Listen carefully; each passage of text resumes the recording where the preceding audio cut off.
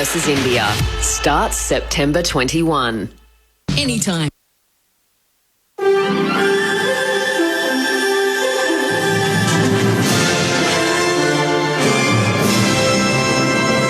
ABC News with Satyam Weinstein. New South Wales has recorded another record number of daily COVID cases and 4 deaths.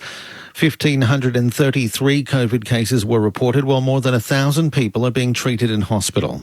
With the state's health system under intense pressure, newly graduated paramedics are being rushed into service.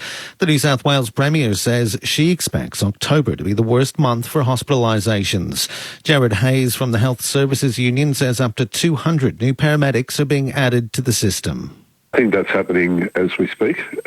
Clearly, all indications at the moment that it's going to get pretty busy over the next 2 months. And so I think they're putting that contingency in place to make sure that the ambulance service can be able to meet the needs of the community. Victoria's recorded 190 new locally acquired COVID-19 cases, with the bulk of those infections in Melbourne's northern and western suburbs. New cases have emerged at an aged care facility at Carrum Downs, a construction site in Box Hill, and there's a new case on the Mornington Peninsula.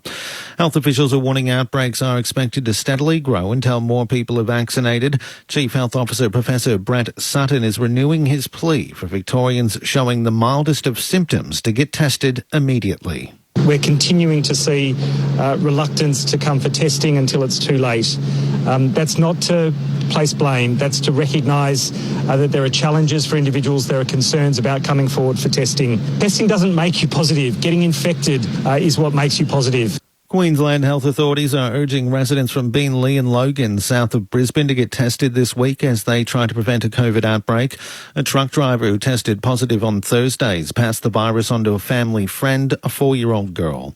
As a result, more than 1,000 families from the Boulevard Early Learning Centre at Mount Warren Park and nearby Windaroo State School have been ordered to get tested and quarantine at home for a fortnight. But Chief Health Officer Dr. Jeanette Young says she's more worried that the truck driver was highly infectious during a visit to the Beenleigh Marketplace shopping centre on Monday morning. I am very, very concerned, and I know from the CT value of the truck driver's test result, he had a lot of virus there. The child didn't, so I'm actually less concerned about the child, and I think we have that in hand. Visits are now restricted to all hospitals, aged care and disability facilities in the local government area. Queensland has 20 active cases in the state, with 1 new overseas acquired infection detected in hotel quarantine. WA's health department has reported no new cases of COVID-19. The state's total remains at 1,086 with 9 active cases. They include 2 people in hotel quarantine and 7 crew members from the MV Ken Hugh vessel. The US is reporting more than 1,000 deaths a day from COVID-19 amid the latest surge in infections. Data from Johns Hopkins University shows the world's hardest-hit nation recorded more than 4 million new infections and suffered nearly 31,000 deaths in the past 28 days. The number of people detected with the virus worldwide since the pandemic began is now nearly 220 million, with global deaths now in excess of 4.5 million people. Other countries seeing surges in new cases include Iran, Britain, Japan, the Philippines and Vietnam. New Zealand Prime Minister Jacinda Ardern says authorities have tried every legal avenue they can to stop yesterday's terrorist attack in Auckland. A man who was being closely monitored by police stabbed 6 people in a supermarket before officers shot him. The Prime Minister says police had tried numerous times to place restrictions on the man, who was convicted less than 2 months ago for possessing ISIS propaganda that promoted terrorism. Ms Ardern says there's been a gap in the legislation, but new laws making it illegal to plan a terror attack will be passed within a month. Agencies used every tool available to them to protect innocent people from this individual. Every legal avenue was tried. But we owe it to everyone to have other people look at the facts of this case too, to analyse them, to see what was done and what more could have possibly been done. Iran has dismissed new US sanctions on 4 Iranians over an alleged plot to kidnap an Iranian-American journalist. It says the move reflects what it calls Washington's addiction to sanctions. The US Treasury Department sanctioned the 4 Iranians, saying they were intelligence operatives behind the failed plot. But Tehran says supporters of sanctions are resorting to Hollywood scenarios. And New South Wales police say the seizure of almost 350 kilograms of heroin will remove 1 million deals from the streets. Hi, I'm Kurt Fernley. Wait, I'm Kurt Fernley. All right, you're Kurt Fernley. I'll be Georgie Dunny today. We've got a podcast and it's everything you'd want to know about the Paralympics and probably a little bit more. We talk to so many of our wonderful athletes and we have a fair bit of fun along the way. You Little Ripper, your ultimate Paralympic podcast with Kurt Fernley and Georgie Tunny. You Little Ripper! Download for free from the ABC Listen app. G'day, Australia. We're here to share some Vax facts. If you get vaccinated, you're less likely to get COVID-19. But they also reduce your chances of passing the virus on to others. We all have to get vaccinated. The vast majority of us. I'm looking forward to making people laugh in person. I'm looking forward to going dancing. I'm just really looking forward to never having to watch the daily press conferences again. When it's available to you, please get yours. ABC Sport. We begin this broadcast by acknowledging the traditional custodians of the land on which this match will be played today and pay our respects to their elders past, present and emerging. We extend that respect to Aboriginal and Torres Strait Islander peoples listening.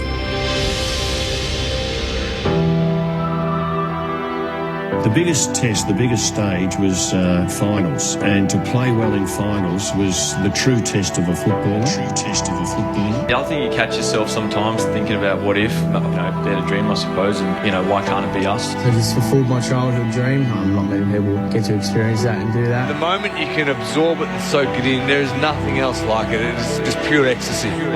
You put in so much hard work with each other, and to be able to actually get through it and then to win something like that is just the ultimate, I think, in footy. Unbelievable feeling, the whole year, the blood, sweat and tears, the grind, tremendous mateship that emanated from every player. This is what football is all about. At that first bounce, at the first contest that you go, you must make a statement. Whatever you do in this quarter is going to make an enormous difference to the rest of your life. We must not come off this ground and die wondering. We started at the bottom of the mountain with everyone else, but to be the very last side on the top is an incredible journey. This is the 2021 AFL Final Series. Grandstand AFL. And so it all comes down to this. The time of year when champions rise to wear the crown of greatness. We're gonna be kids. AFL. Pulls the trigger on goal and goes boom. That is a moment of inspiration. Did he find one early? Oh, yes, he could. We're gonna be. How much do you want it? How much do you need it? How much do you want this? We're gonna be kids. That's around the body. Sensational goal. Outside of the boot from the impossible angle. 40 out. What a superstar. An individual piece of brilliance. We're gonna be kids. To the right forward.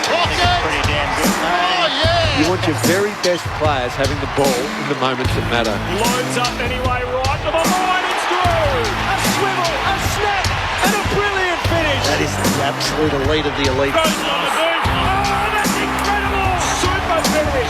Straightens up from 52 and rides it all the way home. And that's what brings fans through the game. With the talk from 55. That is the cream of the cake. The 2021 AFL Final Series. Goes for home. They're red hot. Turns, whacks it straight through the middle. Holds his arms out wide and tells them to get excited. It's a good-looking kick off the boot. How do you like that? That's an absolute beauty. Magnificent. The roar will tell you the story. Cue the noise. The captain delivers in the big moment. Buckle up. It's going to be a big few weeks. 2021 AFL Finals. Grandstand AFL. On ABC Radio and on ABC Sport Digital.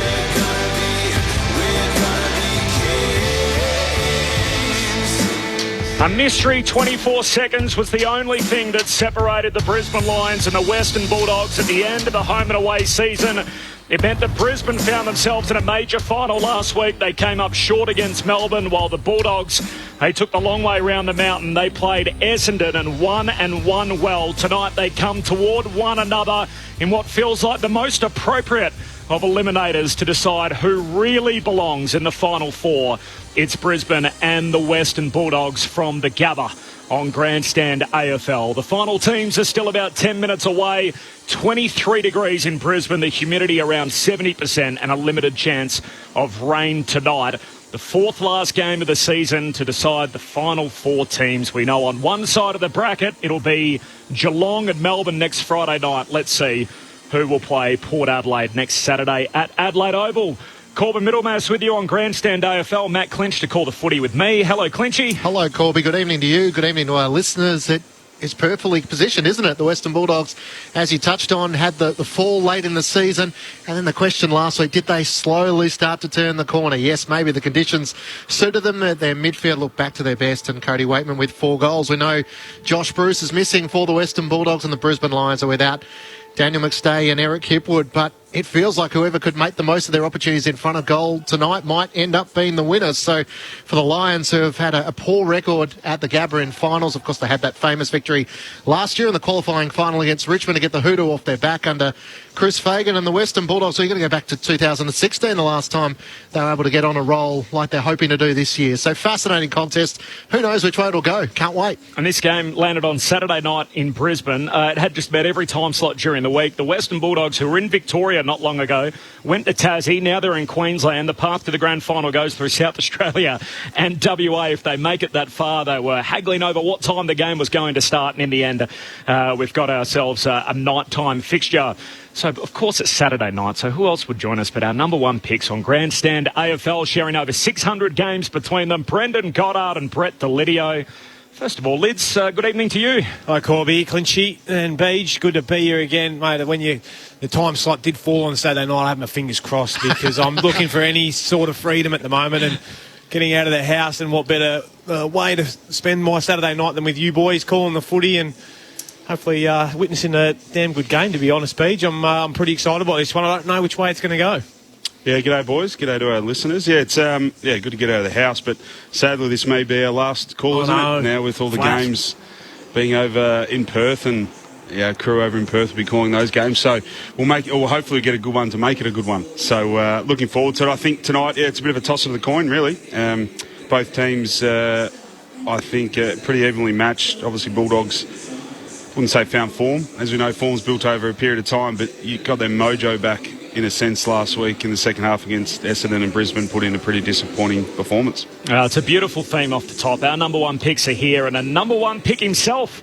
Look at that for a radio segue. Cam Rayner, number one pick from a few years back, unfortunately injured with the Brisbane Lions, but he's been good enough to join us pre-game on Grandstand AFL. Cam, appreciate your time. Thanks, guys. I appreciate being here. What sort of day is it in Brisbane? To be honest, it's actually been an absolute ripper. So hopefully it stays off the weather and we can have a good game of footy tonight. You've obviously missed a lot of footy this year, Cam. You missed the entire season with your knee. When you roll up to a semi-final tonight, do you still get excited, or do you feel like you're missing out on something despite the fact that you've obviously missed large chunks of the year? Nah, mate, to be honest, this is the time we all play for. So it still gets me a little bit, but I've come to the fact that this year I'm a fan and I'm enjoying my footy. So hopefully the boys play really well, and it's going to be a great game. So I can't wait to watch it. You've been heavily involved on match day. Did I see somewhere not long ago, Cam, you were doing was it MCing or some DJing at one of the Lions homes games? So, boy, you've had a bit to do while you've been sitting on the sidelines. Yeah, I did. I was on the mic it was Brisbane versus Gold Coast. So the fans have actually reached out to me on my Instagram and my Facebook and told me to come back. But I'm going to give it a bit of a rest. I'm going to try and focus on myself as a footballer, and then maybe that can happen after footy. Cam, Brett Delidio here, mates. Just want to get your thoughts on tonight and how your boys will shape up in their forward line. Obviously, we've seen Eric Hipwood go down, yourself, and Dan McStay last week. So give us a bit of an idea as how that might look. Yeah, hey, Brett. Mate, to be honest, I think it doesn't really matter what our forward line's going to look like. If we can beat the Doggies in the contest, I think that's the main thing we're going to focus on. We've got set roles and set positions that we play down there, and anyone can come in and fill them. So the main thing is if we win at the contest, and we'll worry about that later. But all we have to do is just get the ball at the contest, and that's what we're going to worry about. And a bloke who's pretty good at the contest, and I've enjoyed watching this guy come through, Zachy Bailey, mate. Give me your thoughts on his year that he's had. Yeah, mate, he's gone to the next level. A boy from the NT, and has always had that zip and always had that little bit of X factor, and he's taken his game to the next level this year. And I feel like a lot of the clubs have tried to put a little bit of work into him, but he's just got that explosive power that can separate him from a lot of other people. So he's a really good player and steps up in the big moments as we've seen earlier this year. So I'm excited to see how he goes tonight. Cam, it's Brendan Goddard. You mentioned just the battle of the midfield and winning the clearances and stoppages. Was there anything else in the wash-up after last week that was an area that you need to improve tonight? I think with our forward entries, Brendan, we probably gave us a little bit to Jake Lever and Steve May last week, but we know how important the Bulldogs midfielders as well. They've got a lot of players in there that are good players and get a lot of the footy. So if we can take that away from them, but obviously win our own ball, I think that'll work heaps, mate. So that's the main thing we've been focused on this week, and without giving too much away, I think that's what we're going to play really well tonight. And Corbin touched on at the start of the interview just on your own development this year with your injury. Has it been somewhat of a bit of an eye-opener? I was in the same boat early in my career, mate, doing a knee injury, so I thought it was a really good, learning experience early in my career that I took forward and held me in good stead. Is there anything that's you really learnt, or you set any goals this year to get something out of it?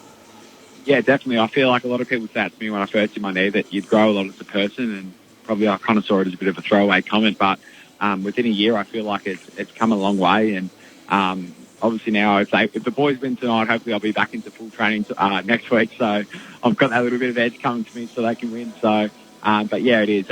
I'm feeling good now though, which is a really good thing, and I should hit pre-season running next year straight away, so I'm very excited. Cam, we have seen guys do their knees in the past and head overseas to do a lot of recovery. Guys like Christian Petrarca and Jake Lever, I think Callum Ward did the same thing and do a lot of work in the US. Obviously, you don't have that option with borders being closed at the moment. Have you done anything outside the box to try and aid your rehab?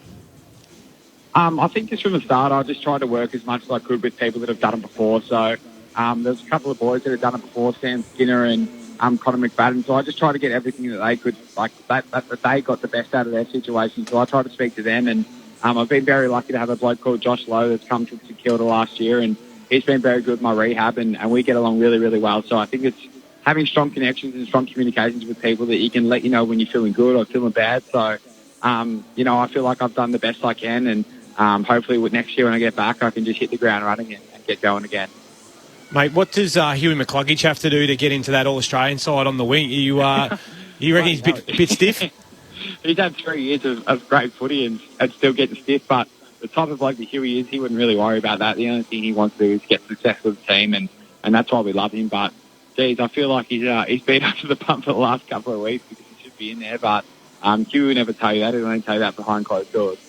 Cam, with your knee injury, you must have been pretty happy that there's more time in front of the TV screen or the monitor playing COD. How's your KD going? Yeah, no, I've put me trouble to shame over the last couple of weeks. So I've probably had the most time in front of the screen now that all the boys from the team. So, I'm going to be a little bit behind when I get back to playing because I won't have that same time. But I've heard you're pretty good as well, guys. No, I'm a battler for an old bloke, mate. I don't think I'm quite at your level. But spend enough time on it. Have you claimed the number one mantle at the club as the number one COD player? I'm pretty close. I think Zach Bailey's still pretty good. Injured Brisbane Lions forward Cam Rayner is with us on ABC Sport. Cam, it's Matt Clinch. Take us back 11 months ago. Obviously, you won that first final against Richmond, and the Gabba was pulsating. You kicked a long goal in the second quarter. We're not at the Gabba tonight. So paint a picture as to what it's like when you are in one of those big finals. It's to be honest, mate, it's unbelievable. I played it. We played a final at the end against Richmond. Sorry, it was late in the round, and there was 80,000 there, but you get 40,000 at the Gabba. It feels like it's doubled. It's an echoing noise there. It's crazy. Like to play the Gabba in front of a packed crowd, you actually can't put it into words. So I'm actually envious of the boys that are playing there today because it's unbelievable. But I can't wait to go and sit there and watch them and cheer them on, and hopefully they get the win and we can go further in the rest of the year. And obviously there's a lot of talk about Eric Hipwood not being there, Dan McStay. Apart from Tom Hawkins, no one's kicked more goals over the last 3 years than Charlie Cameron. So I feel like tonight the stage is set for him. I saw a photo on Instagram of you two with your pups at the dog park. What are you both rolling with? Well, I've actually got an American Staffy, which is he's sitting at 30 kilos now, and he's got a French Bulldog, which is probably maybe 8 to 10. So we won't compare dogs, but I've told him 100 times his dog's not a real one, but that's all right. He gets a little bit upset, but mate, he's been playing some good footy, and to be honest, he's probably another one that's a little bit stiff in the All-Australian squad. He's kicked the most goals out of the small forward, and he's just an energiser. You watch him out there and you just enjoy watching footy. So I can't wait to see what he can get up to tonight. Obviously kicked 5 against Melbourne last week, so with no big key forwards maybe in the lineup apart from Joe Danaher, do you feel like the stage is set for him to maybe apply his trade and play a pivotal role? Yeah, well, definitely. That's what Charlie loves. Charlie loves being in the big stage, and he's shown that many times. He's kicked 5 in a final when he was playing for Adelaide as well, so that doesn't worry him. I feel like when he gets out there, he just loves it, and the Gabba's probably giving him a little bit more energy as well. The crowds love him, and this is his stage. He'll set it for tonight for sure. Where will you watch the game from, Cam? Are you on the bench or in the box or anywhere special? No, I'll just sit up the crowd. I'm taking my girlfriend tonight, so I'm sitting there watching as a fan. So I've been in the box a couple of times this year, and it's pretty intense. So I've just got decided to sit on the sideline. Beautiful. Nice little date night. Enjoy it, Cam. Appreciate your time pre-game. Thanks, guys. I appreciate it. Thanks for having me. Cam Rayner with us, number 1 pick, of course, unfortunately injured out with his ACL. So, but a very confident young lad. Nice, I love it. Nice to have a chat with him, and very, very personable. Yeah, have you crossed paths, BJ, online? We have once, but I died to another team, and then my teammates died to Cam's team, and I think it was Bailey and a couple of the other boys, the Big O in there, and so I started spectating him for a brief amount of time. And so it's the only time we haven't crossed paths yet, which is kind of weird because Australia's servers are quite small, so we'll cross paths at some stage. Yeah, so for our older audience, we're talking about video gaming here. So is the banter in the video games more competitive than the banter on an AFL field? Yeah, geez, it can be. It gets it's pretty heated there on the. Well, we call it Verdansk is the place, but Call of Duty, it gets because you got audio as well. So when someone kills you, or you kill someone, they've got to clip it or a small snippet of 2 seconds to give you their best bit, their best feedback, and they're called death comms. It's quite funny actually, but gets pretty heated. That's why you got to head, BJ, with that, and Lids, with all the kids. This is what they're going to be doing. Well, I feel like there's 2 online gamers here, Lids, and you and I are the other 2 in the room, and it's its own. I'm not sure how he manages it with 3 young kids at home, and my hands are full, but that's okay. They go to bed, mate. Yeah, so do I. I'm a night owl. The Brisbane Lions and the Western Bulldogs. This is Grandstand AFL. Corbin Middlemass, Matt Clinch, Brendan Goddard and Brett Delidio. Dogs fans, Chris Grant is going to join us a little later, so we will chat the Western Bulldogs shortly, as well as Geelong making it through last night. The thing that would just about surprise me the most has happened as far as the teams. They've landed, and there's no late change. I think we're all sitting back anticipating either a change. You still watch this space, though? Well, they did it last week, didn't they? Yeah. They made that really late change to flip the sub with Joe Hannison going in as the medical sub and Shaki obviously playing in the 22. So no late change for tonight's semi-final. The 2 subs. Ryan Lester is the sub for Brisbane, so he takes the place of Reece Matheson from last week. So in all 3 changes, Lester, Devon Robertson and Jack Payne come in. Out go McStay through injury. Pryor and Matheson both omitted. While the medical sub tonight for the Bulldogs is Jason Johannesson. So they're playing the same 23 that beat Essendon last week. Yep. I thought that the Dogs, given how well they played last week, that's how they would come into tonight's game. I wasn't sure what the Lions would throw up with their forward line. They got nutted, I felt, in their front end last week. But we know how good the Melbourne defence is, don't we? So I wasn't sure whether they try and go a little bit taller down there and really try and match up a bit. But I don't think the Dogs are a huge back line anyway. So still a fair bit's going to go on to Joey Danaher tonight, I would have thought. Joey's kept goals for the first time last year, as a lot of us may know. So a lot of it fell back to Charlie Cameron in that matchup last week. Or they didn't have a matchup last week, did they, Melbourne? So any time the ball was kicked in his vicinity, he had an impact and looked really dangerous. So I'll be interested to see who gets that job tonight. Easton Wood, you reckon, maybe? Yeah, that's the only person I was really... Yeah. In terms of athleticism, speed... Power, he's kind of I don't reckon Bailey Dale they like to release. He'll be able to go. Yeah, he'll just play high. Yeah, so, Caleb Daniel the same. But yeah, so they'll put a bit of time, and if my point is they'll put some time and effort into Charlie. So now it's Joey, quiet first game.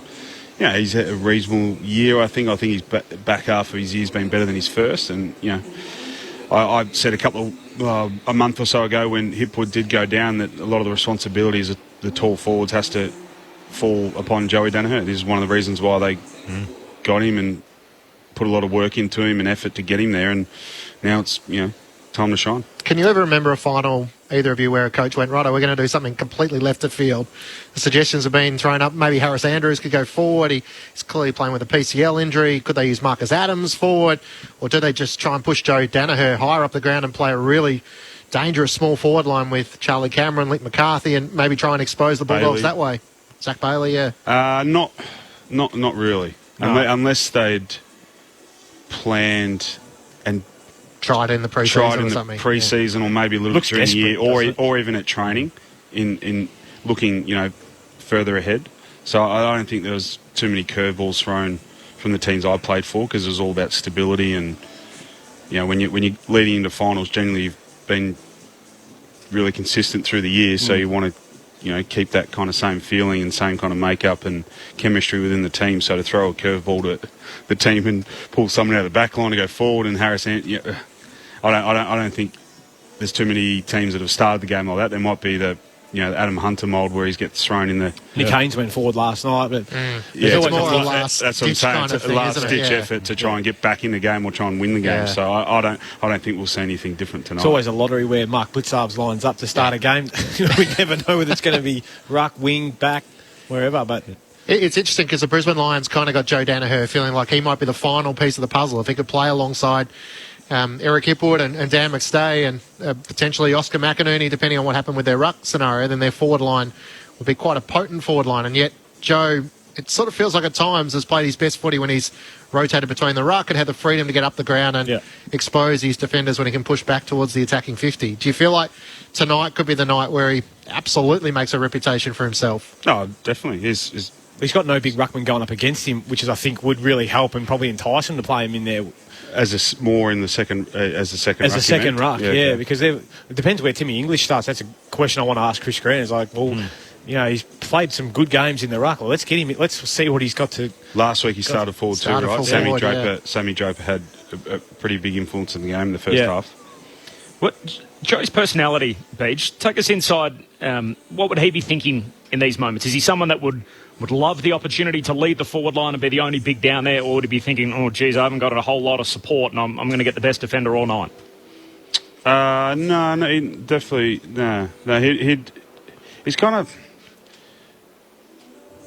I wouldn't say he's an anxious guy, but I think he thinks about it more than what he portrays. So he would be relishing the opportunity because he's confident in his own ability. Yep. So it's more about taking control and his opportunity to shine, but he wouldn't be kind of portraying that as that's his attitude. But he cares more about footy than what he kind of portrays, which is a good thing. You know what I mean? So, but yeah, he'd definitely be wanting to relish the situation, take control of it, and he's what is he now, like 7, 8 years in? 27 years of age, playing his 9th year. Yeah, there you go. He's an experienced player, so you need to take responsibility and show leadership and take control of that forward line. They've got a little bit of an out this time around, obviously, given the injuries. We talked about Hipwood and McStay. Rayner's the other one who's obviously out injured at the moment, but and they've just been disjointed. They've had guys come and go, but if they would have dropped the game tonight, I know we're sort of playing the hypotheticals and talking about the post-game before the game started, but that would mean 3 final series lids, 6 games, top 4 in all 3 years, 1 finals win to show for it from 6 starts. Yeah, it is. I think their ability to actually get there to the top 4 is very commendable, considering where they were years ago. And when did Fags has been there? 5 2007. 17 he started, so this is 4th year. 4th year, as Corby mentioned, 1 and 4 in finals. Yeah, but they did have that big win in the qualifying final last year against Richmond. Mm-hmm. Yeah, given that all the finals were basically up at the Gabba or Metricon, and So look, I think it is. But I think the good teams that I've seen over the years have all started in this sort of fashion where they lose some finals, they build that confidence, the whole group grows together. It's still a relatively young team, right? Yeah, exactly. I think they've got 3 over the age of 30. So Dan Rich, Dane Zorko, and Graham Birchall, who may or may not be there next year. You'd probably say highly unlikely given he's rookie listed. But apart from that, it feels like they've got the nucleus of a good team. Yeah. And I can only use the Richmond example that I was recently at, where we missed the finals. We didn't make top 4 ever when I was there, but we lost those first 3 years, bottomed out in the 16, and then the rest is history as to what they've gone on to do. So I think a lot of teams have done that, where they've haven't been able to quite put it together, and it's just about how they continue to build, I think. And whether or not, I don't know whether they'll follow the same mould with what the Tigers did and bottom out next year, but I'd be very confident that they're going to be up and around it for the next few years, that's for sure. There's a perfect apprenticeship in my opinion. Is this what you want from a relatively young team? Experience finals, go deep into finals, experience the losses, learn from it, grow together, stay confident on the path they're going down with Fagan and the coaches and what they may tweak some next year, but this core group is going to be together for the next 4 or 5 years, and that's, I know supporters probably get a little bit nervous with those stats. It's 1 and 4 in terms of finals and what they've been able to achieve the last 3 years and where they've finished on the ladder. But I think it's a perfect apprenticeship. And they've been one of the great clubs who've been able to lure players from opposition sides. Yeah, Joe Danaher's got through. This is going to be a 24th game of the season, so all of a sudden they've found him alongside Nakai Cockatoo. You go back to Graham Birchall, who couldn't play a lot of footy. So Charlie Cameron, you go back further, Lockie Neal, Lincoln McCarthy. So Lockie Neal's the one that I find curious. He had 46 disposals last week against Melbourne and 13 clearances, and yet you could argue, could he be more damaging? This is the guy who was Brownlow medalist last year, so the best player in the competition. Is he the danger, if you're in the Brisbane Lions midfielders, to someone who could take the game away from them? Yeah, I suppose. Well, I think with Lockie's, and I think we'll see tonight as well, that it'll be very much a shake hands at the start, and they'll go head to head with whoever else is in there. I don't like think a Jack McRae or someone. Yeah, I don't think all of them. I don't think you can name one that's the defence is the thing around the outside of the ground with the midfielders in there. But it's I think with Lockie, his ability to find it, 13 clearances, that's huge. Like that.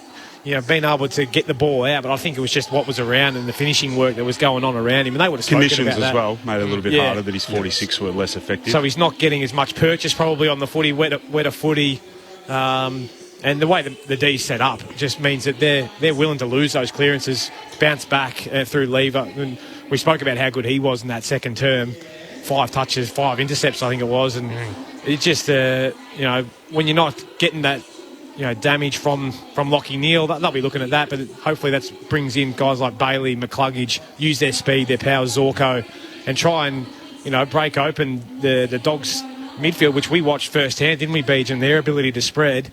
But if they get their hands on it too, the Dogs, they can catch up just the same. Just last one on Brisbane before we move on to other matters, and Chris Grant's going to join us as well, the footy manager of the Western Bulldogs, shortly. It's been discussed a bit during the week. We spoke about it last Saturday night. Brisbane's sort of soft touches that they had leading into the finals. So 9 of their last 10 against bottom 10 teams. And then we saw what happened in the qualifying final last week. Is that a worry at all, Beej, as a form line? You can't help who you play, but they obviously played bottom 10 teams leading in. So they've only had, 2 starts in 3 months against sort of high-calibre opposition. In an ideal world, it's probably not, but I'm sure Fagan and the coaching group have probably made them aware that the situation could have been more ideal in terms of just probably not letting them get too far ahead of themselves and understanding of what's ahead and kind of reviewing the games in a certain way rather than, we got the win. It's almost review those games harder than you would, against it. Not allowing bad habits to creep in. So it's about the messaging from the coaches, the way they're training. So we don't know what that is, but I'd assume that it's been pretty strong, and and Fags has put them in a pretty good mindset and reality of where they're at and what they need to keep doing, not stop doing, and as Lyd said, not let those bad habits creep in based on what they've done and who they've played. They had some big scores, obviously, throughout that period, so they were able to work on some areas where they felt like they dropped away. Who's had a better season out of Joe Danaher and Aaron Norton? Who would you feel more comfortable confident in similar sort of seasons. 45 goals for Joe Danaher, played all 23 games. Aaron Norton, 43 goals, missed just the one. I would say, just off gut feel and my own opinion from watching the two, I like Aaron Norton with his ability to take the contested mark. I think those sort of guys are worth their weight in gold in big finals, contested footy. But equally, Joe can really cut you apart with his ability to get up the ground and then use his smarts and his speed for a big guy to, get back involved on the way back through. But if I was picking one, I'd say Norton, purely from his ability to catch it and create a big contest.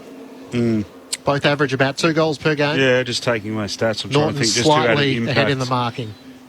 It may be a little bit hard because Norton is legitimately just played as a key forward. Joey's played up the ground as a little ruck, bit. So I actually prefer Joey, probably is that tempt him with a ruck, but get him out of the forward 50 because at Essendon he had a habit of just sitting back inside 50, almost that 1.5 to 2 kicks away, and he's too far to impact.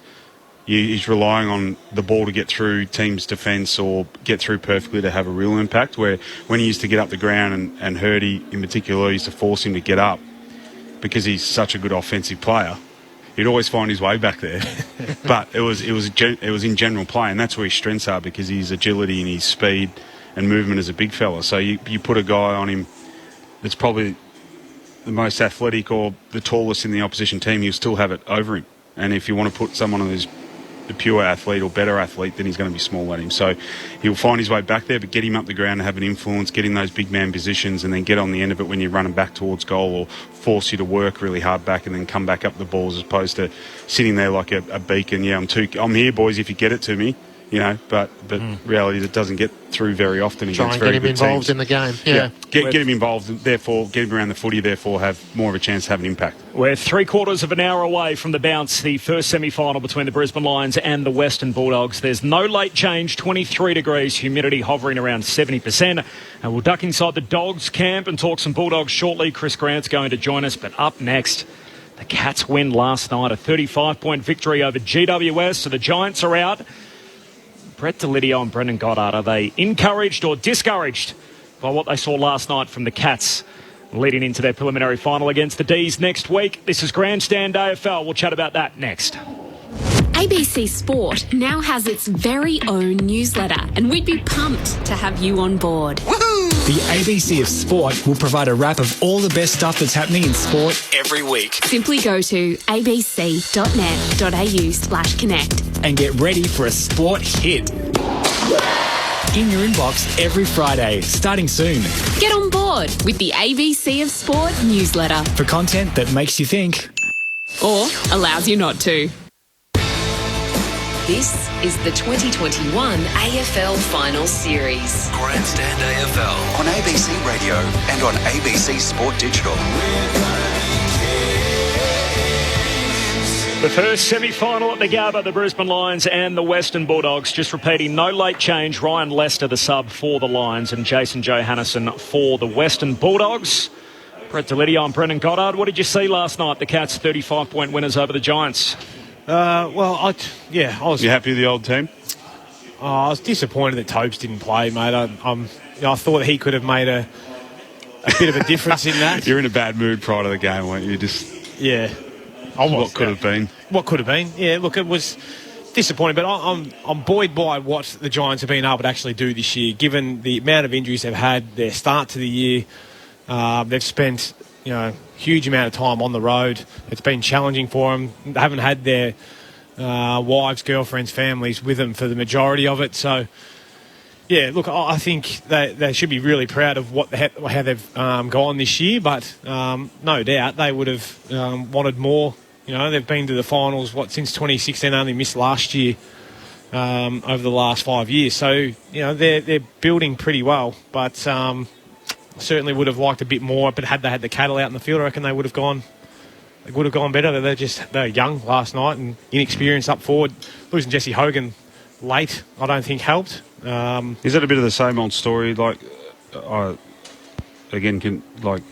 Congratulate them on their effort, but the injuries always playing a part in this season in your time. Yeah, there? It's like it was when I was there. You've never had an even playing field, is it? And it was always to good players too. It wasn't just to your bottom half of your list. It was always to your top tier players that were missing big chunks of games. And look, I think it was, I'm not using it as an excuse, and I'm sure they don't either, but it's reality. Is they didn't have good players out there playing at the right time. Long enough. But, Leon will say, and you'll come out and be like, well, we've got some games into some young kids, and we've got to be better and be better for longer. But it is a reflection of the program, though, if it becomes a pattern. That's what I'm saying. It's a pattton now. So it's been like that for, since I got there in 2017. And I'm sure there was internal reviews at the end of every year as to why does it keep happening to us and to good players. Nick Haynes actually just did a really good documentary. I'm trying to spit that out. And a lot of the boys talk about this, how they just have never seen anything like it in their time in footy, of the amount of injuries and whatever else. If you get a chance, have a look at it. But, mate, I thought that they were up against it last night for sure. And the Cats, the one matchup I was really keen to watch was Sam Taylor v Tom Hawkins, after how well Sammy went, young bloke on Tomahawk last time, like 17 or 18 intercepts. But the old bull just went to school, didn't he, and taught young Sammy a bit of a lesson, which is good to see as well. And good to see Jezza play against his old team and kick a couple of goals. But, I think that was probably where I thought the game would end up. Yeah, 9 goals from Hawkins, Cameron and Rowan sort of seemed the difference when... Obviously, the Giants are missing Jesse Hogan and Toby Green out of the lineup. If the Giants had won last night, Leon Cameron would have to have been considered for Coach of the Year, given the challenges and the obstacles, what had happened being on the road since round 9, but also the very public airing of the documentary and some of his foils as a senior coach, and having to find a way to manage the injuries and also get the group to charge again and to get to finals. I think that the thing for the Giants is it's all going to be about getting that stuff right. Whether they can or they can't, I don't know. Cogsy's obviously been down a heap on form at the moment, and I'm sure that it's probably continuity with his body that hasn't allowed him just to get prepared for to come out and play his best footy. So he'll be eager to come out and be better next year. But I think they're tracking in the right place. And they from where they were at the start of the year, I had no chance making the finals. Well, the footy they were playing the first 5 to 6 weeks was just... Well, we watched them that game. Collingwood game, wasn't it? Or that one, There was one in Canberra that was embarrassing. Against Melbourne, that was early in the year. 0-3 to start. Canelio's a fascinating one, because it almost feels like their midfield has developed with him out of the side, and yet you see him not quite 100% right, playing the role across half forward, and you scratch your head going, I'm not sure that's going to work long term, even when he is. Well, it won't be long term, will it? I just think they couldn't take a chance, well, not take a chance, but they couldn't demote someone else in there, Hopper or Taranto, that arguably gave up his spot full time in the midfield to play a bit more half forward as well. But those guys in there that have been in great form, you can't really push, particularly in finals when it's win or go home, that you can't push him out and then rely on someone that has had no form or continuity with his body and anything to come in and play well. So they just ran with and. Well, he started in there last night. Yeah, it was. I thought if he had got 5 or 6 early though, I reckon they might have. He's actually right in the first quarter, I think. Yeah. Well, he only ended up with a 3, I think, by quarter time. So he got a few more in the second, but he just doesn't look himself, to be honest. He's a guy that could cover ground and just win hard ball, get in and out of traffic, and then go forward and kick goals. At his best in like 18, 19, he was doing some really impressive things, but he just hasn't been there since. But I think Geelong in the end were just too good, too experienced. So how convinced were you from what you saw? There was always going to be a response, because they've been so poor the week before. That last quarter against Melbourne would still be stinging for a lot of Geelong people. The players and kind of coaches would have moved on since, but there's been enough to be a little bit concerned about, and the back's against the wall. So there was going to be a response, particularly from certain players. Rowan, the poor one last week. Well, Danger got tagged, and Selwood didn't do a lot last night either. But that's the impressive thing for me, is that they... But they were up and about, though, weren't they? Like Selwood, like in the first quarter in particular, just cracking away, doing his usual thing. Again, wasn't touching too much of footy, but Dangerfield's effort looked like it was a bit more intensity around the stoppages and clearances. Even the ball was, coming to him from half forward. And so I like too, there was a clear message early. It was pretty hot early, because it was, one, we're not going to let Dangerfield off the chain, because they knew that, people and us in the media talked about him and his form and his record in finals. So no, we're not going to give him any slack. We're going to stay in his back pocket, and Devore, you're going to him. Yeah. And from the first bounce you saw, he was pretty physical with him, knowing I'm here, mate. So it was a good sign. I thought the first quarter was a pretty good quarter of footy. Both teams are having a crack, and then just Geelong just continually just ground them down. And I think GWS's young backline were exposed. One with the more, what was better quality for Geelong delivery in there, but they didn't have that aerial support. Third man Haynes struggled to get involved and to help those younger guys out. Taylor and the other guy with the rude mullet, Connor. Jakey Stein. He looks like a good size too, but he was just too inexperienced. Panicked a number of times in marking contests. The athlete, mate. He's mate, from where he was to where he is now is super impressive. Yeah. He went to Glasgow, didn't he, in the Com Games? Yeah. So he's mate. Yeah, he's put together extremely well, but he's still learning his craft. Yeah, that's right. You could just see the inexperience kind of cost them last night. Right, it looks like they've found a couple, though, Jack Steen, as you mentioned, and Zach Sproul. The difference, though, felt like Menangola was able to hit the scoreline. Zach Tui, I mean, they look such a better side when he can get the ball on half-back and link up with them. So they played a crucial role that probably their small forwards don't in the Geelong side. They're pressure players to support Cameron and Hawkins. So Isaac Smith is the other one, of course, who was able to hit the scoreboard. So they need those midfield brigades to have an impact. Does it change your thinking at all ahead of next Friday night? I don't think so. Yep. I think it's good. They won and they've got a bit of confidence, but just I wouldn't say miracles got to happen, but really we watched them though. They had it all over Melbourne for the first. Yeah. But you reckon Melbourne were just toying a bit? No, I just think consistently they'll stand up week off as well and fresh. It's amazing how you can pull apart that game. I've had plenty of people say to me about Geelong, they were so far out in front of them, where you could also look at it the other way and think, well, if they couldn't beat Melbourne from that position, how are they possibly going to beat them when they don't have them on Kardinia Park on 44 points? So we said it was 12 minutes of footy, 15 minutes of footy from Geelong that broke the game open. Yeah. Even though it was, again, if it was an arm wrestle, Geelong had them halfway down, beating them in that first half, I think it was, and it was the third quarter where they broke it open with 15 minutes of footy, and then Melbourne dominated for a whole quarter of footy. So, it was. I don't think much will be taken out of that from both teams. I think it's consistent of what they've been doing, Melbourne, and it's just, I think it just stands up. Yeah. I said the exact same thing to Troy Chaplin today in a little text group of ours. It's like, mate, you've one hand on the cup, trying to razz him up a little bit, but he gave nothing. I can imagine that. Yeah. The question I asked too is, now, does this open the door for Sean Higgins I think the wording was managed last night? Well, yeah, he's not getting picked, but I think at his age and experience, I don't want to list him as omitted, but yeah, he's... So does that open the door then? Well, the other one is, I can't believe Quentin Narkle's not playing. And if Parfitt's out, he looks like the sort of like-for-like guy if he's going to come in and play in the 22. It looks like Higgins' passage to playing in recent times has been as the Medi-sub, which is remarkable to think that, I think he had a multi-year offer. St Kilda were looking at him in the off-season, decided to go to Geelong, thought it was going to culminate, obviously, in success, and pointy end of the year, he's not in the team. Yeah, well, as I've said and have noticed, that you can try and load the dice as much as you want in your own favour, and sometimes it just doesn't work out. He hasn't quite been the player, Sean Higgins, that Geelong hoped he might have been. He's kicked 4-12 this season, so trying to fill that role of Gary Ablett as a small forward, potentially could push in and be a second-string midfielder, but it just hasn't quite worked in the way they hoped it would. Game plan's a little bit different too than what he had played so well at North. The kick mark. It was all around him, though, being able to come up from half forward and just do whatever he pleased. Essentially, but what I've been told. But it's I always saw him coming into Geelong and only needing to play half forward and get 15 touches a game because of his impact with the footy in the forward half is so damaging. But he struggled just to get the footy in really strong offensive positions and have an impact with it when he has played.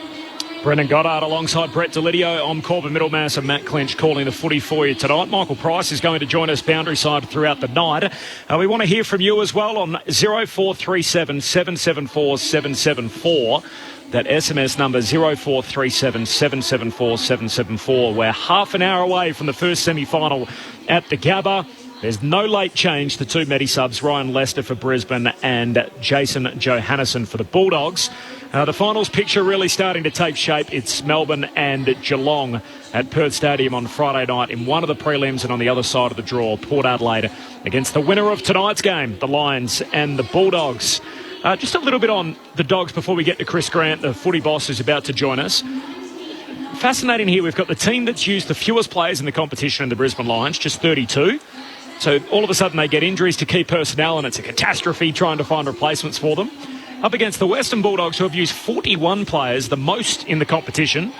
And it feels like the other problem, where we saw late in the piece last week, they're still trying to work out what their best 22 looks like. What's the best problem to have out of those two? If you would rather be the team using the fewest amount of players or the most, what's generally the method for success? Fewest, I would have thought, because it's consistency amongst your group playing together week in, week out. Chemistry, stability. Yeah. I think back to Adelaide in 2017, I think they barely used more than 30. Yeah. And that's the same. That's probably around the average, I think, for the successful premiership team or the top two teams. The grand final teams is probably around, is it 30, low 30s on average? How many are on the list? 45? Yeah. So you've got to go back to, I think, Fitzroy in the World War II, who used more players than the Western Bulldogs have used this season. They won a premiership that year, so that's a bit of history, which is a long way away. But it does show you that they had a pretty good reason too for players missing back then. Well, what that does do is, and your point about not being, well, arguably from the outside, not being able to find their best 22 or what that looks like, is it's plenty of kind of sleepless nights for the coach and the coaching group. If that's legitimate and they actually don't know, and it can just be stressful. And the players probably don't look at it like that because they don't see the goings on behind the scenes and what we need to do and how it needs to look, and this guy plays this role and the discussions around that. But I think for the coaching group it causes some headaches. Chris Grant, the footy boss of the Western Bulldogs, joins us on Grandstand AFL. Chris, appreciate your time. No problems, guys.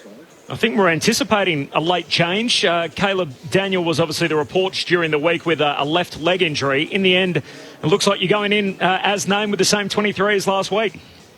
Yeah, no, that's right, Corbin. It's always interesting during that course of the week, isn't it? A little bit of scuttlebutt going around about players from each team. It was interesting around Caleb. Caleb had a quiet start to the week just as part of his normal recovery process, but all of a sudden he was in jeopardy of not playing. But we were always confident Caleb was good to go. Yep, so no dramas. He was never going to miss? No, all good. No, he's looking forward to the challenge ahead, and physically, in great shape. We were just having the chat off air about how many players you've used this year. It's so unusual for a side that spent so many weeks on top of the table to have used 41 players. Did it create any problems at match committee to try and work out exactly what your best 22 was come finals time? Yeah, I just heard you talking about that as I was waiting online. But look, some of it does create a challenge because you obviously want a reasonable, consistent approach to be able to select your team from week to week. You want that continuity in the guys playing around each other as well. But that's probably where your mind goes initially. But what's really interesting for us, because what's been forced on us this year and using those 41 players is it's just given us enormous confidence in the depth that we have. We've been really confident in the growth of the team over the last couple of years before this year, and seeing those players coming through, with Latham Vandermeer or Cody Blakeman and the like, and Anthony Scott who's coming this year, just added another layer of depth for us as well. So as we were embarking on the finals campaign, we reflected on that, and the reality to it was just the depth that we have, and I guess the flexibility that then provided the coaches, Bevo and the boys, to select the team for last week. So you probably look at it initially as being probably not ideal, but as it's turned out, it's just been a real blessing in disguise for us.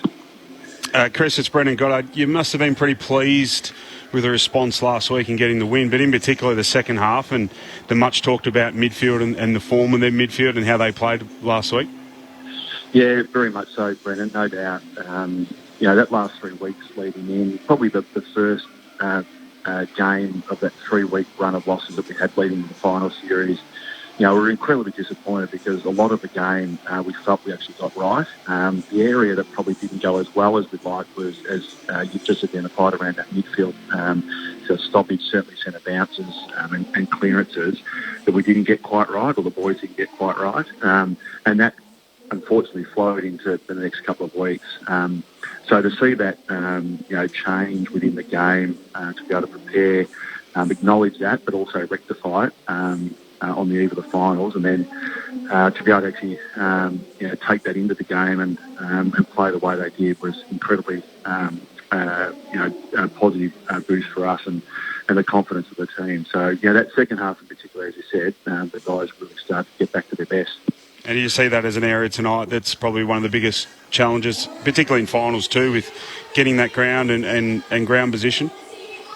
Yeah, well, it always is. I mean, there's no doubt the midfield part of the game and the battling there goes a long way to winning the game of footy.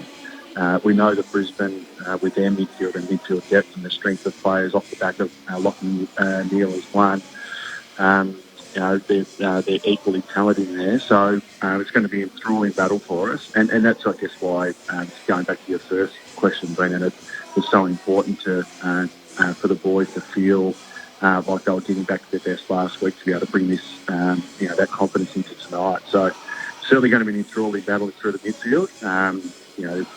As most finals are, it's won and lost around the centre of the ground. So hopefully we can give Aaron Norton and Cody Waiton, those three guys, enough to look to get a winning score. Chris, it's Brett Delidio here, mate. With talking about that midfield battle, will we see Timmy English play the number one ruck role tonight, or will he start up forward? Well, he'll play both. We've been really comfortable with the work that both he and Lewis Young have been doing together. So, they'll both get the opportunity to there. As I'm sure you may have talked about in the lead up to this game, Stephen Martin's always been there as, potentially an opportunity for us, or a hope during the final series, and that's probably less likely. And as we led into the final series, it was really important Bevo nominated Lewis to see if he could do that role, and it's been tremendous for us.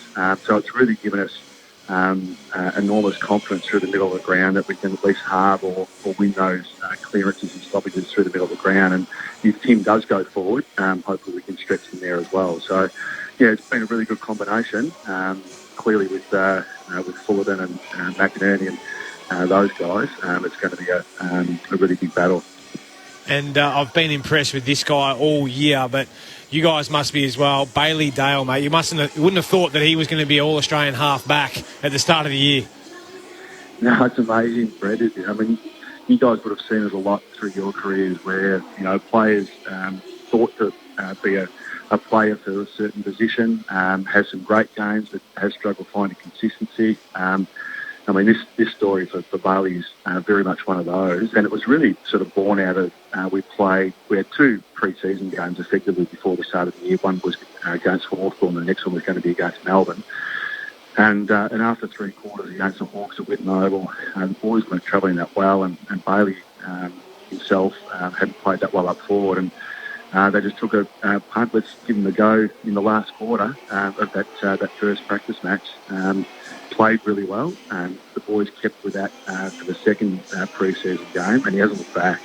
It's quite amazing to think that, a player who was probably on the fringe of the best 22, definitely in the best 22 when he was confident up and going, but on the fringe leading into the start of the year, to be All-Australian at the end of the year is quite extraordinary. So we're really hopeful on the back of last week's game that he played well, that he can have a strong final series for us. Chris Grant from the Western Bulldogs is with us on ABC Sport. Chris, Matt Clinch here. A long time ago, we used to sit together and do this together. Squad mentality, it feels like, for the Western Bulldogs. Looking at the reaction after the game against Essendon, how many have you got in the travelling party? Yeah, good to hear your voice, Matt. It's been a long time since we sat in the box together, but it's been an interesting journey for us. We're one example of, late 80 start of the final series, having to move around the country to play the finals. Our first game, obviously, going to Tasmania.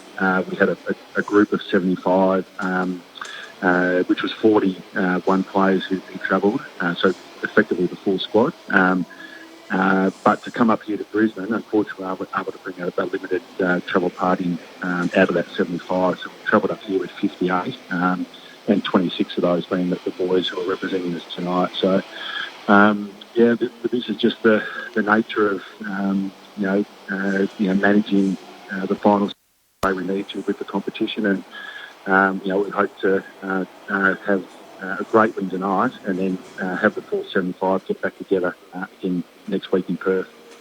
And during the week, Marcus Bontempelli was honoured as the AFL Players Association MVP and the captain. He becomes only the second dog to achieve the feat alongside Luke Darcy back in 2002. So we had Doug Hawkins on earlier today, and we're posing the question about great Bulldog captains and their ability to influence a game, and you seem a good person to bring into the conversation. Marcus's form has obviously been a bit up and down in the last sort of 4 or 5 weeks, but it still feels like tonight, if he can be in your best 2 or 3 players, then that might go a long way to your winning. Yeah, no doubt about that. I wouldn't mind asking why you had Hawk into a discussion that. Did he nominate Marcus after him as the second best ever, or did he nominate Marcus as the best ever? That would have been interesting. He still had EJ as one and Bont as a very close 2 for the moment. Yeah, no, I'm only joking if Hawk's listening. I know where he'd have Marcus, he'd have him right up there. So, I think it's a reality of all good teams. You have hopefully a really solid, committed, and skillful, 22 are representing anyone at any one time. Tonight we hope our 22, plus obviously a 23rd, if that happens and we have to use the 23rd, that they can get the job done tonight. But as is always the case, the best players, if they get up and going and somewhat near their best, go very close to winning. So we certainly hope that Marcus is in that form tonight. Chris, the boys are on their way out. Good luck tonight. Appreciate your time. Thanks, guys. Good calling. Thanks, Chris. Chris Grant with us, the footy boss of the Western Bulldogs, as Clinchy outlined, formerly part of our team on Grandstand AFL. So who knows, a couple of years' time we could be chatting to either Brett Delidio or Brendan Goddard. I'd just like to remind the people opposite us that people start there, go elsewhere, and we still keep good relationships. Yes. Just to put some credits in the bank that, we're not... Well, you're just responsible for their now success. I actually had a grand final day where I sat with Chris when he got back to his car and the battery was flat. Wow. And so he'd left the radio running or one of the lights on, so he sat there and waited for the RACV to rock up. And is this showing your age? That you can't even do that anymore. That's impossible, isn't it? He said, this is not a grand final memory I was kind of hoping for. But anyway. He got one probably a few years after that. The Western Bulldogs are out on the gather. They're predominantly in white with the red and blue hoop around the middle of the jumper. Beautiful night in Brisbane, around 23 degrees a short time ago. The Doggies come in as named. They also come in unchanged from the side that beat Essendon last Sunday. Jason Johannisen is again the Medi sub for the Dogs. Just before we get the full preview from BJ and Lids, the ruck conversation, Chris touched on it there. Yep. Steph Martin's an intriguing figure in the recent history of both clubs. So the Brisbane Lions didn't offer him a contract at the end of last year. Had he been on the list, it may have given them the opportunity to play McInerney forward, some support for Danaher and extra big in the forward line, and have another ruckman. Of course, he's not there. And you look at the Western Bulldogs, who are rucking an undersized Lewis Young, using Tim English in fits and starts in the ruck. And he's also not playing for the Bulldogs tonight, despite being on their list and seemingly available for selection. So intriguing to think from really the end of last year to now, the figure that he was and what he meant to both footy clubs, and yet here he is, not playing, watching on from the sidelines tonight. Yeah, it is intriguing, Corbs. You're right. I probably could have been a bit more direct and saying, well, why isn't Tim English the number one ruck? I want to know why he's not the big boy. You let him off the hook then, didn't you? Oh, I did, but respect shown. I think it really does baffle me that Lewis Young is the undersized guy coming in, especially against Oscar McInerney, he's a giant in there, and he actually handled himself reasonably well up against Big Maxi Gorn last week. So, if you're going to start a big bloke in there, it's our man with the haircut, Timmy English, surely. He just gets in there and gets it done. With the used tennis ball head. That's it, mate. We've been calling for a nice fresh fade for Big Timmy. Well, in his defence, they can't get to the barber as much as they'd like these days, but they were vulnerable in there last week at the start too. He said Sammy Draper got a hold of him. Essendon did get a hold of him. If it wasn't for their efficiency just going forward, Essendon probably the conditions, because they weren't able to get that handball link out of stoppages and the clean air that they usually would in dry conditions or under the roof here at Docklands. So it would be interesting to see what approach they take tonight, because the Big O's, he's got a huge advantage, doesn't he?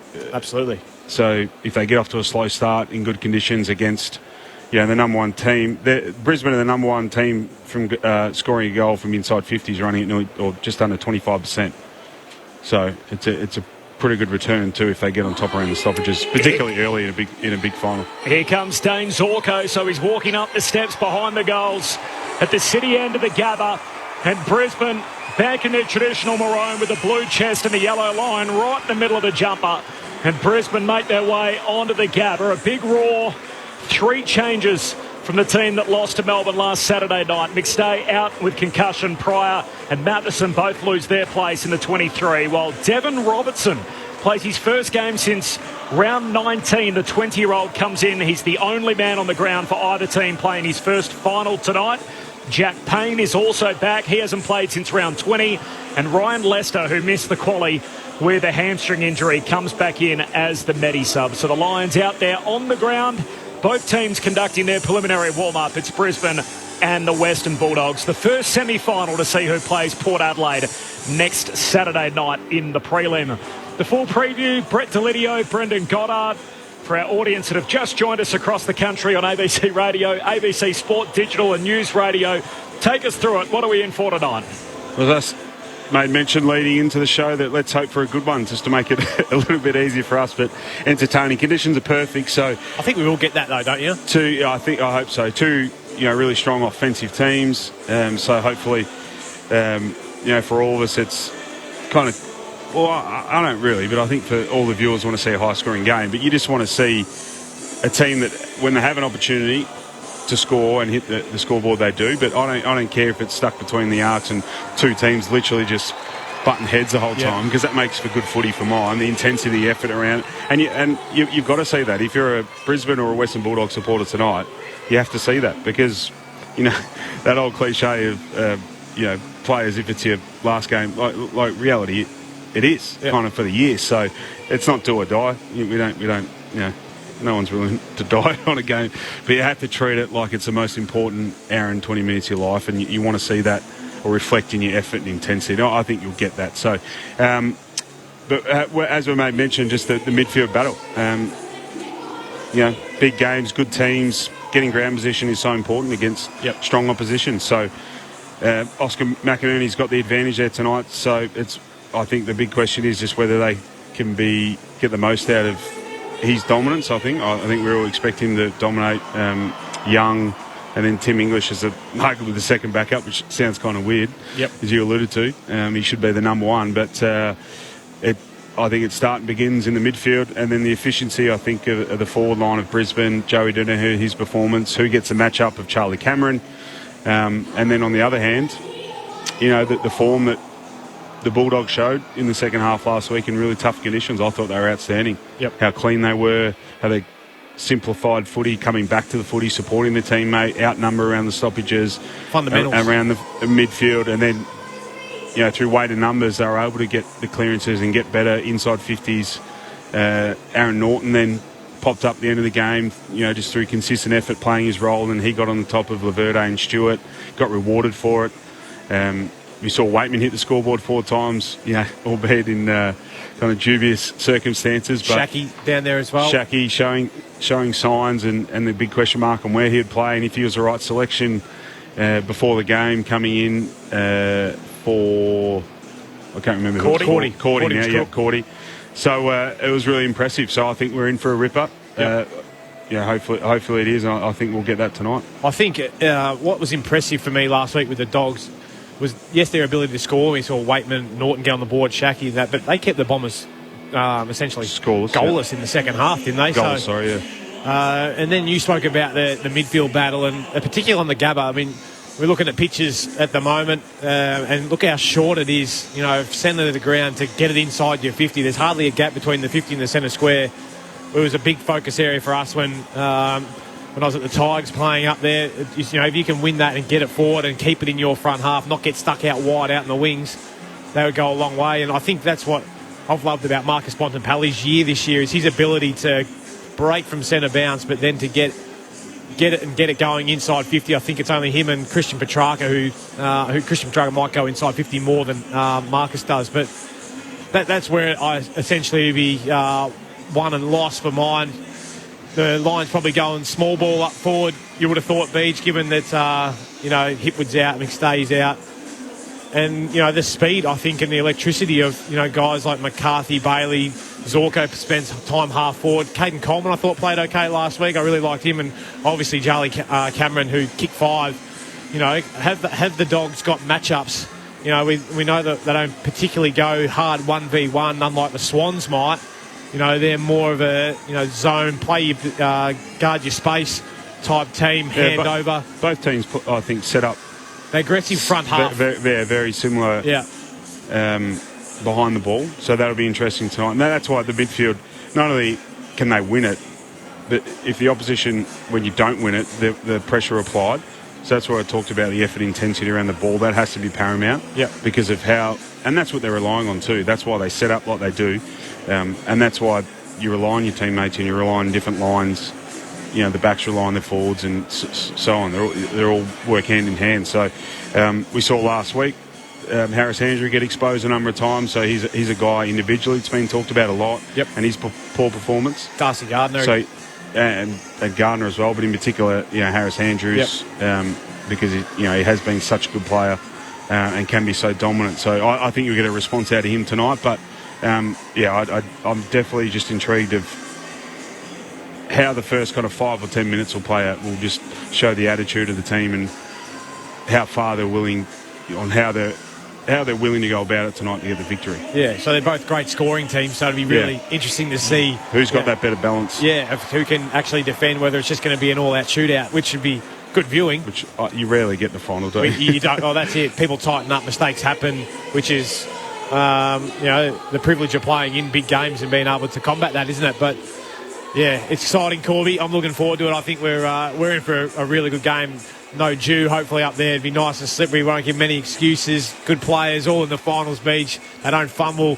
Don't fumble twice, mate, in a row. Yeah, hopefully our listeners have been listening the last couple of weeks. I've been all over this, but no, we're in for a cracker tonight, Corby. The demographics of the two teams, the Brisbane Lions, as we said, they've used the fewest players in the competition. They've had 8 guys that have played all 24 games so far during this year. For the Western Bulldogs, they have just 4. 4 30-year-olds in the team for the Brisbane Lions, just 2 for the Western Bulldogs. Neither team has a teenager out there. So Bailey Smith at 20, Cody Waitman up 20, among the youngest on the ground tonight. Devon Robertson's also at 20 years of age, so they're the 3 youngest. For the Brisbane Lions, Devon Robertson playing his first final. The Lions have 5 guys that are yet to play in a finals victory. So 5 of their 23, while the Western Bulldogs, they've all played a final before. They've all won a final previously as the same 23 that beat Essendon last week. As far as their form against fellow top 8 sides, the Lions are 4-5 this year. The Western Bulldogs are 5-5, so pretty even on that count. And the Brisbane Lions are 9-1 at the Gabba this season. They're on a 9-game winning streak. Their only loss came back in round 1 against the Swans. And the Brisbane Lions are actually, the Western Bulldogs are actually 6-1 interstate. So that's a pretty impressive record. The 7 games they played away from Victoria this year. So what you're saying is we're set up for a cracker. There's nothing between them when you go through those numbers. No late change here. First semi-final between the Brisbane Lions and the Western Bulldogs. Haven't played a final against one another since 2009, so you have to go way back to the team that Michael Voss coached. It was in year 1 at the MCG. The Bulldogs won that game, for what it's worth, by 51 points.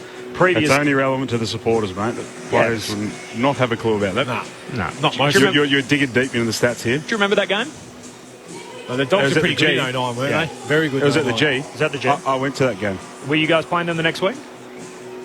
The Bulldogs? Yeah. In the prelim? Yes. And it was. There you go. It was like 30-odd degrees. It was blowing and hard northerly. It was terrible conditions for footy. It was so swirly. We were up in the pie stand just sitting up there watching it, but it was, I remember it. Big Rui was on the bench late, wasn't he? Because he was getting to play in his first granny. I remember seeing the Powerade go everywhere. I think that was the one. That year? That year. Yeah, where we beat them, yeah.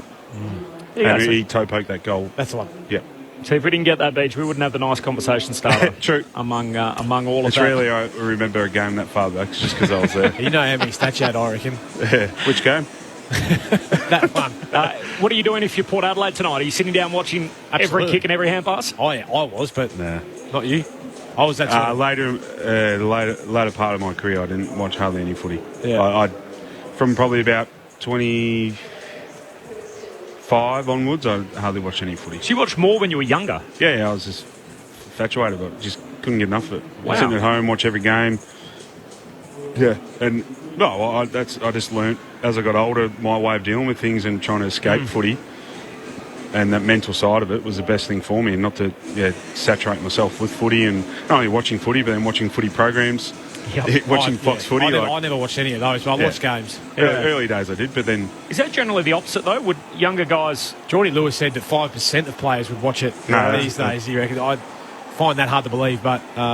it might be that at the Giants. I don't think they're not avid followers of the footy. They're more into their... if they got a choice of free to tally, it's the rugby on before the footy, right? Well, that's it. Would you also know you'd see the opposition in the team meetings to come? Or... Yeah. So you're not watching it for enjoyment, you're watching it for work. Yeah. So you know you're going to do work later. So, yeah, I kind of get that. I didn't think of it like that. Yeah, surely tonight you'd have to be interested in watching on. I definitely would have been. Player. And who I would likely to match up on, where I could exploit him. Yeah, I'm not saying I'm sitting there watching a movie over the footy and not worrying about it. Like, I'm doing other things or, Gaming. Back in the day, play the Xbox and all that kind of thing, but I'm not there frothing on every kick and every touch. It's time for the ceremony. The players in position on the wing, the welcome to country and the national anthem to come. And pay our respects to elders past, present and emerging. We acknowledge we play our great game on this land and respect the cultures of all First Peoples, their contribution to our nation and contribution to the game of Australian rules football. The AFL invite you to direct your attention to the big screens for the welcome to country.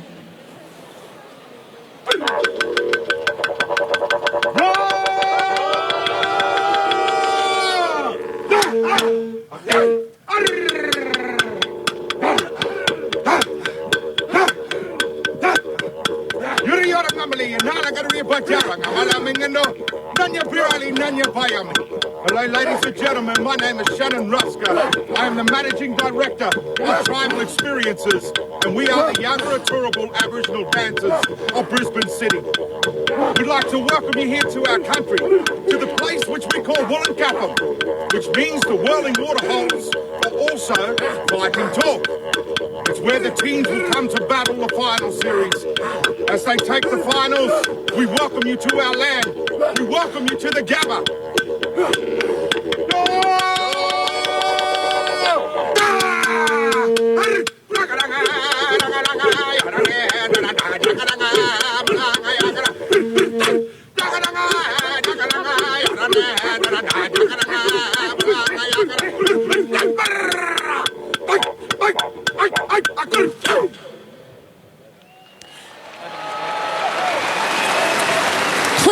Please join with the coaches, players and umpires for the Australian national anthem.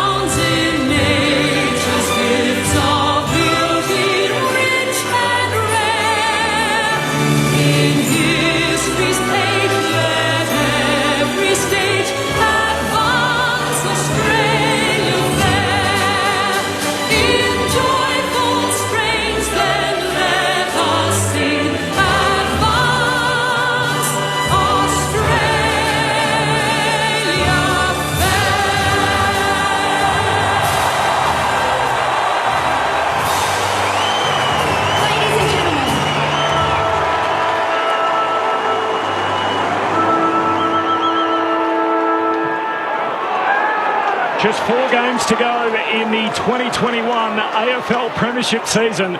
It's semi-final time. The Brisbane Lions and the Western Bulldogs. Corbin Middlemass, Matt Clinch, Brendan Goddard and Brett Delidio. The fifth member of our team in the front row of the grandstand is Michael Price. Pricey, great to work with you again. What's it like inside the Gabba? It is a cauldron. It's an overused word, but it is totally apt tonight, Corby. I'm sitting on the Stanley Street side, immediately to the left of the boxes as you're looking at them. Steely determination in the eyes of the Bulldogs players, I noticed. 18.5 degrees here in Brisbane. There's a breath of a wind going towards the city end, which is the left. The school end, which is the left as you're looking at it. It's only a breath, so it shouldn't affect any play. 77% humidity, though. A little slippery on the deck, but it does look like carpet. The crowd is absolutely fizzing at the moment. So am I, Corby. Have a great call, guys. You got a tip for us, Pricey? Look, my heart says the Brisbane Lions. My brain says the pace and skill of the Western Bulldogs. They'll burn them on the outside.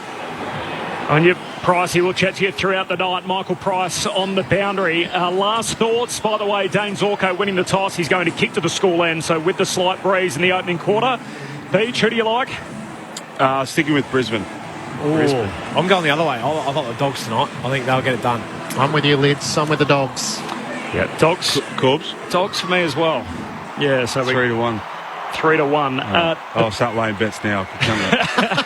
You like being against the house anyway. The Brisbane Lions have won 27 of their last 31 games at the Gabba. And 3 of their 4 losses, though, have come in finals.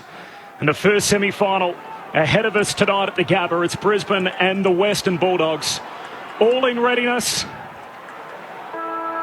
No more second chances. With just 4 games to go, the Lions and the Bulldogs to duke it out for a place in the Final 4. On Grandstand AFL, you're with Matt Clinch. So Young to start in the ruck once more. English to start at full forward. And we're underway in the semi-final. McInerney and Young to battle in the middle of the ground. McInerney got his knee right into Young. Couldn't get a decisive tap, though, and Liberatore for the Bulldogs gets the hand pass to McRae. High ball to half forward. Waitman's there. Tries to punch it inside the 50 to Norton. He's tackled by Adams. With support from Starcevic, and the umpire will throw it up at centre half forward for the Western Bulldogs. Another key matchup I was keen to see is who got Norton. It looks like former Bulldog Adams has got that to start the game. McInerney wins it down, but Bailey Smith gets the clearance inside 50. Hannon can't take the juggled mark. Birchall got a hand on it, lost it. Hannon a second go. Hand pass to the Bont, centre half forward, gets it out wide to Young. Drops to his knees. Bailey keeps his feet, wins the footy, and Smith takes him over the boundary line. The boundary throw in 60 out from the Lions attacking goal. Thanks. Oscar Lewis. McInerney and Lewis to go at it again in the ruck. Lions seems to have gone to Liberatore, thrown in. McInerney trying to drop it to the front. Libber's right there, tackled by Lions. Umpire blows his whistle. Quick whistle, holding the footy. Is there such a thing these days? Incorrect disposal? I didn't think so. I thought if you made an attempt, you got away with anything. So we saw last week Tom Liberatore didn't really have any company. The Bulldogs pulled the trigger, and Josh Dunkley went to Darcy Parish after half-time. Through the middle of the ground, the Brisbane Lions go. Zorko kicks inside 50. Cameron one-on-one. Wood spoils it down. Charlie trying to get after it. Williams comes to provide support, but it's Berry onto it. In the left forward pocket, kicks to the goal mouth. Danaher behind against Keith. And off hands, it rolls out of play up against the right behind post. The Brisbane Lions deep in attack through the opening 2 minutes of the match. Well, Easton Wood's got that matchup we spoke about, Beach, on Charlie Cameron. Probably the guy with the most speed and power to be able to go with him, both on the ground and in the air. Lions to the city end in the opening term, so boundary throw in deep forward. Young palms it down. There's Daniel. Hand pass to Dale, the All-Australian. Kicks from the back pocket. Kadeem Coleman, strong mark. Norton arriving late with the pressure, but Coleman takes the intercept mark. Hand pass to Rich, had the blinkers on. Waitman mows him down, lays the tackle, spills to Adams, kicks inside 50. Competing McCluggage, spills to McRae, and he just dumps a kick out of the defensive 50. Well, Starcevic gets there first in the foot race. Hand pass over the top to Coleman, trying to get around. Waitman did enough to almost bring about the error. Lyons spins out of the tackle from Norton, feeds it back. Quick kick around the boundary line from Starcevic. Berry can't keep it in play. And under pressure from McRae and Daniel, the ball goes out of play. No late changes for either side, so Caleb Daniel taking his spot in the Bulldogs 22. The subs, Johannesson and Lester. Ball tossed back into play. McInerney sets himself in front, has a metre on Young, taps it to the back where McCluggage kicks inside 50. Berry was nudged out of it. Dale gathers for the Dogs. Hand pass to Hunter on defensive 50. Underground hand pass to McRae, hard against the boundary. Got bumped as he got his kick away. Drives it up to the wing. Norton had it spoiled away. Rich couldn't take it. Waitman trying to get a hand pass back to Norton of the Dogs. Adams, great tackle. Escorts him over the boundary line. Good pressure from the Brisbane Lions. A boundary throw in on the wing. No score after 3.5 minutes. Michael Price on the boundary. Yeah, just wanted to point out, guys, behind the play, since the game has started, I don't know who's playing on who, Cody Waitman versus Starcevic, but they are into each other. It hasn't stopped. No score through the opening 4 minutes from the boundary throw-in. McRae, first possession on the wing. Hand pass to the Bond. Gets around Rich with the dummy. Kicks off the left, inside 50. English on the bounce. Tries to evade Andrews. Andrews lays a tackle. English has another go. In the pocket. Swings his kick back to the hot spot. The Bond's down there. Rich spoils. Spills to Liberatore. Shoots through traffic. Gets a kind bounce. Goals. Livers kick the first of the final. And Tom Liberatore starts the scoring. Something out of nothing for the Bulldogs. They're one straight. Brisbane yet to score. 4.5 minutes in on Grandstand AFL. Brendan Goddard and Brett Delidio. Well, I find it kind of weird how Daniel Rich found himself on the Bont. So high up at the stoppage. At that stoppage, yeah. Which he just spread off him. And I think Rich was in a covered position, but they got a really good look inside 50, which that kick just missed English, who had the position on Andrews. Andrews got that match up, or English got the match up on Andrews. Depends on which way you want to look at it, but it was a really good, dangerous inside 50, and from there, they were always in a dangerous position. And then the ball got kicked back into a really aggressive position for the Bulldogs, and Liberatore, being a midfielder, ran from that initial stoppage, followed the ball, and then got front and square like all good smalls do. So the Bulldogs strike first in the semi-final. McInerney with a decisive punch. Gets it towards half forward. Daniel over the footy. He's tackled by Joe Danaher and Link McCarthy, and a ball up still inside the middle of the Gabba.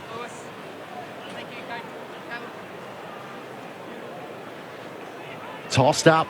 Young tried to use his aerial ability against McInerney, but McInerney squeezed the kick inside 50. Fullerton came out, couldn't gather. Dale tackled, had the ball stripped of him. It comes out to Easton Wood. Hurries the kick towards half back. It bounces towards the boundary line. Hunter offers chase. Somehow kept it in. Hand pass over to the top to Bailey Smith. Smith up into the front half. Kicks to left half forward. Too much on it. And at the back, Andrews takes the intercept mark.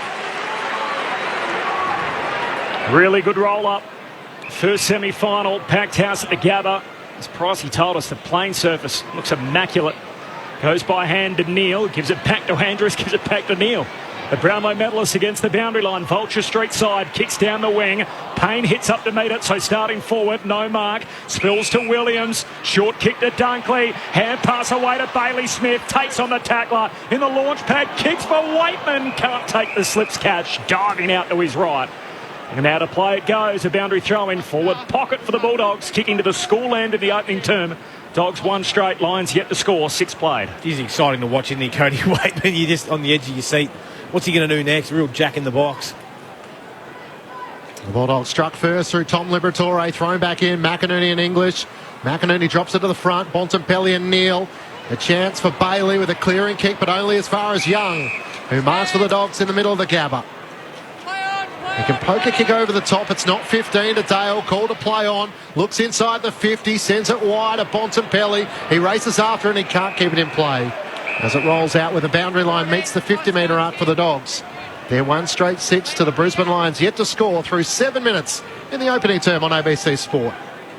It's hard for us to get a real look at what's going on, but Rich is still on Bontempelli, so I'm not sure if Bontempelli's now playing as a forward and coming up as that extra mid or playing as a mid, but that's something the Bulldogs would love to see.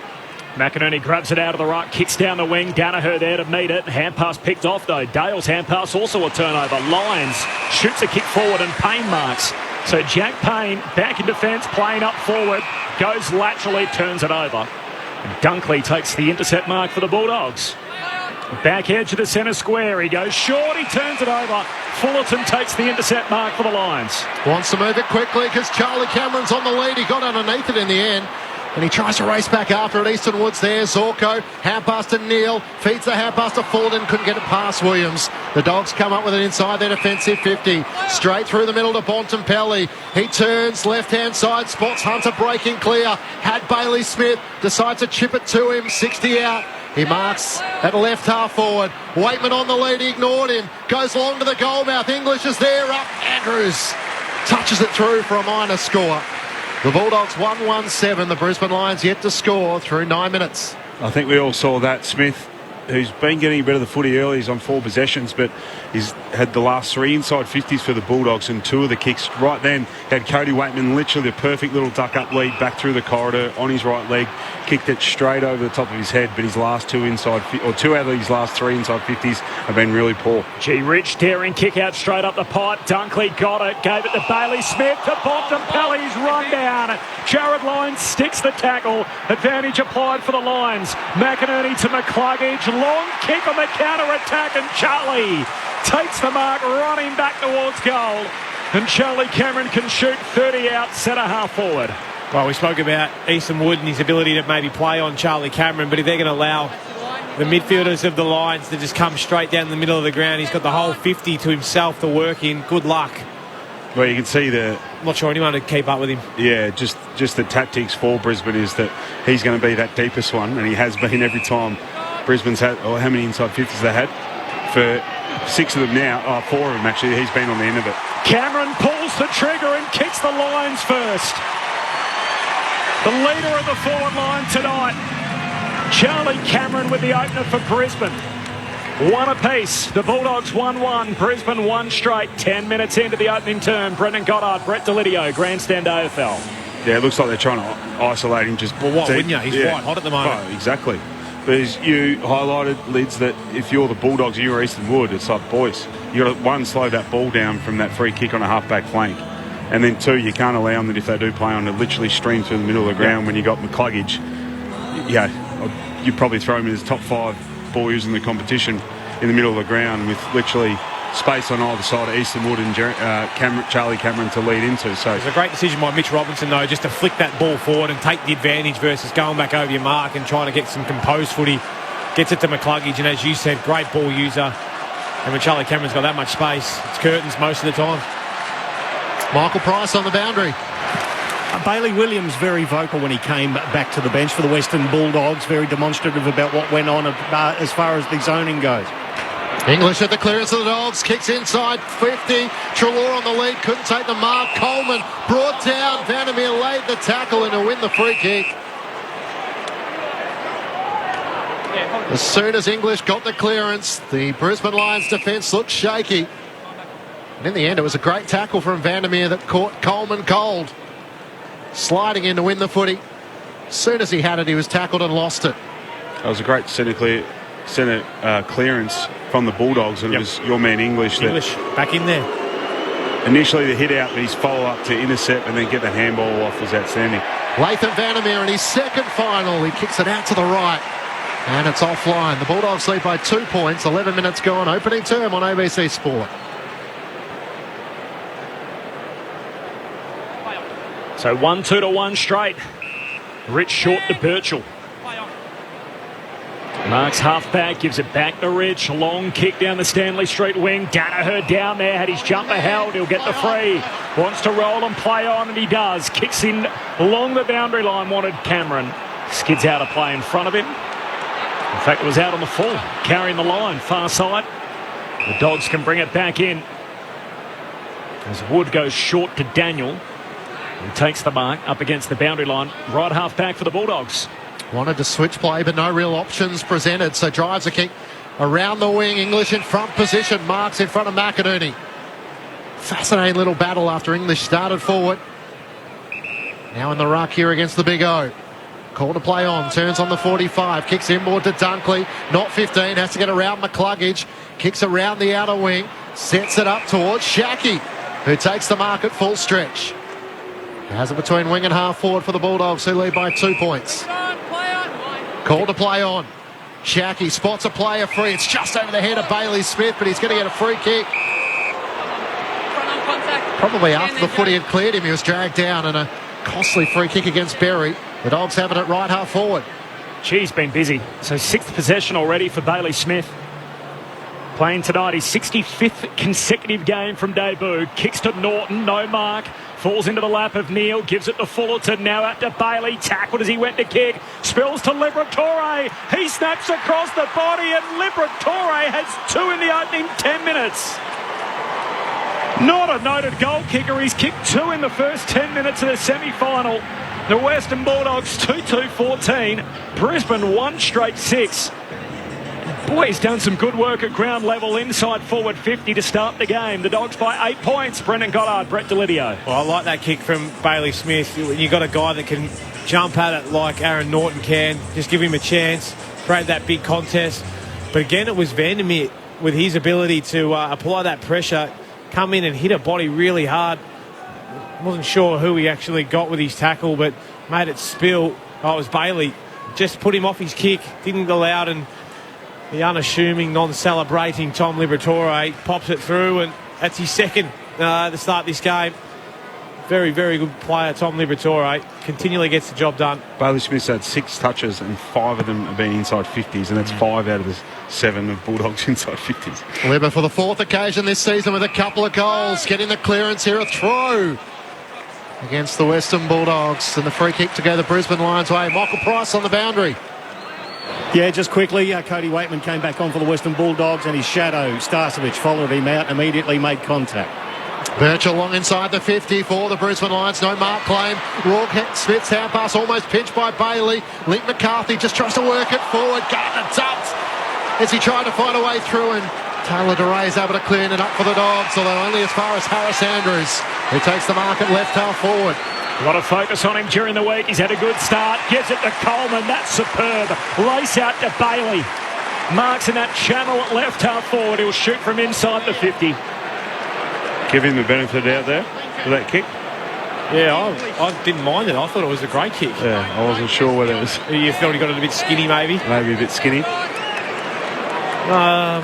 was a bit skinny. That's probably fair. Bailey's pointing to the boundary. It goes the opposite side to him. Found him. Harsh judge. In comes Zach Bailey. Set shot is left. It stays there. 2-2 to 1-1. 15 minutes into the opening term. Bulldogs by 7 points. Libba's got 2. Charlie has the early goal for Brisbane. There's no late change. Ryan Lester, the sub for the Lions, and Jason Johannesson again for the Doggies. The Bulldogs bring it back into play. Daniel finds to DeRay. Up to Bailey Williams, who takes the mark up on centre wing, trying to cut through traffic, looking for options. Still undecided. Able to get around Berry, but I think he ran too far. Turn corridor side, then boundary side. I'm not sure he went all that far. He didn't go that far. He just had the ball for a while. Time on. Yeah. Wonder if the umpire was counting the steps. Oh, please. Bailey Williams was a bit upset by it all. And Jared Berry to take the free kick for the Brisbane Lions. The Bulldogs by 7 points. Berry kicks towards half forward. Danaher's in the pack. Cockatoo flew across from the side, couldn't claim the mark. Daniel at the back gathers, screws it back around his shoulder. McRae pinched it at the last moment from Dev Robinson. Bailey Williams' hand pass almost picked off. McCluggage now for Brisbane. Hand pass to Lions. High kick inside 50. Where are the Flyers? McCarthy in from the side. Cockatoo jams it on the boots. Misses to the right-hand side.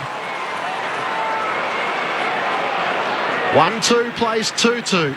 The Western Bulldogs leading by 6 points. Might have just had a little handball off to the right there, you reckon, Beach? Yeah, Zach Bailey's just running past for a little dinky one. It would have ran into an open goal. Daniel takes the kick out, takes ground, and then kicks long to the wing. Norton flies, no mark, spills to Coleman. Inside 50 he heads. Spoil from Williams, back to the hot spot. 15 out from the Lions' goal. Gardner has it, dumped immediately in the tackle. And a ball up. 15-20 out from Brisbane's goal at the city end. The Bulldogs 2-2, Brisbane 1-2. 6-point lead for the Doggies, 17 minutes into the opening term. English will do the ruck work against Danaher. Won it down comfortably to McRae. Works it back to Ryan Gardner under all sorts of pressure. And the umpire said there was enough pressure from Jack Payne. It's through for a rush behind. Bulldogs by 5 points. 17 minutes gone opening term. Jack McRae just saying, here, mate, have this bit of pressure on the last line. So Payne playing up front. So we've seen him previously in defence in a key post as Daniel plays on from the kick out again and short to Bailey Smith.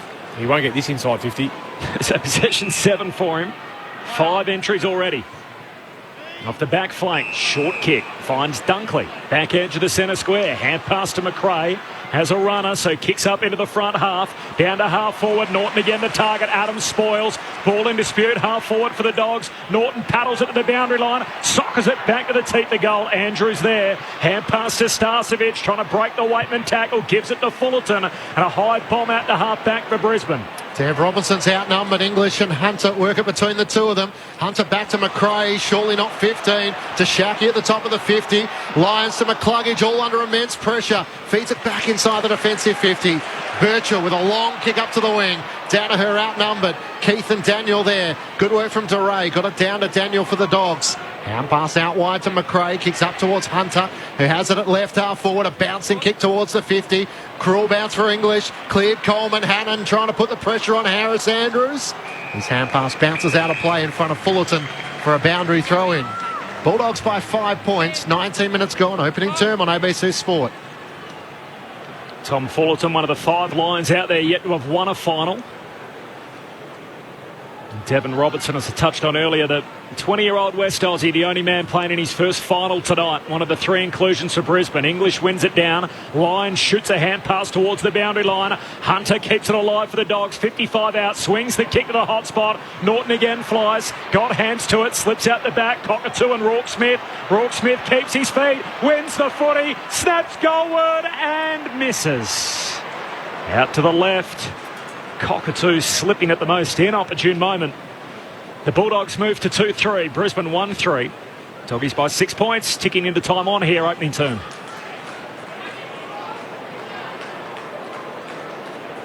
Grant Birchall looking to bring the Brisbane Lions back into play.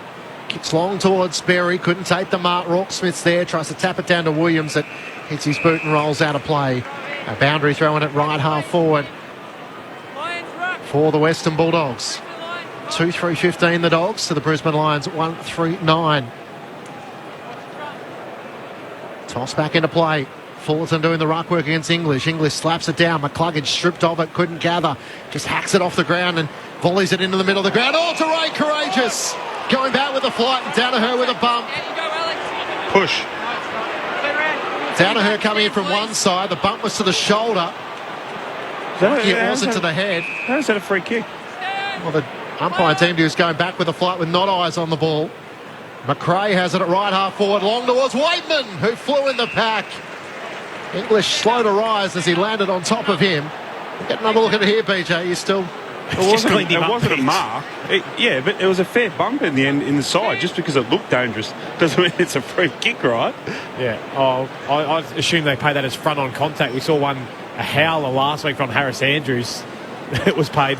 That wasn't anywhere near like that. McInerney wins the tap down to Neil. Hooks a kick out of the defensive arc and Berry slides in, takes the mark, got some attention from Daniel and got Lyons running shotgun. Plays on by hand to McCluggage inside the middle of the gather. Kicks deep, McCarthy and Gardner fly. Ball spills front and centre. There's a free kick. It's going McCarthy's way for front on contact. And there it is, right on cue. Link McCarthy to shoot from 20 out right in front, Lids. There you go. Oh, that's front on contact, right? Yeah, same. Hit him in the front. Joey bumped him in his shoulder. But he got him straight up there. Anyway, I think it's in the catch-all category of too rough. Correct. Is what I said. Because it's rough. It's a free kick. That's the mentality of the umpires and where the AFL's at these days. 15 gone. If it looks bad, but it's in the rules, just pay a free kick. Link McCarthy, what a record. 29 games in 7 years at Geelong. He's missed only 2 in 67 starts since moving to Brisbane. He's right in front here, kicking to the city end. He moves in, he slots it and locks it all up. Goal for goal to start the semi. 22 minutes into the opening term. Brisbane 2-3-15. The Western Bulldogs 2-3-15. On Grandstand AFL, Brennan Goddard and Brett Delidio.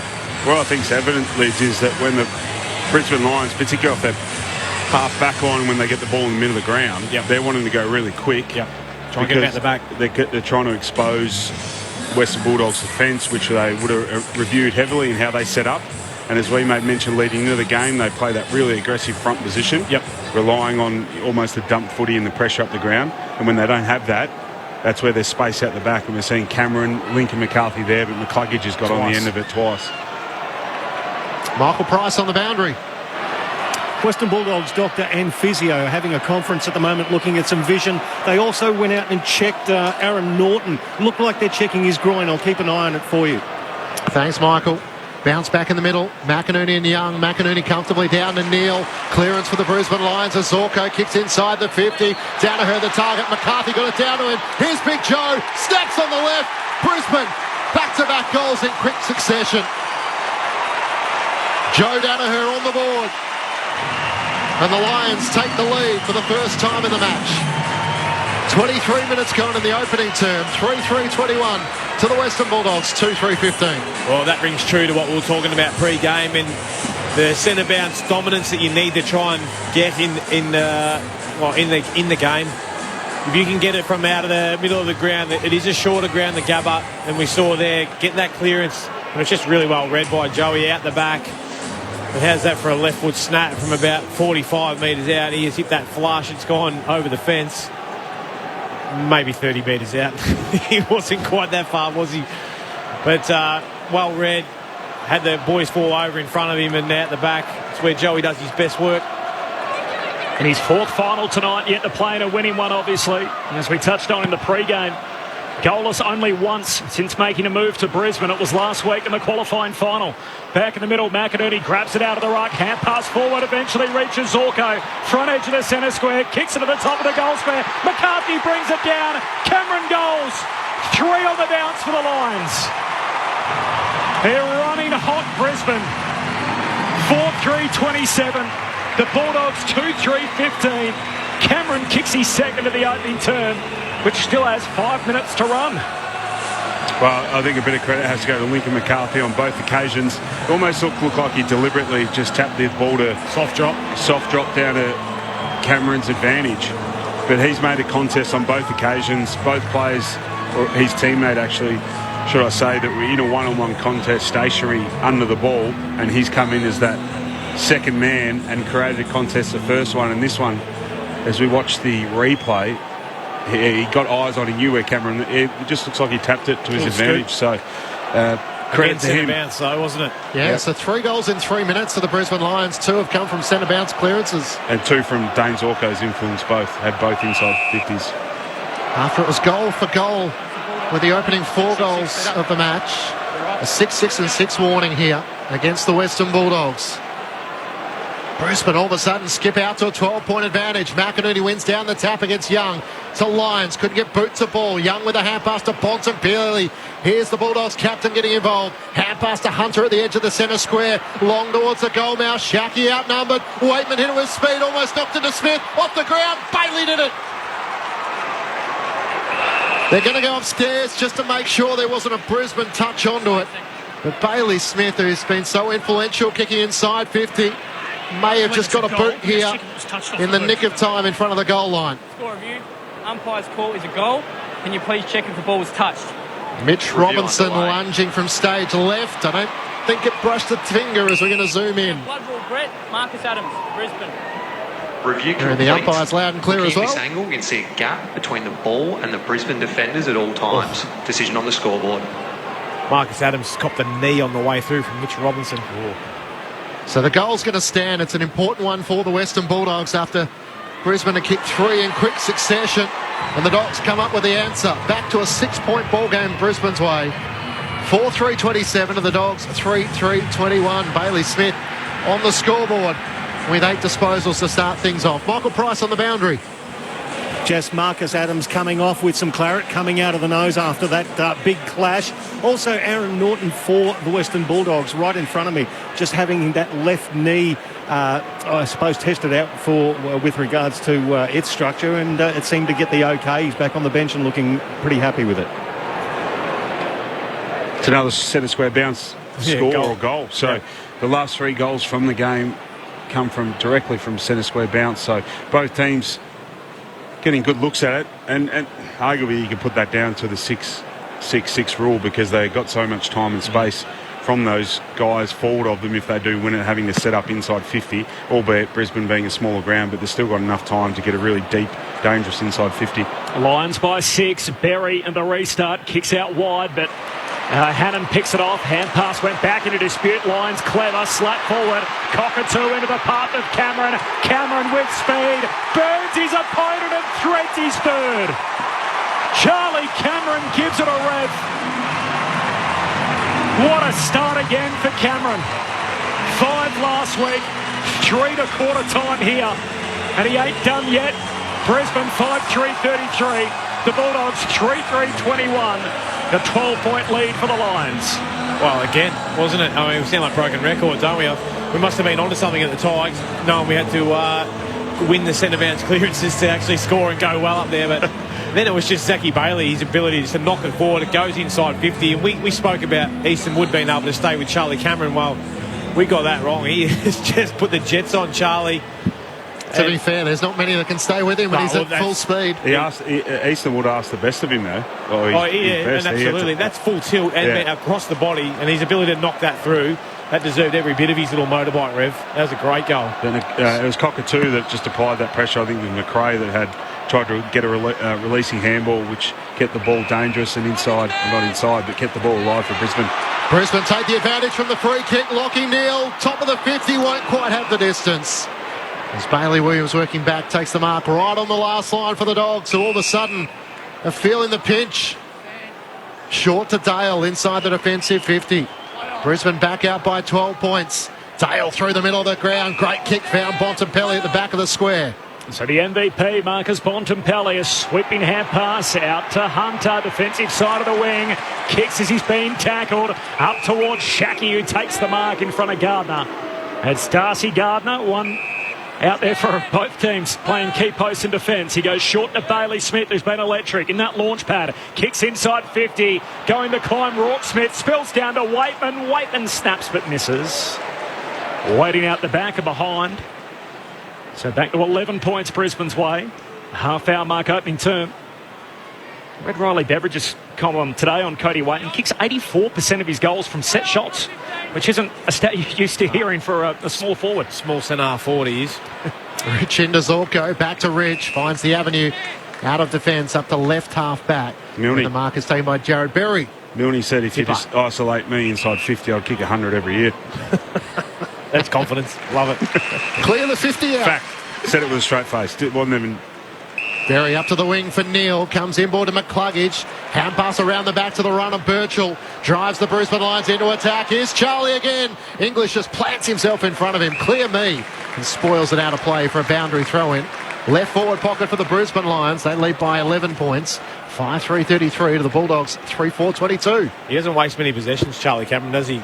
3 touches, 3 snags. Everything's done at full pace. Love it.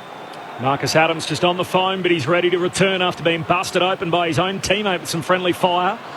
An errant knee from Mitch Robinson and a bit of claret from the boundary throw-in. They're going back out again. 60 out from Brisbane's goal. 11-point lead for the Lions. It's the one lead change in the game. The Lions have kicked 4 of the last 5. Michael Price on the boundary. Yeah, just watching Marcus Adams get some instructions before he comes back on. Interesting, Charlie Cameron's choice of music. He's gone from Baby Shark to Truly, Madly, Deeply by Savage Garden, and I've now heard it all. The Gabba crowd singing Country Road. It's been fantastic.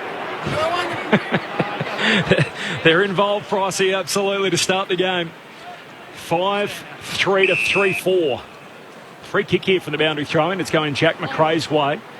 No surprise, he's got plenty of numbers already, so possession number 12. Long kick beyond the wing. Andrews kills it out of bounds, punches it into the fence. A boundary throw-in between wing and half forward for the Dogs. A winner tonight through to play Port Adelaide in the prelim next Saturday night. Of course, on the other side of the draw, it's Melbourne and Geelong Friday night in the West. You'd like a bit of Savage Garden, Corbs, I reckon. Yeah, it's not really my jam. Dean off the SMS is Adam Treloar playing. Great SMS. Hasn't had a touch so far. Here's Berry on half-back for the Brisbane Lions. Gathers with a hand pass to Rich around his body, up to the wing. Daniel was able to use his body to volley it down. Zorko in front for the Brisbane Lions, trying to soccer it forward. Only as far as Bailey Williams for the Western Bulldogs. High kick towards the 50. Bailey Smith underneath it. Rich knocked it down. Berry front and centre, kicks around his body. It's going to work here. McCarthy takes the mark. Hand pass to the run of Neil. He can work it up to Cameron, who marks 55 metres out. Feeds the half pass forward. Here's a chance for Bailey over the head of Neil. Missed the target. And Keith can clean it up. Gets the hand pass away to English. High kick up to the wing. Treloar behind against Rich. Bailey Smith tries to wrestle his way clear. Hand pass almost turns it over as Berry's there, but Dunkley lays the tackle. Locks things up on the wing. Brisbane by 11 points. Once more they had the Dogs cold inside 50 but couldn't hit the target. Well, they look so vulnerable. I wouldn't say it's a turnover, but just in general play when they're able to get motion and get the ball in motion, they're just exposing Bulldogs defenders. The Dogs from the stoppage. Dunkley to Hunter. He's taken high by Robinson. Gets the free kick. That's Mitch Robinson. He comes out wide to the wing. Dale marks. Plays on immediately. The All-Australian. He shakes Cockatoo. Now pins the footy under his arm and kicks inside 50. Too much on it. Over the head of Waitman. Andrews mops up for Brisbane. Away to Darcy Gardner. Gives it to McCluggage. Has to beat one. And then kick off the left out of defensive 50. Long towards Pryor, who fights away. Can't quite gather. Easton Wood somehow ricocheted it to Dale. Wasn't the intended target. Then kicked it over the head of Treloar. Now Darcy Gardner's challenge as Treloar lays the tackle and escorts him over the boundary line. Left forward pocket for the Western Bulldogs. So both sides potentially just feeling a bit of the pressure of finals, unable to hit targets. Yep. Like last one, Zachy Bailey just missed Lockie Neal for a shot on goal. I've been in games where I've been like Adam Treloar. It's like, geez, am I even getting to the right spots? When you do, it gets kicked over your head. Brisbane by 11. McRae rode it best from the tap. Got it to Hunter, to Daniel. Little dribbler inside 50. Rourke Smith trying to sidestep Coleman. Now Robinson. Didn't see Zorko. Gone. Tackles him from behind, holding the footy. Just don't have that much time in finals footy. An umpire came storming in like he's going to reverse that. He wasn't too far off it too. There's no need to push in the face or in the back of the head from Zorko. It's Nathan Williamson. We don't usually see him in the last six. Robert Finlay and Matt Stevic, the other two out there tonight officiating. As Brisbane short kicking game in the back six. And Birchall trying to become just the 22nd man in VFL AFL history to win 5 premierships. This campaign with the Lions goes short to McCluggage, long down the Vulture Street wing on the bell, and that'll do us to quarter time. Brisbane by 11 points. A bit of push and shove right on the bell as well. Jared Berry up into the face of Tim English. A lead change in that quarter. The Dogs kicking 2 of the first 3, and now Brisbane 4 of the last 5. And number 1 in the competition, the Lions, for points scored in quarter number 1, and they put 33 past the Bulldogs here in the opening stanza. Brisbane 5-3-33, the Bulldogs 3-4-22, the Lions by 11 points at quarter time. Charlie Cameron for the second straight week, 3 goals in the opening term of a final. 1 for Danaher, 1 for McCarthy, while for the Bulldogs, 2 to Tom Liberatore, including the first of the game, and Bailey Smith kicked the other. It's quarter time at the Gabba on ABC Radio, ABC Sport Digital and ABC News Radio. This is Grandstand AFL. Arts, politics and culture from a range of Indigenous perspectives. On Speaking Out. We're seeing a lot of our people, young people, going away. We should be guiding them. We must have a country to call our own. A lot of our women were taking their children back into the bush and hiding. Speaking Out with Larissa Berendt, Sundays at 9 p.m. on ABC Radio. The 2021 AFL Final Series. Grandstand AFL. On ABC Radio and ABC Sport Digital. Hand pass to the Bond, gets around Rich with the dummy, kicks off the left, inside 50, English on the bounce, tries to evade Andrews, Andrews lays a tackle, English has another go, in the pocket, swings his kick back to the hot spot, the Bond's down there, Rich spoils, spills to Liberatore, shoots through traffic, gets a kind bounce, goals! Rich daring kick out straight up the pipe, Dunkley got it, gave it to Bailey Smith, to Bob to Pelly's run down, Jared Lyons sticks the tackle, Advantage applied for the Lions. McInerney to McCluggage. Long kick on the counter-attack, and Charlie takes the mark, running back towards goal. Cameron pulls the trigger and kicks the Lions first. Norton, no mark, falls into the lap of Neil, gives it to Fullerton, now out to Bailey, tackled as he went to kick, spills to Liberatore, he snaps across the body, and Liberatore has 2 in the opening 10 minutes. McCluggage inside the middle of the gather, kicks deep, McCarthy and Gardner fly, ball spills front and centre, there's a free kick. It's going McCarthy's way for front-on contact, and there it is, right on cue. He moves in, he slots it and locks it all up. Bounce back in the middle, McInerney and Young. McInerney comfortably down to Neil. Clearance for the Brisbane Lions as Zorko kicks inside the 50. Down to her, the target. McCarthy got it down to him. Here's Big Joe. Snaps on the left. Brisbane. Back in the middle, McInerney grabs it out of the ruck. Hand pass forward, eventually reaches Zorko. Front edge of the centre square. Kicks it to the top of the goal square. McCarthy brings it down. Cameron goals. Young with a hand pass to Bontempelli. Here's the Bulldogs captain getting involved. Hand pass to Hunter at the edge of the centre square. Long towards the goal mouth. Shaki outnumbered. Waitman hit it with speed. Almost knocked into Smith. Off the ground. Bailey did it. Hannon picks it off. Hand pass went back into dispute. Lions clever. Slap forward. Cockatoo into the path of Cameron. Cameron with speed. Burns his opponent and threads his third. The 2021 AFL Finals Series on ABC Radio and ABC Sport Digital. 8 goals in quarter number 1. Brisbane by 11 points. 5 goals to 3 on Grandstand AFL. Your experts, Brett Delidio and Brendan Goddard. Well, it was exciting, wasn't it, in terms of how the speed of the ball movement, I think, was probably the key. And the Lions, their ability to get it back inside the corridor. We saw McCluggage do it a couple of times.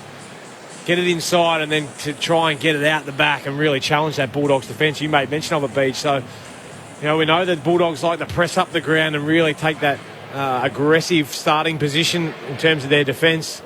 Well, they haven't got a heap of real lockdown type defenders. They like to be attacking from down there and really challenge the opposition forwards. But at the moment, they're getting done out the back with Lincoln McCarthy. His ability to not only get on the scoreboard, but then create contests, bring his teammates into the play. But Charlie Cameron again, as you called Corby, 3 goals again in the first quarter. He's on fire. We said that we thought Easton Wood was the likely matchup for him, but even he's been caught wanting a couple of times. But what's plan B? I don't know what plan B is, and I'm not sure that plan B is keep more heat on the footy at the source, to not give him all that space and make it dirty balls coming in versus clean balls where they can kick it out into the paddock and just allow him to get to work. So if they can do that, I mean that's relying on your midfielders getting to work a little bit more and not allowing easy access through the middle of the ground. But Hugh McCluggage started the game really well. He's had 10 touches. Lachie Neale's had 9 to start, carrying on from last week. Dane Zorko's had a couple of really important touches, Beach, you made mention of as well, but also a couple of big tackles. And Jack McRae just going about his business as usual. He could find the footy in his sleep. 13 touches to start the game. Bailey Smith started on fire. 10 touches, 6 inside 50s, and a goal to go with that as well. So that's on record pace, isn't it? The inside 50s from an individual. Oh, yeah. Well, I don't know what the record is. I think your mate Joey Montagna has the record overall. He's a 13 or 14 maybe. But Adam Treloar's the one, I think, for the Dogs. If they can get him into the game and yet to touch the footy. I've been in games and started games before where I've had donuts in the first quarter and you start to think about, geez, I hope this doesn't continue because I feel like I'm working hard but it's just not coming off for me. So he needs an easy one, get the confidence up, see whether he can get on the stat sheet. But they can get more out of him. Joshy Dunkley's get a bit more involved if he looks like he's trying to get to Lachie Neale. Yes. When they're, well, I wouldn't say it's a lockdown. Stoppage. When they're both in there, there's like a run with. Yep. Or just show some respect to Lachie Neale. Which seemed the same with Lions for Liberatore, except he was nowhere to be seen when Liber kicked a couple. 2 goals, yeah. Yeah, I think you highlighted where it's their intent from Brisbane with ball in hand, and both teams from centre square bounce have been so efficient. We saw a run of 3 goals, 2 from Brisbane and 1 from the Bulldogs, but they came directly off centre square bounce. Second quarter action of the first semi-final. The winner to meet Port next Saturday night. Crooked bounce favours McInerney, but palms it straight to McRae. Hand pass to the bot. High up and under across the centre square. English back with courage. Ball spits out to Coleman at half back for the Lions. Gives it to McInerney. Back to Coleman. Kick touched on the way through it, you heard. Whacked further afield by Rich. Bontempelli runs onto it. Hand pass to McRae. His kick picked off. Intercepted by McCluggage, and he's off and running the other way. 2 bounces through the middle of the gap, and now a third. Gets to half forward, trying to work it over the top to Cameron. Kick was partially smothered, and Daniel could have been taken high by Zorko. Umpire didn't see it that way. And then he's got all sorts of trouble on top of the footy. In the end, a ball up is probably a fair result. The old one bounce too many. Just ran himself into trouble. I think he had someone with frontal pressure. It was Caleb Daniel, but he came off his direct opponent, which he didn't see. He was just to the right of him, but I think just when he had that time and space a little bit earlier, he needed to make a decision then. Michael Price on the boundary. Jared Lyons with a fair bit of blood. Well, he's come off. I can't see much blood there. He's actually just taking his time, sauntering back to the bench. I'm just having a look, though, at Rourke Smith getting his right foot re-strapped on the Bulldogs bench. There is some concern, but looks like he's going back on. McInerney at half forward for the Lions. Won it down to Zorko. Hand pass to Rich. High ball inside the 50. Pryor couldn't quite get there. It spills clear to Bontempelli from the defensive 50. Drives the Dogs up to the middle of the crowd. No one there. Harris Andrews racing back. Vandermeer offers the chase as Andrews looks forward of field. What are options presenting? Link McCarthy on a long lead. Marks it right half forward. Did some good things in the opening quarter. Kicked one. Set up another for Cameron. Oh, sends a helicopter inside 50. It's out on the full. That was a bag of spuds, that thing. That did not spin. That inside 50 record too leads a 4-way tie. Adam Simpson, Mark Rasciuto, Josh Kelly and Patrick Dangerfield with 16. 16. Wow. It's a big number. Most inside 50s in a game. Long kick out to the outer wing from English. Bontempelli had it. Feeds a hand pass away to Liberatore. Now to Duray. Still at half back. Out to Dunkley. He's tackled immediately. Gardner takes him to ground. And it's going to be a boundary throw-in. He was out of play before all of that. So a throw-in here between wing and half forward for the Lions. Brisbane kicking to the school end. Left of screen for those of you watching at home in this second term, which is only 3 minutes old. Umpire tosses it back into play. McInerney and Young. Young in front position. Sharks it down to McRae. Zorko's right there. Lays the tackle. Neil tries to wrestle it clear. Hand pass out into the path of Berry, who broke away from a tackle. Hand pass to Dev Robinson to Bailey. Back to the runner. Berry kicks long towards Joe Danaher. Doubling back. A chance of Pryor. Couldn't gather it with his fingertips. Now he does. Hand pass to McCluggage. He can give it back to Pryor. Snaps on the right. He won't have the distance from 35 metres out. And it's punched through by Easton Wood. A minor score for the Brisbane Lions. Their lead is 12 points. 3 minutes gone, second quarter. Michael Price on the boundary. Yeah, one of the reasons why I couldn't see the blood, it was all over his jumper. So they've just changed his jumper, cleaned him up, Jared Lyons, and wrapped his head up, and he's going back to take his seat on the bench. Good news as the exit out of defensive 50. Daniels' kick intercepted as Big McInerney to come through, takes a contested mark in front of Young, so puts it back inside 50 for the Lions. They come from all directions. Payne up in front, spills down to Daniel. He's taken high. And Payne on his landing became the tackler, gives away the free. It's a bit of height difference there. Probably didn't see him. It's Caleb Daniel. Straight down the middle of the gather. Superb kick. Finds Bontempelli inside the centre square. Continues the shift to left half forward. Norton trying to take the juggle mark. 4 grabs. He's got it. Had hands on the footy immediately, and then after the 4th juggle was able to reel it in. And he'll shoot it left half forward. His first major involvement in the game. He didn't have to jump for that one, but it was the Brisbane Lions this time. Liz just got opened up through the middle of the ground. The Bont was finding a lot of space there, which was a slow play. Again, a free kick to Caleb Daniels, as you mentioned, Corbs, and he had enough time to find a free man sitting in the middle of the square. So Norton on the set shot. He kicks goalward. He's got it. Norton kicks the first of the second term. Brisbane's lead cut to 6. Brisbane 5-4-34. The Bulldogs 4-4-28. 5 minutes into the second quarter on Grandstand AFL. Brendan Goddard and Brett Delidio. Well, I'd love to see the mark play on percentage here, because I feel like that the teams are not allowing each other to set up defensively at all. They really want to challenge that back of the bubble, get into those 1v1s. We saw it, I reckon it might have been Bailey Dale flying past for a handball receive, but Bont decided to use him as a bit of bait and go back the other way. But there was a beautiful kick from Caleb Daniel, wasn't it? Straight up the middle of the ground. It was actually Latham Vandermeer who was charging past, and Bont just goes the other way. Gets it to a 1v1. Doesn't allow Starcevich to be able to come off Cody Waitman and create a 2v1. Well, it's just Joey Danaher. He's got to be better. One, identify you on Bontempelli, but when you're within 30 metres of the ball, you have to get goal side. Yes. If anything, he leads back up to you and gets that one away from mirroring goals, but he's letting goal side and get out the back. McRae taken high in the middle of the ground from Neil. Sends the Dogs into attack. Down low, lunging forward. Dunkley couldn't take the mark. Bontempelli's knocked forward. Picked off by Rich. Liberatore for the Bulldogs at left half forward. Hand pass out to Caleb Daniel. He gives it to Hunter. Kicks to the lead of Norton. Just over his head. English was there. Couldn't take the mark. Harris Andrews for the Lions. Hand pass to McInerney. Bangs a kick to half back. Daniel races after it. Bailey after him. Daniel trying to swat it towards the line in front of the two benches and a boundary throw in. Brisbane by 6 points. 5-4-34. It's the Western Bulldogs 4-4-28. A couple of players have had some running repairs to blood rules for the Brisbane Lions in Jared Lyons and Marcus Adams, but no real injury concerns to speak of early. Lester and Johannesson, the two Medi subs, both unused, as Barry lays a heavy tackle on Bontempelli from the ball up. We'll do it all again on the wing. Jared Berry just getting a hand back onto his feet. Looks a little sore. Up it goes, just inside the boundary line, Stanley Street side. Whack down to Rich. Kicks hurriedly to half forward. Oh, McCarthy over the pack. Crash landing. The Dogs win it. Gerard to Williams. Hand pass out wide to Hunter.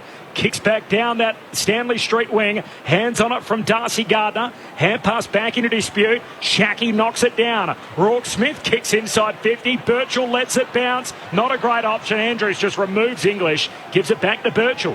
High kick to half back. Berry outnumbered. And Shackey pulls in the mark for the Western Bulldogs. So I think it's Payne who's still down behind play. Get Michael Price to keep an eye on him. Oh, it's bleeding too. Oh, that's some serious claret there. Sharky's going to kick inside 50. English the target. He's outnumbered 2-on-1. And it's an easy spoil out of play. Michael Price on the boundary. Yeah, Jack Payne is in a lot of trouble. There's plenty of blood coming out. He's got a... he's actually... I think it was a bit of friendly fire from landing of Link McCarthy on him. And Link McCarthy's feeling a little bit ginger himself and is going to be coming off. He's jogging off as well. But, Jack, I would dare say he's going to be having a look at the concussion protocol as soon as he gets off here. This is incredible. You called it earlier. Mitch Robinson on Marcus Adams. Errant knee. Yep. We've just seen McCarthy land on Payne. And last week, Cockatoo on McStay, which ended his night, obviously, at the start. So they don't like each other. 3 Brisbane Lions players essentially put their knee into the head of their teammates across, 6 quarters of footy. Incredible, isn't it? There's a good jump from Lincoln McCarthy. It's just unlucky as he's coming down. A knee just collects Payne's forehead, split him open. It's a nasty gash. But all 3 of them freak accidents that happened on the footy field. And, all of them have sort of resulted in the player being busted open. Obviously, McStay cut and concussed last week. Payne looks groggy. He's on his feet and has a heavy cut on his head. And Adams, good news, able to return after copping his knee from Mitch Robinson. Tough sledding for the Lions early. 6 points, they lead it 9 minutes into the second term. Boundary throwing deep forward for the Dogs. English contesting the ruck and then tackling Berry. And a ball up 25 out from their attacking goal. Dogs to the city end in this second quarter. It's fair to say the Doc could be looking at the footage, but he didn't seem overly groggy. As a positive sign for Payne and Brisbane Lions. He didn't seem overly groggy when he got up or unstable on his feet at all. Berry can't break clear for the Brisbane Lions. English was stripped. And he's penalised holding the footy. Jared Lyons, who's got the head bandage, will take the free kick in the right back pocket for the Brisbane Lions. They lead by 6 points. Just the 1 goal so far through the opening 9 minutes through Aaron Norton. The kick up towards Dev Robinson. Can't take the mark. Tackle by DeRay as he got a hand pass forward to Joe Danaher. He can't break clear as Trelaw lays the tackle. And the umpire will toss it up on the wing. Pass me the ball back, please. Don't throw it away. Adam Trelaw still yet to get a touch so far. He and Ryan Gardner are the only 2 players on the field to have not had a disposal.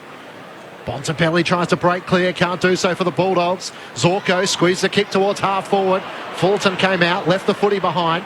Keith for the Western Bulldogs feeds a hand pass back to Dale across the defensive 50. Here's a chance for the Western Bulldogs. Can they try and build something from right half back? Treloar, now he takes the mark from the short kick from Rourke Smith. Has it centre wing, so adds at his first disposal of the match. Kicks out wide towards English, can't take the mark. Andrews right there with him, and Lyons with the hand pass to McCluggage, kicks to Birchall at half-back. A hand pass straight away to Fullerton. He links up with Zorko, and now Mitch Robinson alongside the centre circles. Back to Fullerton, back to Robinson. Kicks from the logo out wide. It's a good one. Hits up Cameron, who marks 48 from home. Kicks into the pocket. There's Joe. Honours the lead, and Danaher marks against the boundary line left forward pocket. Jeez, it was a pretty handy kick from Mitchy Robinson. Not usually known for being ambidextrous, is he? But he laced out Charlie. You got a good target there, though. You only have to get it within about 25 metres and you'll make up the rest with his speed. But again, gets back off his mark really quickly. The overlap handball come, the runners, it's really aggressive. Oh, they were there, all going, weren't they? Yep. And trust to go to big Fullerton on the way through, but then to get it back again. Left peg against the fence, left forward pocket, tries the drop, punt, won't score. Across the face, and in the end, it's out off hands in the opposite pocket, so we'll have a boundary throw in over there. Does it seem contradictive that when he's straight in front, he kicks a snap, and when he's literally on the wrong side for a left footer with no angle, he tries to kick a drop punt? Counterculture, Beach. It's what all the kids do nowadays. I just like the guy who kicked it was as perplexed as anyone as to why it didn't eventuate. Dale trying to play it clear from the back pocket for the Bulldogs. Hand pass to Bontempelli. Drives a long kick towards half-back. Norton in the pack, 2 against 1. Coleman does his job with Adams to see the ball out of play. Brisbane leading by 6 points. Having led by 11 at quarter time, Chris Fagan continues his coaching on the bench, as he has for the majority of the season. Luke Beveridge up in the box. Toss back in. Young comes in from the side against McInerney, but once more at a dominant tap for the Big O. Looking for Dev Robinson. Can't gather. Becomes a tackler on Dunkley. The support from Neil, and the umpire will throw it up. Still between wing and half forward for the Brisbane Lions. Devon Robertson, captain, W8 under-18s level. Highly touted youngster. It's his start in the first final tonight as McInerney whacks it forward. Duray off half-back. Tackled as he kicked. Kicks it out on the fall as a result. Nice pressure. The tackle from Cockatoo. And it will be that man, Devon Robertson, the 20-year-old, to pump it back inside 50. He kicks into the pocket. McInerney down there, hands to it, no mark. Spits out the back to Williams. High up and under. Clears defensive 50 for the Dogs. Again, there's 4 that fly. Robertson whacks it over his head. Back inside 50. Dunkley under pressure. Oh, fumble from the Bont. Coughs it straight up. Can Neil make him pay? Snaps. Doesn't have the trip. And Wood marks in the defensive goal square for the Bulldogs. Brisbane by 6 points. 13 played second term. Happy to have Charlie Cameron on the wrong side of him for once.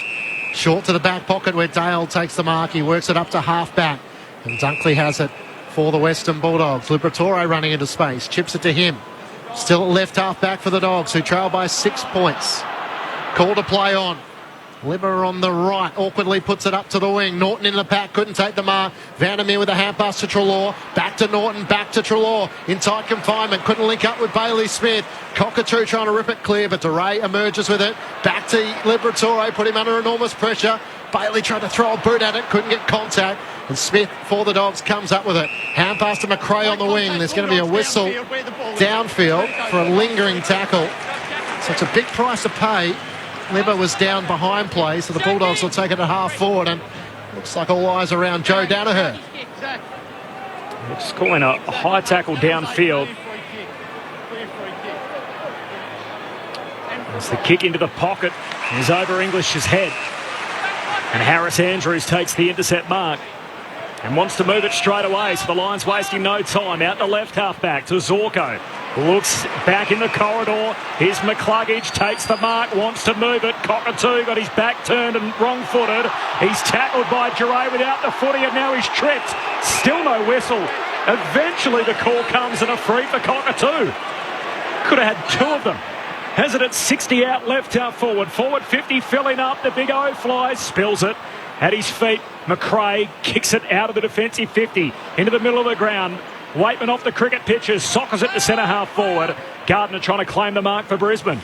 He moves it forward with a short kick to Zorko. Hand pass to the runner, Birchall. Drives Brisbane deep into attack. Danaher caught behind, and Shaki with good support doubles back to take the mark. Is it a trip? Is that a trip like that when he gathers the ball, automatic 50? No, am I making that up? I don't know. It used to be an automatic 50 if you block the player's run. I'm not sure about a trip, though. Yeah, okay. As the Dogs through Dale trying to work it up to the wing. It's too wide of Hunter, though. Goes out in front of the two benches. A boundary throw in with the Brisbane Lions leading by 6 points, 5-4-34 to the Bulldogs 4-4-28. So after we saw 8 goals in the opening term, just 1 in this second. So the coaches, no doubt, having an influence in this. English wins it from the stoppage. Hand pass to Dunkley. Kicks towards Vandermeer. He's caught behind, and Coleman with a fist sees it over the boundary line. You mentioned this as part of the pre-game leads. Bit to like about Kadeem Coleman, who we saw last week in the quali. Yeah, doesn't look as fazed by the big moments. Backs himself, comes off, intercepts, then backs his leg as well. I really like him. Left footer, 1 of 4 in Brisbane's team. The Dogs have 10 out there tonight, the most in the competition. And the boundary throw in, Liberatore, hand pass to McRae, high up and under the half forward, and Hannon in front. Takes the mark. Both he and English flew, and the front positioning advantageous for Mitch Hannon.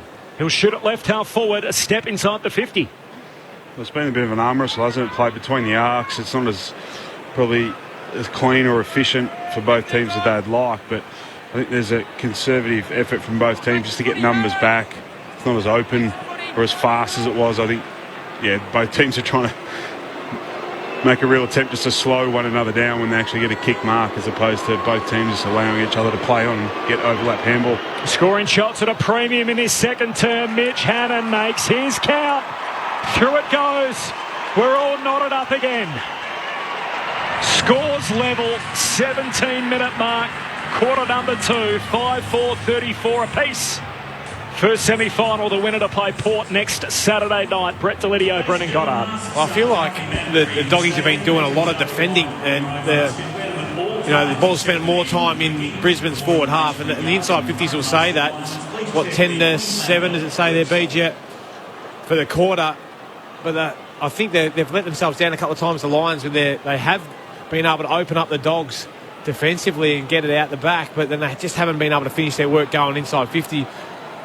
But I'm impressed with Mitch Hannon, out of the side a lot earlier in the year, but fought his way back, and he's become a mainstay and a pretty reliable contributor for him up in that front half. Usually gets on the scoreboard, creates a really good contest, and as we saw then, finished his work really, really well. Goals on 7 occasions for the former Demon. Had to force his way into the side. Mitch Hannon from round 7 onwards. Back in the middle of the ground. Lions emerges with the clearance. Kicks Brisbane inside the 50. Joe out on the lead. Nudged underneath it by Keith. Wood under all sorts of pressure from Charlie Cameron. Hand passes towards Keith. Hard against the boundary line. Got it back to Wood, and then the kick was a turnover in the end. And it comes to Lockie Neal. Has it at left half forward. Hand pass to Mitch Robinson. Works it back to Lyons. Under pressure back to Robinson. Squeezes the kick towards the 50. And McCluggage takes the mark. Hard out to the left. He wants to play on. Puts it to the teeth of goal. Danaher the target. It's over his head. And Bailey Williams takes an easy mark for the Western Bulldogs. Sent him to that a bit already tonight. Bailey Williams had a bit to do in the back 6. He's going to send it back to the Vulture Street side of the ground. Long kick to the wing. Adams in from the side. Norton up. Can't complete the mark. Norton collects at ground level. Hand pass inside to McRae. Dogs off centre half back to Daniel. He fumbles. He's in trouble. He's caught high. Zorko over the shoulder. Free kick for Daniel at centre half back. Michael Price on the boundary. Yeah, guys, I just saw Ryan Lester just bounce up. He's starting to get warmed up and stretched. Jack Payne with that blood coming out his forehead down into the dressing rooms, and looks like he's getting stitched up. A great kick from Daniel into the middle of the ground. Finds Easton Wood. Turns, looks inside 50. Waitman climbs. Can't complete the mark. The roving done by Norton. Hand pass back to Waitman. He kicks it off a single step. And Waitman, with his first involvement of a final, puts the Bulldogs in front. And he's happy about it too. Cody Waitman leaping around the Bulldogs. 6-4-40. Brisbane 5-4-34. Dogs by 6. Second lead change of the night. Well, the Bulldogs managed. That's the second time, for memory. Correct me if it's wrong, and there's more occasions that they've got out through the middle of the corridor. And on the second occasion I can remember was Joe Danaher's direct opponent. So again, I think that's a clear message that whoever's on him, as Bailey Williams at the time, that you have to run and spread and get off him or try and get involved offensively when we win the ball. And that's the second time that his opponent, Joe's opponent, direct opponent at the time, that's found themselves in the middle of the ground with space, and Joe's allowed them to get goal side. And then from there, it is really hard to defend. And Joe's just got to work harder to get defensive side and help out his defenders and the rest of his team, because it's not doing them any favours. The Bulldogs are 3-0 in this second quarter. Bontempelli trying to emerge from the middle of the ground. Hand pass looking for Hunter, slapped away, but McRae onto it. Kicks towards half forward. Bailey Smith picked it up cleanly off the bounce. Kicks to Bontempelli, who pushed forward and marched directly in front, 45 metres out. Well, it'd be interesting to see the replay here, Clinchy, as to who didn't quite spread hard enough from that initial stoppage to go with Marcus Bontempelli. He's come back through. Bailey Smith, beautiful lowering of the eyes. Dane Zorko's trailing in, but he was just ball watching, I think. Lyons and Neil actually ran defensively with their opponent. What a season he's had. Marcus Bontempelli from just inside 50. His kick is out to the left and a minor score. They've done all the running in this second quarter. 3-1 behind. The Bulldogs leading by 7 points. A short kick out, Birchall to Lyons. He's got the strap in around his bonds after an early cut. Short to Lachie Neale. 46 last week, most touches in a final. He goes short to Adams. He's also had some repair jobs. He goes out wide to Starcevic, and Starcevic short to Robinson. Slow build up for Brisbane. Now they're out of the defensive arc. Neale under pressure. Hand pass to Zorko. Back out wide to Darcy Gardner. He kicks to half back. And the mark taken by Starcevic, back flank for Brisbane. Michael Price on the boundary. Ryan Lester's been activated as the medical sub for the Brisbane Lions, and Jack Payne is out of the game. Also, Harris Andrews off the field, getting a lot of treatment on a right hip at the moment. Starcevic to Rich in the right back pocket, up to Zorko at centre half back. To Darcy Gardner. Now the hand pass to Birchall. Can Brisbane find a way forward? Kicks wide to the wing. Fullerton the target. Spored away from him. Kadeen Coleman front and centre. Hand pass to Mitch Robinson. Waitman came late. Kicks long inside the 50. Danaher and Keith. Keith brings it down to the front. Williams dragged out of it. Not sure he had the footy. A free kick against Nakai Cockatoo. Bailey Williams, who's had a good game inside the defensive 50, will take the free kick in the right back pocket. Imagine the amount of hours in match committee this week. Who are we going to bring in? First we lost Hipwood, then we lost McStay. We need a key figure in the forward 50. They bring in Jack Payne, and he gets hurt, some friendly fire, and so he's been tapped out of the game early in the second quarter. They're back where they started, with Joe as their only big inside the forward 50, and obviously he's not a big in the traditional sense. Free kick for Shackey here on the wing. It's a dubious one, and then he turns it over. Neale collects, runs into Bont. Bont got him high. Free kick for Lachie Neale. I don't agree with that. He tried to lift the shoulder, and they told us that wasn't going to be paid. The wrap around with McCluggage, a little casual, hits up Cameron, can't take the mark. Spills to Daniel at centre half back. Hand pass missed his intended target. Berry out after it. Berry slips over, doesn't collect. And Treloar to Hunter, and now to Dale all by hand. His kick touch, trying to exit defensive 50. Shackey had it, lost it. McCarthy onto it, centre half forward. Hand pass to Mitch Robinson. Through the traffic. Robinson kicks it. Mitch Robinson with a classy finish. And the Lions draw back within one. 6-5 to 6-4. The Bulldogs by a point.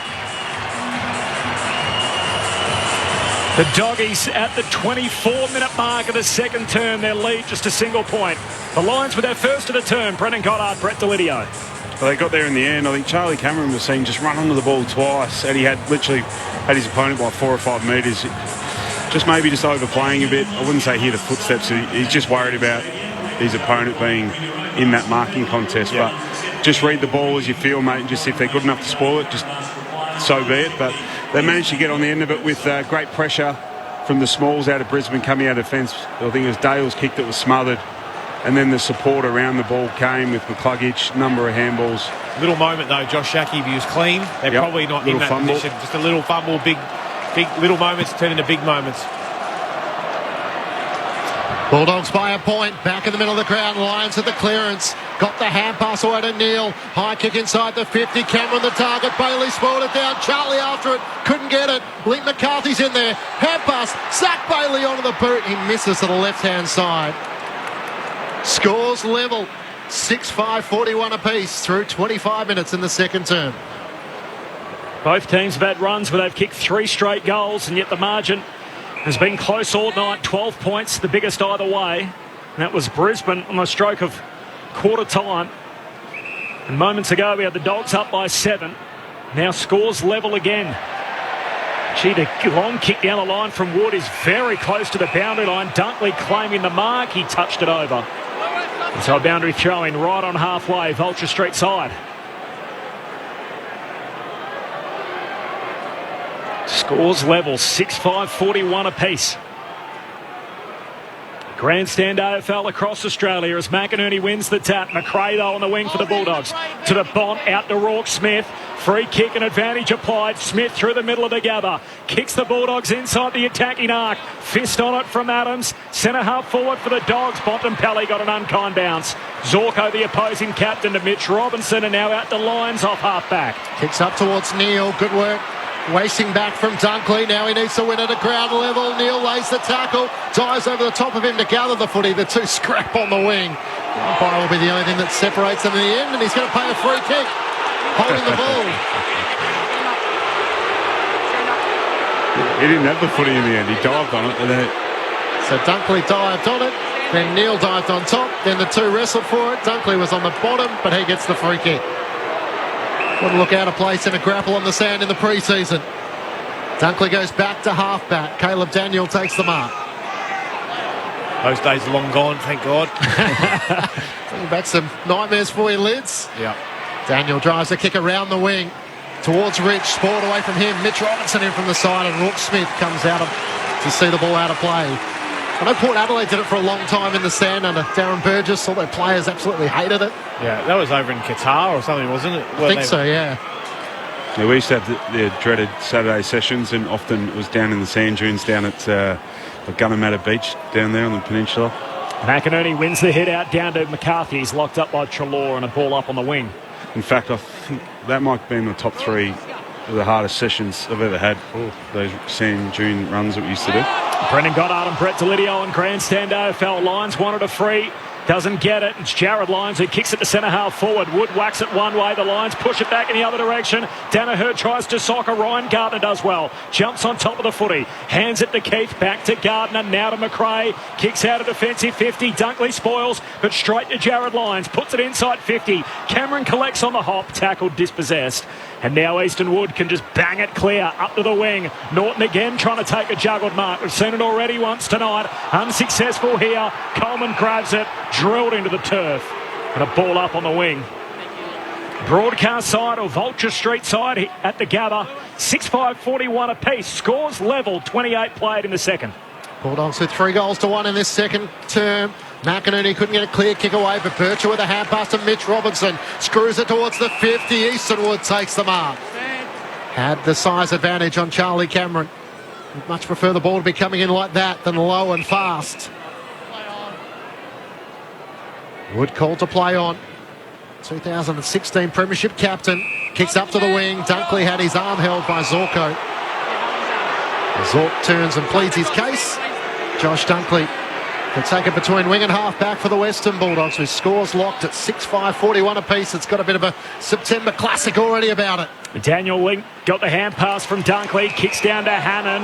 No mark. They got a free for in the back. The Brisbane fans ain't happy with that. Jack Payne subbed out of the game, by the way. Some friendly fire. Copped an errant knee to the head inadvertently from his own teammate, Link McCarthy. So he subbed out Leicester into the game. Here's Hannon from the wing. Drives it deep forward. Adams spoils. Darcy Gardner at the drop to Robertson. There's a free kick for a hold. It's happening off the footy. Waitman in a tangle with Darcy Gardner, and a free kick for Gardner. Deep in defence for the Brisbane Lions. Short to Rich. Hard against the boundary. As we're closing in on half-time. Brisbane led by 11 points at quarter time. The Bulldogs made their running in the second quarter. Kicks up towards Oscar McInerney. Young's right there with him and sees it out of play. Interesting, both sides have looked dangerous and they've got centre bounce clearances. Brisbane in the first quarter, guys, and the Bulldogs in the second. Yeah, you probably see now the game slowed down, and when teams get even a semi-fast play, the opposition are able to slow them down. There's force them to kick long down the line to a contest. We didn't see that much in the first quarter. Chance still for the Dogs, just ahead of the bell. Bontempelli, outside 50. The bot flies and misses to the right-hand side. It'll be enough to give the Dogs the lead. They lead by 1. A kick out Starcevic to Devon Robertson, and he'll have the footy in his hands as the halftime siren goes. Just returns it to the umpire. And that'll do us to halftime. The Western Bulldogs 6-6-42. The Brisbane Lions 6-5-41. We had a lead change in each of the first 2 quarters. The biggest margin either way was 12 points to Brisbane. Late in the opening quarter, the Dogs got out by as many as 7 after kicking 3 consecutive goals in that second quarter. Brisbane with the last of the term. They've been forced to make their sub Payne out with some claret. He was kneed in the head by his own teammate and a crash landing from Link McCarthy. So suspected concussion for Jack Payne and subbed out of the game after being opened up. Ryan Lester's in. Jason Johannesson, the unused sub for the Bulldogs. The goal kickers, Charlie Cameron kicked 3. They all came in the opening quarter. 1 each to Danaher, Mitch Robinson and Lincoln McCarthy. While for the Western Bulldogs, 2 to Tom Liberatore, 1 to Cody Waitman, 1 to Bailey Smith, 1 to Aaron Norton, and 1 to Mitch Hannon. The 5 goal kickers for the Bulldogs. It's the Doggies by a point. Half-time at the Gabba, the first semi-final. The winner to go through and play Port Adelaide next Saturday night.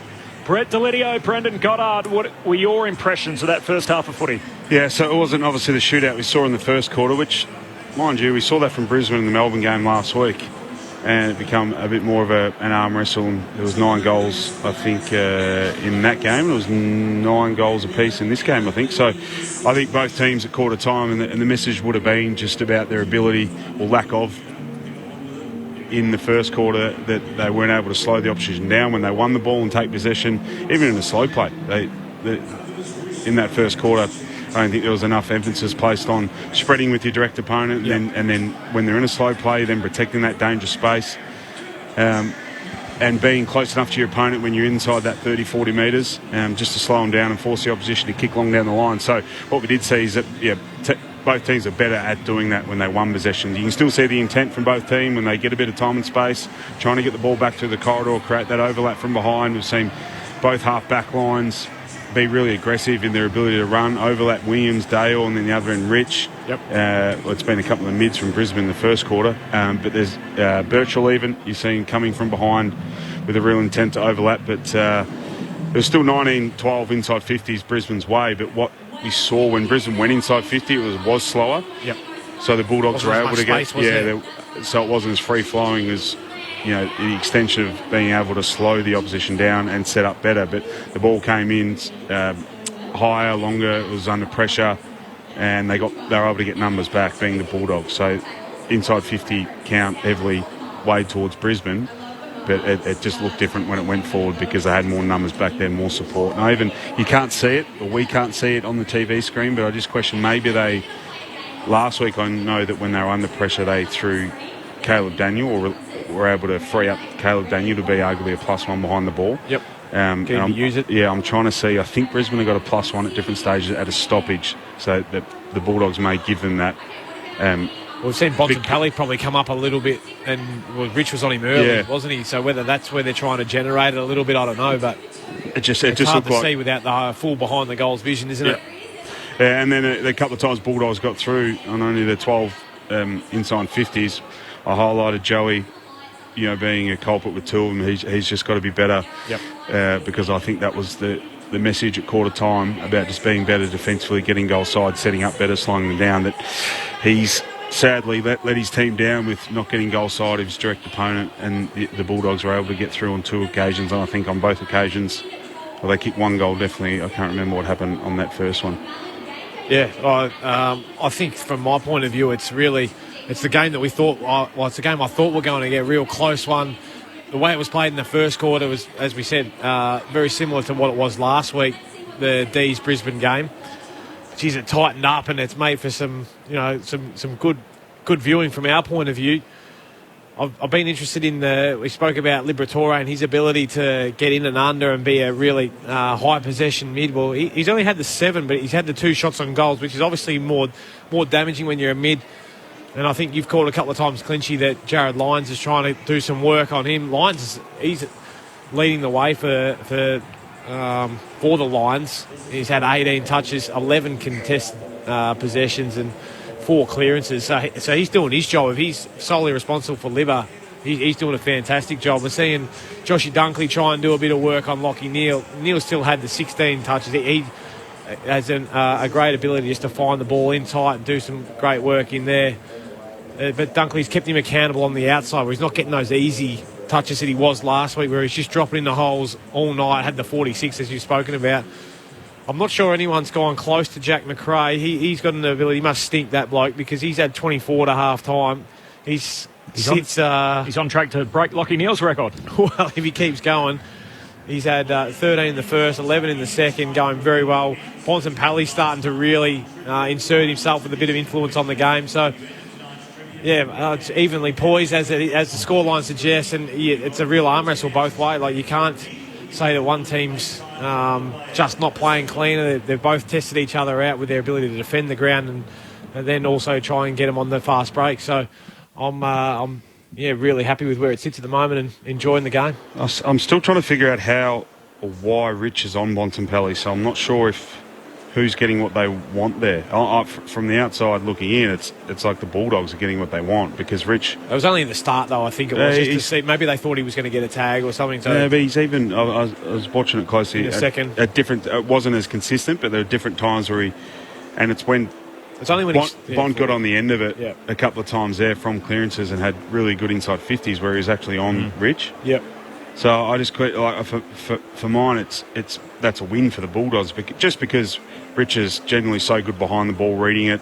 He's bounced from the back half, but he's not a great clearance player. So just to be up in traffic is a totally different, totally different look, and can be really uncomfortable for a lot of players that aren't in that position a lot. So, he does come up with the high half forward to be off the back of the stoppage, but when you get a guy like Bond who's actually there at the coalface and then got the ability to spread off him, that Rich could or is and can just get lost in traffic. You touched on Joe Danaher as part of your assessment there at half time, but losing Payne now, obviously it feels like all the pressure that we spoke about coming in on Joe Danaher. Can he step up and tear a final apart, be the key big inside this forward line? And obviously what happened last week when Dan McStay went down, it hurt them a lot structurally to at least not be able to have sort of that big target to kick to, even if he isn't necessarily the guy that's responsible for a big score.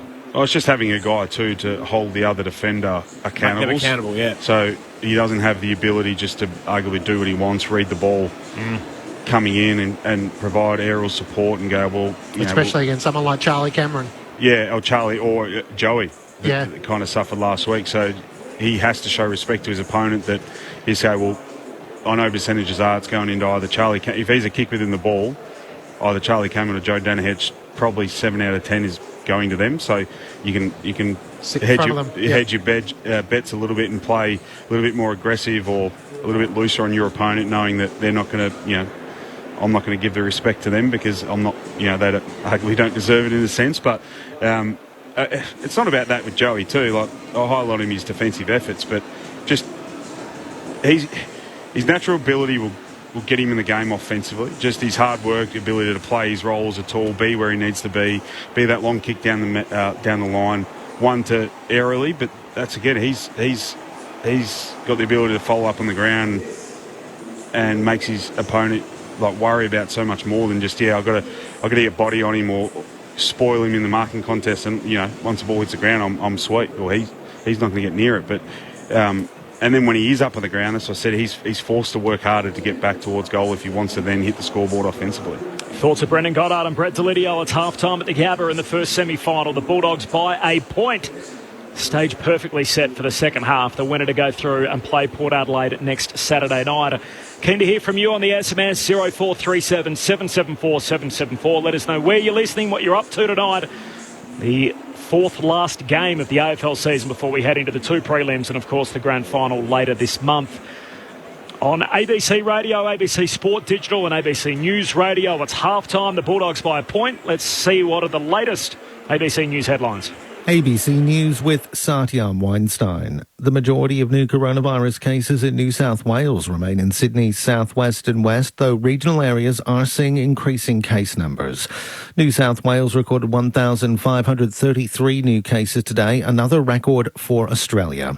There have been 4 deaths as well, including a man in his 50s who died at home and had not been tested for COVID prior to his death.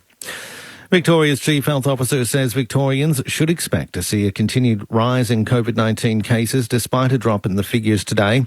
The state's recorded 190 new locally acquired infections, down from 208 the previous day. The bulk of the new cases are located in Melbourne's northern and western suburbs. Health authorities in Queensland say they're in a very high-risk period as they try to prevent a COVID outbreak in the state's southeast. The infection of a 4-year-old girl south of Brisbane has closed a childcare centre and primary school at Logan. 960 families from Windaroo State School and 100 from the Boulevard Early Learning Centre at Mount Warren Park have been told to get tested and isolate for 14 days. And the Newcastle Knights' preparations for next week's NRL finals haven't gone to plan, going down 35 points to 22 to Brisbane at Lang Park.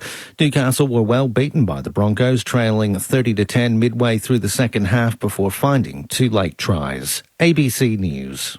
Open your ears to the world with the ABC Listen app.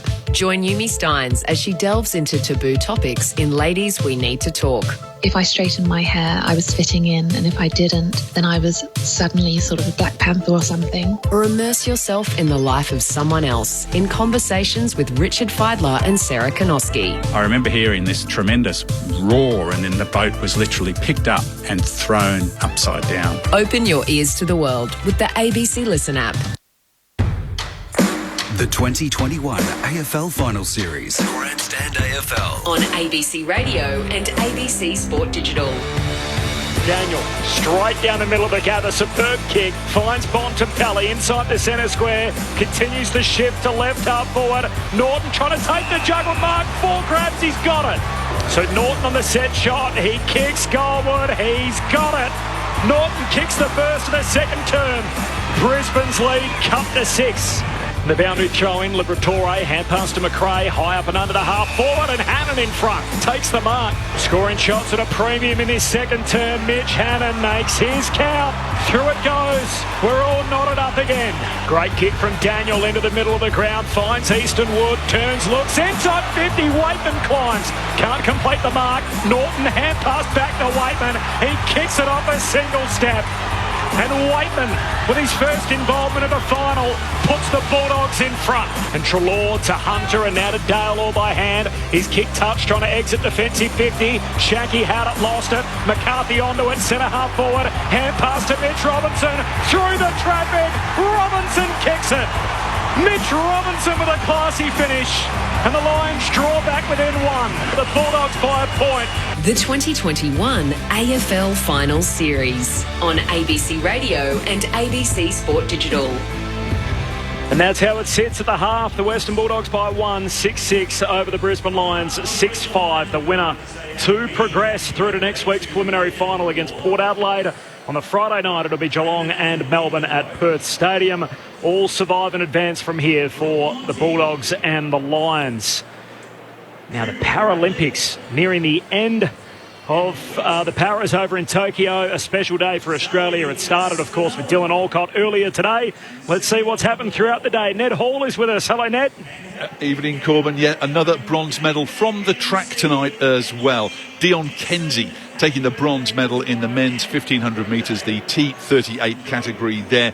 Daniel Bounty in the same race came in 6th position, and there may be another medal to come as well. We're midway through the long jump competition at the moment, and Melbourne's Nicholas Hum is in 2nd place, having jumped 7 metres and 9 centimetres, a new Australian record. He's a little way behind the leader, Abdul Latif Romley, but he is looking very good at the moment, with 3 more jumps to go in the long jump to hold on to a medal position. Still to come on the track, there's Rhiannon Clark, who goes in the women's 400 metres T38 class, and Samantha Schmidt will be competing in the women's discus as well. Earlier on the track today, James Turner picked up a silver medal in the men's 100 metres in the T36 class.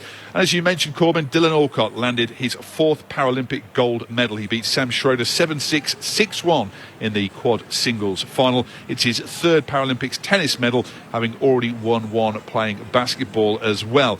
Meanwhile, the rollers finished up their campaign with a healthy win over Turkey, 74-58. Tristan Knowles top scoring with 31 today to mean the rollers finish in 5th place overall in the basketball competition. And another gold medal came the way of Curtis McGrath in the VAR singles canoe sprint earlier on today as well. Very dominant performance by him to add to the gold he won yesterday in the kayak singles competition. And just finally in the taekwondo, Janine Watson, the first Australian to compete in the para-taekwondo. First time it's been held at the Paralympics. She went out in the round of 16 against her Moroccan opponent. And that's the latest from Tokyo. Thanks, Ned. So that's the very latest from the Paralympics. Corbin Middlemass, Matt Clinch, Brendan Goddard and Brett Delidio on Grandstand AFL. It's half-time in the semi-final. The Western Bulldogs by a point over the Lions. Bit of news coming through from the Western Bulldogs. So it's been reported Cody Waitman will play no further part in the match. A head knock in that second quarter. So Jason Johannesson could be into the action straight away to start the second half. So, Cody Waitman, a head knock, will take no further part in the match. That means he probably won't be playing next week either. Yeah, that's... It's massive news given the protocols. And Payne too. McStay will probably come back in, mate. Yep. This 14 days, but if they were to win, then rules Payne out as well too.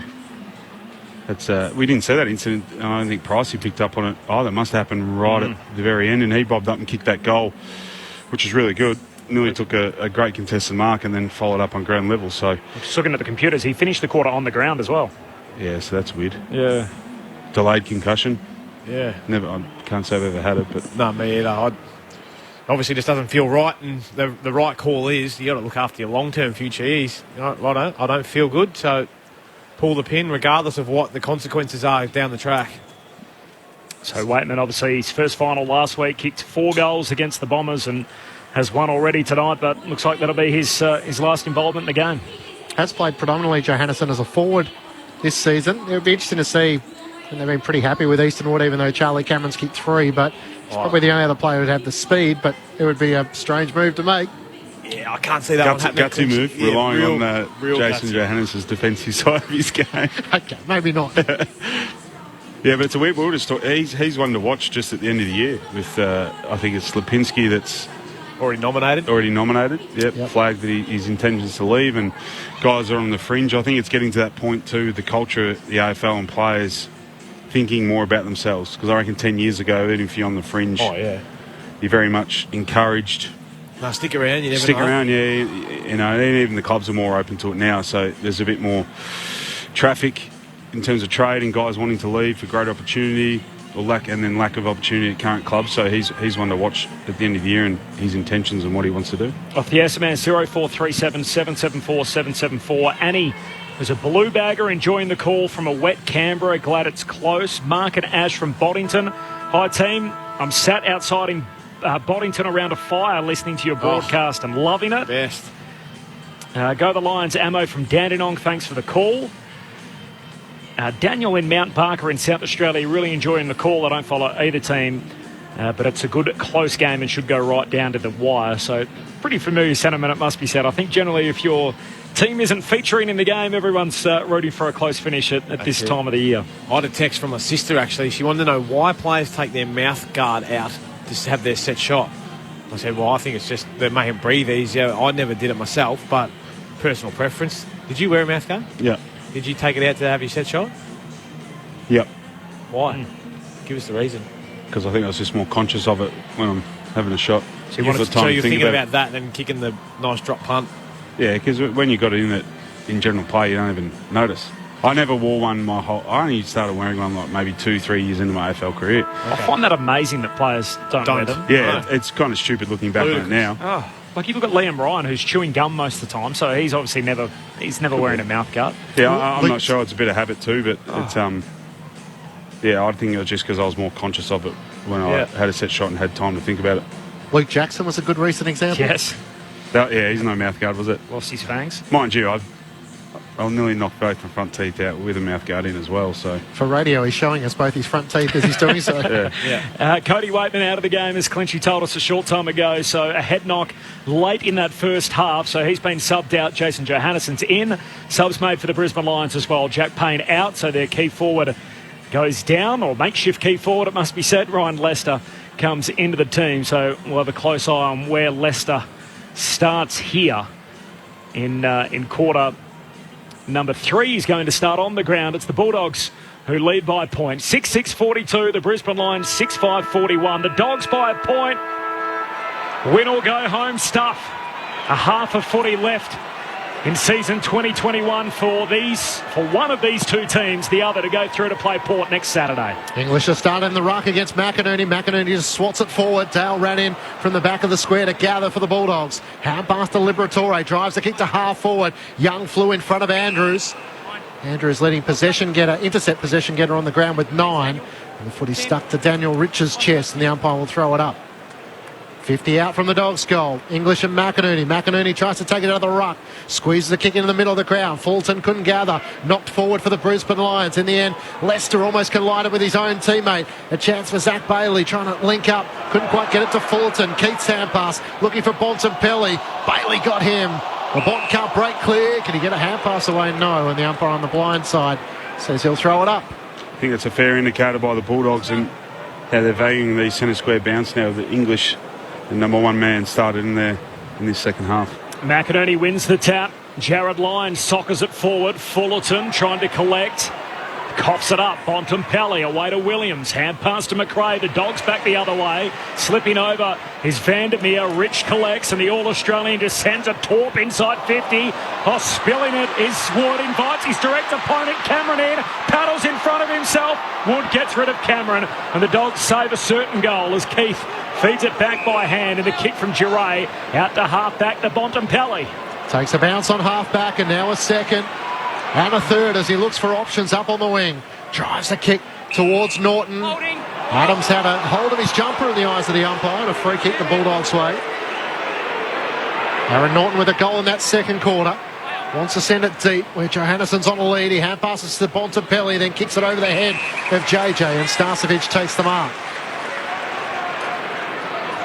Has it in the right back pocket for the Brisbane Lions, with the Bulldogs leading by a point. So Starcevic just long with a contest kick to the wing. Danaher flies, hands on it from Norton, and that'll be a mark. Juggled effort, but finished it lying on his back on the wing, and Aaron Norton with the early climb rewarded. Short to Bontempelli. Is anyone going to go near Bont this third quarter? Doesn't look like it.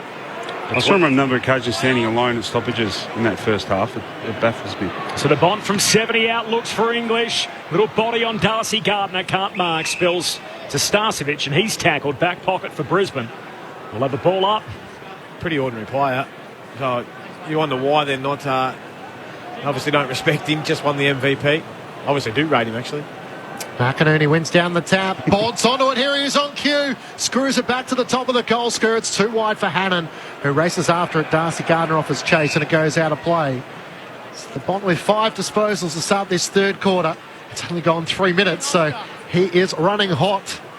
Both the respective subs have started forward, so Johannesson for the Western Bulldogs and Ryan Lester might be doing a defensive job for the Brisbane Lions. We'll keep an eye on that. We'll toss back into play. English deep in attack, trying to knock it to the front. Dunkley screws it onto his boot, right to the goal line. Harris Andrews volleys it through for a behind. And the Bulldogs lead by 2 points.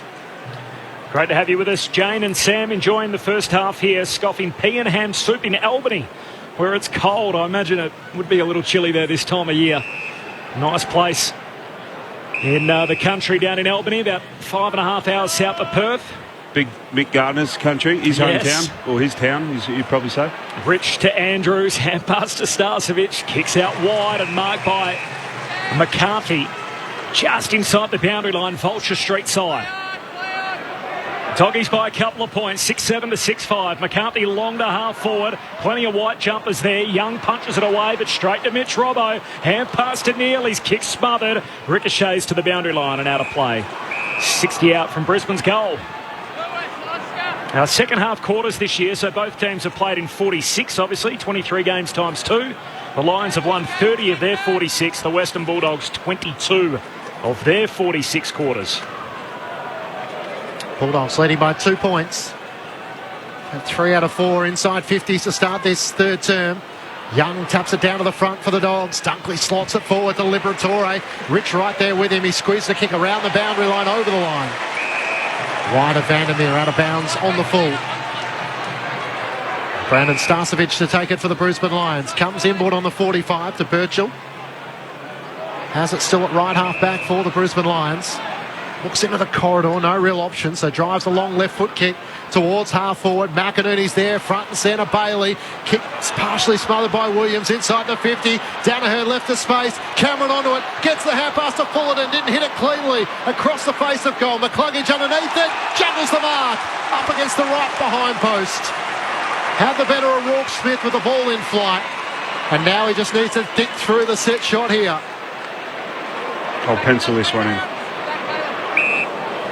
Good marking there. He just floated there, just drifted in the air a little bit. I think he surprised himself when it fell into his lap, but I'm going to back this in. Hugh McCluggage, 14 goals of the season, steps out and kicks the goal. The Brisbane Lions are the first of the second half that takes them back in front by 4 points. 7-5-41 to the Western Bulldogs, 6-7-43. That's after the Bulldogs kicked 3 goals to 1 in the second quarter. We spoke about Hugh McCluggage to Cam Rayner earlier tonight, and his ability to play the wing role is as good as any. And we saw him there really testing out young Rourke Smith, pushing hard down on the offside. Unfortunate for young Fullerton, trying to hit the belly of the ball, and this ball was wobbling around everywhere, so a good contested mark. Interesting too that Ryan Lesser's gone down to play that second key forward position, come off the bench, and he's going to hopefully just try and create a contest, keep that defender accountable, not allowed to drift off in front of big Joey Danaher. Brisbane by 4, Michael Price on the boundary. Mass changes as the quarter starts and the crowd starts to get right into the game. Caleb Daniels spent the first 5 minutes of the quarter really pumping it on the stationary bike, so he's warmed up right now. Thanks, Pricey. Brisbane by 4. Centre clearance, though, for the Bulldogs. Treloar gives it to his new mate Dunkley. Goes back to Dale. Kicks to half forward. Flying Shackey can't reel it in. And Rich shares it on the 1-2 with Devon Robertson. Rich's kick from the wing down to half forward. They all miss it. Past Cockatoo, past Cameron, and slides out of play. A throw-in. 35 around from Brisbane's goal. Kicking to the city end here in quarter number 3. Quarter 7 minutes old. Bontempelli with 5 early touches. And the third lead change of the game. Brisbane back in front. They lead it by 4. Mitch Robinson's going to do the ruck work here against Tim English. English tries to swap it towards Liberatore, who gets a kick out of the defensive 50 up to the wing. Ball bounces on its point in front of Norton and Adams and rolls out of play in front of the 2 benches. Brisbane by 4 points.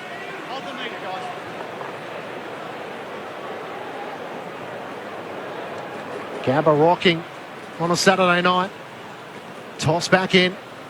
McInerney slaps it towards the line, looking for Zorko. Gathers in front of Treloar. Retreats back by hand to Coleman, who on the left boot sends it inside 50. Danaher goes up with one arm. Keith right there with him. Lee McCarthy gathers hard against the boundary, trying to link up with Charlie Cameron. He can't keep it in play. Ends up in the second row. Fans are happy to touch the footy in Brisbane. Returns it back to the field of play. Owen in Bruce Rock. What's wrong with you blokes? Everyone knows why you take the math card out when you're kicking for a goal. It's so that you can hold your tongue in the right position, like when you're thinking really hard. Fair enough. MJ style. Thanks, Owen. Off the SMS, 8 minutes into the third. Brisbane by 4 from the throw-in. Dunkley away to Bontempelli, now to Williams. He kicks out of the defensive 50. Zorko at the drop, marks against the boundary line. And the pressure from Bailey Smith. He can pump it back inside 50. Zorko's kicked to Joe. He's up. He can't mark.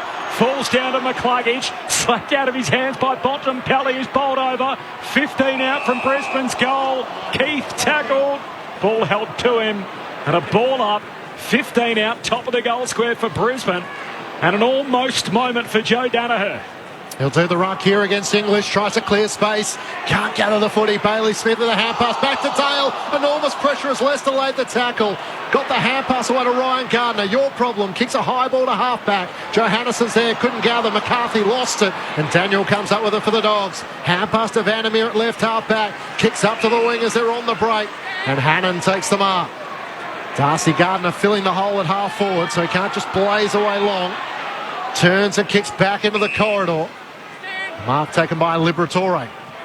Kicked 2 goals in the first 10 minutes tonight, Libba. Spears his kick down to Hunter. Hand pass out to Bailey Smith. Further wide to Johannesson, the sub. From 70 out, kicks into the pocket. Norton at the back, forces spoil. Finds the boundary line. A throw in, 30 out from the Dogs' goal. Waitman a head knock late in the second quarter. Tapped out of the game at half-time, so Johannesson in. And Jack Payne, some friendly fire. Busted open by an errant knee from his teammate Link McCarthy. He's subbed out. Leicester is into the game and on the ground. From the boundary throw-in. Robinson at centre half-back. First clean possession. Hands it away to McCluggage off half-back. Careful by foot up to Leicester on the wing. He takes the mark and then wants to move it inboard. Found Bailey. Short chip kicking, working for the Lions. The kick to Cockatoo. Couldn't gather the half volley. McCluggage almost onto it. Treloar gave away the free kick. Worried he was going to break free inside the 50. Treloar normally so quick off the mark, but perhaps not quite at full toll in just his 5th game back. Gave away the free kick to Hugh McCluggage with a chance to kick his 2nd of the quarter. Geez, that's good running, wasn't it, from Hugh McCluggage? He was involved at centre half back. And then again, up here on the half-forward line, mouthguard straight out and into the sock. How confident are you here, Beach? He's blowing a bit, so he might not have the distance in him. McCluggage from right on 50. He puts it out to the left. You're on the money, BJ. A minor score. Should have never doubted you. Brisbane by 5. He's 15-21 for the year, Hugh McCluggage. It's the only knock on his game, Lids. Yeah, it is. And I think even last year was even worse than that. Yeah. He just doesn't finish his work, but what I love is his ability to get onto the scoreboard and actually have a shot on it. Yeah, 8-21 last year. Ooh. Brisbane by 5.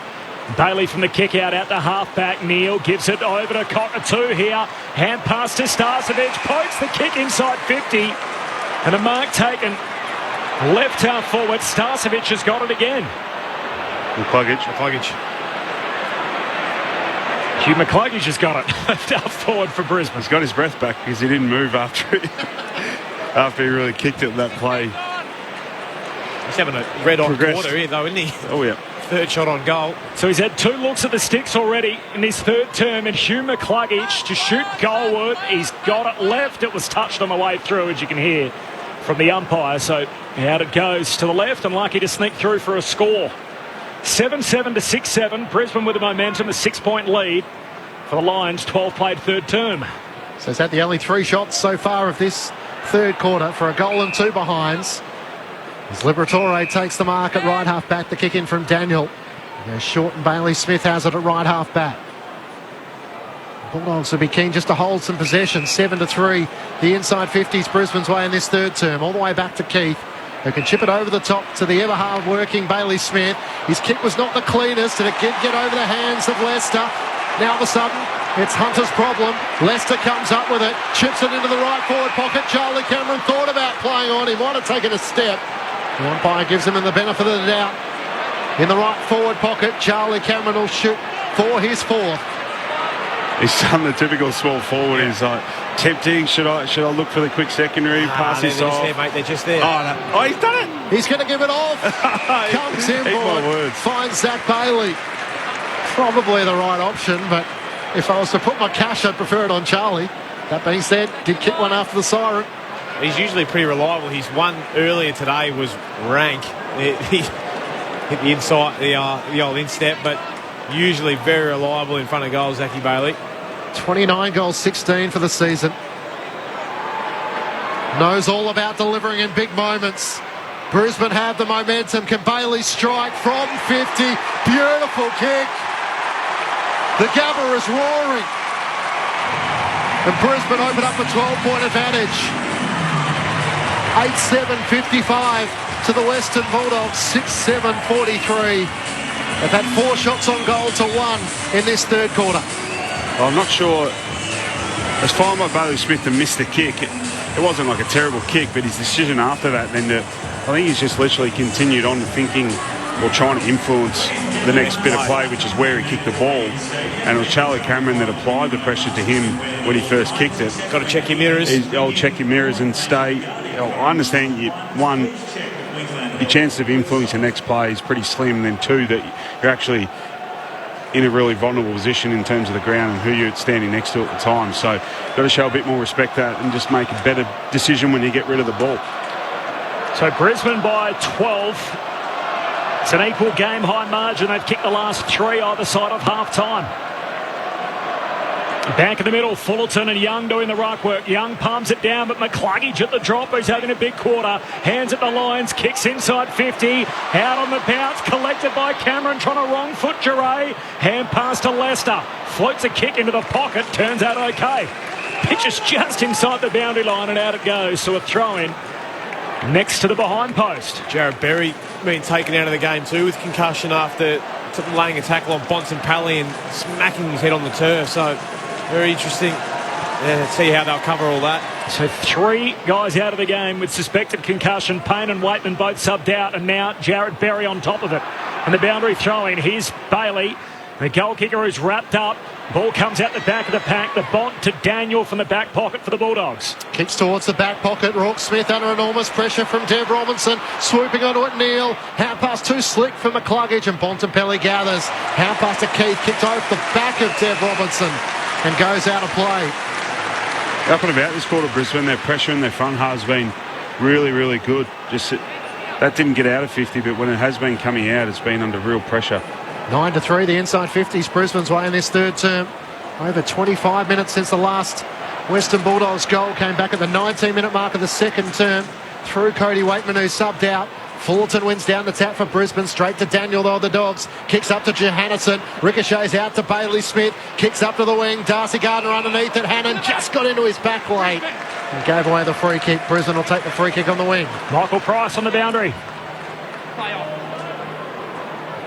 His head hit the ground quite violently when he did tackle the Bont, so he has come off sitting on the bench. They're taking a look at him, and I'll let you know if he's been a victim of this really attritional game of footy. Who was that, sorry? Pricey?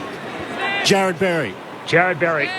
Thanks, Pricey. So an update from downstairs. Just missed the start of that as Adams puts his kick down the wing for Brisbane, but turns it over. Rourke Smith takes the intercept mark.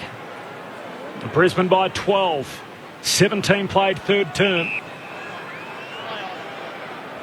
The Dogs need an answer.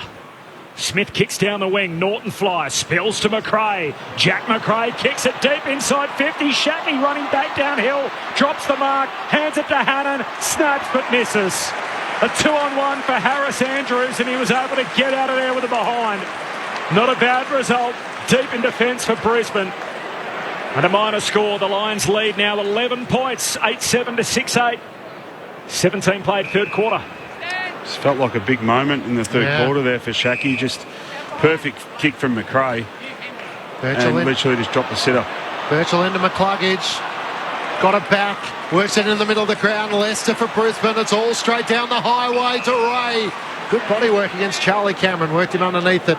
He'll take a good intercepting mark. It looks like that change has been made too, that now Duray's gone to Cameron. Kicks out to McRae, who has enough time to have a fumble at left half back. Pulls his kick and finds Hunter at left half back. Shackey predominantly used as a defender by Luke Beveridge after an early sighting in the season. Kicked 2 last week, but that was a golden opportunity for the Dogs. Hunter kicks up towards half forward. Shackey there. Andrews right there with him. Pushed him underneath it. A chance for Treloar. Works it over the top by hand to Vandermeer. Slick hand pass to Hannon. Left forward pocket. Kicks towards the teeth of goal. It's over the head of Norton, and I think he was having a shot in the end. Missed everything. Out of bounds on the full across the face. Brisbane by 11 points. Played 18 minutes in the third term. It's interesting now that Beveridge feels like he has to come down to the interchange to coach, which obviously we see Fagan do that every week and consistently. He's consistent with it tonight. And the first half, Beveridge spent in the box. Brisbane's pressure red hot here in this third term. The long kick Out to halfback, ended up with Bailey Williams, and he was dumped in a heavy tackle from Mitch Robinson straight away. So ball up between wing and half forward. Dunkley tackled. Wing and half forward for the Bulldogs, that is, and we'll have a third stoppage in the same spot. 70 out from the Dogs' goal. Fullerton just punches it forward down the wing. Joe gets another look at it. Third crack in the air. Fisted down by McRae to Daniel. Hand pass out to Keith. His hand pass ill-directed. It's going to get another go off the deck. Bailey went to soccer. Decided against it. And the ball eventually spills out to Mitch Robinson. Tumbles a kick to half forward. Cameron and Duray in the one-on-one. Cameron leaves him for dead with pace. Runs onto it. Charlie snaps. He's hit the fat part of the footy and sprayed it. So uncharacteristic. It's usually right in his wheelhouse there in the forward pocket. And a minor score. Brisbane by 12, threatening to tear this game apart. 8-8. The Bulldogs 6-8. Just ticking into time on in the third quarter. 3-1 for Charlie Cameron as Daniel brings the Dogs back into play. Kicks long to half-back. Young flew in the pack. Front and centre. Dunkley kicks up to the wing. Worked away from Hannon by Darcy Gardner, who spoils it down. Free kick for a hold against Gardner. Hannon takes the advantage. He probably shouldn't blaze his inside 50. Deb Robinson had a couple, but he got to the footy first. Won it away from Treloar. 1-2 with Birchall. Coleman up with one arm, couldn't take the mark. Vandermeer to the pond. It's the captain's moment. Bontempelli kicks the goal. And didn't they need that? Might have been touched. I think we're going to just confer. I was going to say, he didn't celebrate, did he? He did not, so maybe he knew. It wasn't touched. The last goal for the Western Bulldogs came at the 19-minute mark of the second quarter. Cody Waitman, he's been subbed out of the match, and we're getting a replay here of the Bolts shot. It looks like it brushed the fingertips of Darcy Gardner. Although it's pretty blurry on our monitor. Yeah, there it is. The crowd like it. I'm sure it's in 8K for them back in the arc. Surely they'd have the best setup available. But the reaction from Marcus Bontempelli probably told as much as what this video replay is. As they're looking at about the third camera angle from behind Gardner and now from behind Bontempelli. That's a better one right there. Yeah, Gardner lunging with both hands outstretched, and it seems to have clipped just one about of the right fingers. Critical of Treloar when that ball just didn't bounce up for him. And Review complete. Through the head back. At this angle, through the head the back ball and deviates after making contact with the Brisbane defender's hand. Decision on the scoreboard. It just feels like that's the way the term's going for the Dogs. They've had a couple of opportunities and they haven't been able to seize on them. Shaki with a fumble. They had a 2-on-1 inside the forward 50 before, and then the all clear given on the big screen. So behind to Marcus Bontempelli. And the Brisbane Lions leading by 11 points. They've kicked the last three in the game. Here's Grant Birchall, the oldest line out there at 33. Goes long to the wing. Fullerton in front, brings it to ground. Spills though to Daniel of the Bulldogs. Hand pass away to English. High up and under inside 50. Young underneath it. Adams spoils. Does well into the lap of Rourke Smith. Fullerton's got him. Takes him to ground. The ball up half forward for the Bulldogs. Saw a replay of Cody Waitman's suspected concussion as well. Just head down. Ran straight into a stationary Marcus Adams, who I'm not sure if he was laying a block or just in the road. So very unusual incident. And as a result, Waitman's out of the game. Hurried kick forward for the Bulldogs. Vandermeer collects, tried to evade Coleman, and Coleman's got him. It's almost instantaneous. And 50. And then Shatney throws the footy away, trying to give it back to Coleman. And Leith Vandermeer, as soon as he collected the footy, tried to take a step. Coleman tackled him in the same motion. And Keane Coleman's going to be rewarded and charged 50 metres further afield. Brisbane want to use it quickly to Mitch Robinson at left half forward. Charging out in the lead was Fullerton. Getting back, Hunter got a hand to it. Crucial to see it out of play, and a boundary throw in the left forward pocket for the Brisbane Lions. They lead by 11 points, 8:56 to the Bulldogs, 6-9-45. Dare I say, Clinchy, the incident with Cody Waitman probably wasn't too dissimilar to your on-air colleague in Mark McClure's famous moment all those years ago. Head down, didn't see anyone coming. Here's a chance for Brisbane still. Lions in the left forward pocket. Hand pass looking for Fullerton. Bulldogs have the numbers. Bailey Williams comes up with it.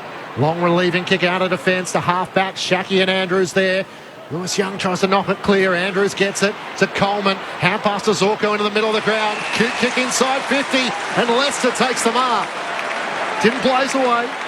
Look for the options and found Ryan Leicester, the sub, just inside the 50. Ideal bit of play there, Lidge. Just Brisbane got the ball back through the corridor. Good ball user. Got it in the hands of a good ball user in Zorko and just lowered his eyes. Set play, hand pass away to Daniel Ridge. We know what a long kick he is. He misses to the right-hand side. Minor score, Brisbane by 12 points, 24 minutes gone, third term. I'll throw down a price. It just like Berry was on the bench, but he also had an ice pack on one of his hamstrings, it looked like. Yeah. I think he's done, isn't he, Michael Price? Yeah, he's done for the day. The ice pack is on the left leg. You're dead right there, Brennan, and he's had a bad couple of minutes. Daniel Long straight up the pipe, finds English eventually, tackled by Coleman, and Coleman's rewarded again. He's getting the footy for every tackle at the moment, and Kadeem Coleman, defensive side of the centre circles, goes short and across to Neal, out wide to Adams. Feels it breaking point here for the Bulldogs at big final 5 minutes of the third term. Chips up the ground, back to Coleman on the wing. Looks inside for Zorko. Zorko hands it back to Kadeem Coleman. Puts it inside 50 for the Lions. Big leap, Danaher. Off hands, spills to Leicester. Leicester's kicked it. Momentum all with Brisbane.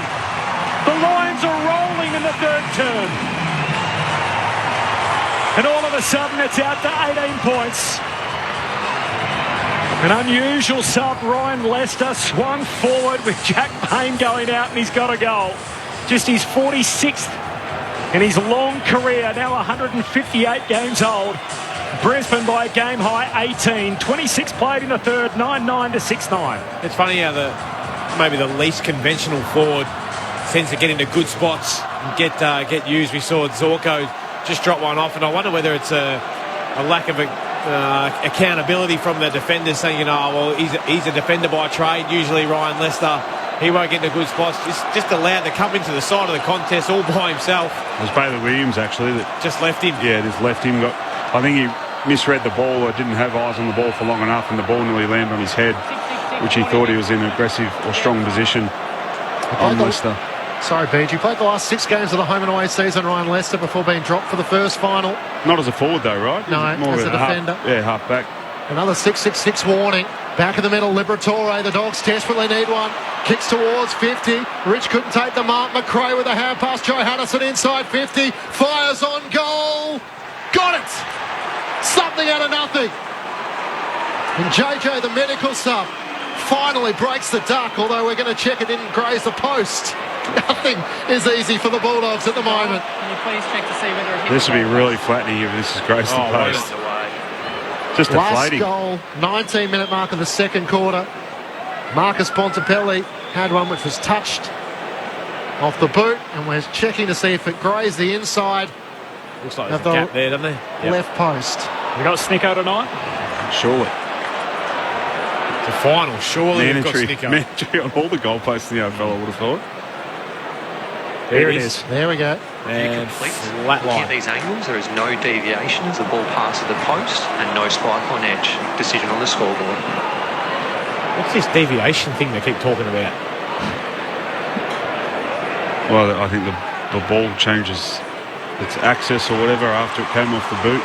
They said that with a touch off the hand, though. When we saw it touch his hand. So the all-clear is given. And Jason Johannesson, it's such an important goal for the Western Bulldogs because the game was starting to sneak away from them. It's back to a 12-point Brisbane Lions lead. 9-9-63 to the Bulldogs, 7-9-51. 28 minutes gone, third term. 2 subs in 30 seconds. How good's that? Yes. If you want to have an impact on the game, like for like. No, it was they needed something there, the Dogs, didn't they? And fantastic to see JJ get on the board, come on the ground and have an impact. That's all you want to do when you are the sub. Not that I know that much about it, to be honest, Beach. You and I both, mate. That's what JJ offers, though, is if he gets an opportunity when he's forward, either having a shot on goal or in general play, those inside 50s, he generally makes really good decisions, and he's a pretty good kick. Brisbane with all the momentum, so one against the flow for the Bulldogs. Back to 12 points for Lions way. Neil in the middle kicks a high up and under into the front half. Still inside the centre square. Cameron passing through. Sockers it to Vandermeer and then wraps him up in a tackle. And Charlie Cameron has been electric. We'll have a ball up alongside the centre circles. 29 minutes into the third. Brisbane by 12. McInerney whacks it forward. Free kick for a hold. It's going the Bulldogs' way. Caleb Daniel thought about taking the advantage. It's coming back. No one knows whose free kick it is. It said the Bulldogs. And everyone's just looking at the umpire. Taylor Dray will get it. Still inside the centre square. What I'm saying is that it's arguably not a free kick because no one knows whose it is. Dray drives a long kick inside 50. Norton at the back. Clears him. English onto it. Hand pass to Shaki. Feeds it back to Treloar. Quiet night. Snaps on the left. It grazes the left behind post as it went past. Out of bounds on the full. He's had a quiet night. Adam Treloar took a long time to get in the game. 9 disposals, and the Brisbane Lions will take it through Starcevic. So Brandon Starcevic out of defence. Long kick to a contest on the wing. They all miss it, and Keith marks at the back. Chest mark. And now 50. McCluggage stepped straight in the zone. Walked over the mark. And I'm not sure what Hugh McCluggage was thinking. It'll cost him 50, and Alex Keith will be within, really in striking distance here at the goal line. He's put his head in his hands. He's like, what have I just done? No, you can't do that. Anyway, it's all up to Alex Keith here. Can he knock this one through? Unfamiliar territory. I would have thought, yeah. Yep, 2 career goals. The subs kicked one. They've got a few through the midfielders, and now the key back, Alex Keith. However you can get him tonight, and not that route. Keith misses to the left. Behind the Bulldogs 7-10, Brisbane 9-9, 11-point lead for the Lions. You have to chuckle when it plays out like that, don't you? A backman gets in front of goal and then doesn't even kick a drop punt. Rich Long out of defence of the Brisbane Lions. Bontempelli couldn't take it. McCluggage could on the wing. Sends Brisbane up to the wing between wing and half forward. Keith lunging forward, couldn't take the mark. Swats it towards the boundary line. Fullerton leads the foot race. Dale after him, and it goes out of play. How often at training would you end up having a set shot to win the game and the defenders would have a go? Every set shot they have in their head, I would have thought. But would they practice them at training, or would it always be the midfielders and the forwards? Yeah. Get down the goal square and kick them out. Yeah. Backs. Exactly. Practice your kick-outs.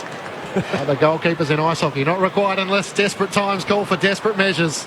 Thrown back in. Lions sockers it forward for Brisbane to half forward. Bailey tackled as soon as he got it by Dale. Bulldogs under enormous pressure as Easton Wood has nowhere to go. The ball locked up just on the top of the 50. Between Dale Williams-Smith and Zach Bailey, I think there's almost a record for 4 Baileys on the ground tonight. From the ball up, here's Dale. His kick smothered by Lyons. He's going to get it again. A hand pass to him from English, and then kicks out to the wing. Vandermeer the target, spills to Mitch Robinson, pumps it inside 50. McRae falling back, takes the intercept mark. Half back for the Bulldogs. An 11-point lead for the Lions. Haven't quite cashed in on the scoreboard. The Dogs haven't had much go their way in this third term, but they're within touch, approaching three-quarter time. Big quarter from Bontempelli, flies for the mark, can't take it. Pack forms behind him as Rourke Smith's locked up. And a ball up in front of the bench, Stanley Street side of the ground. Brisbane by 11, 33 played, third term. The Lions with 3-4 from their 16 inside 50s. The Western Bulldogs 1-4 from their 10.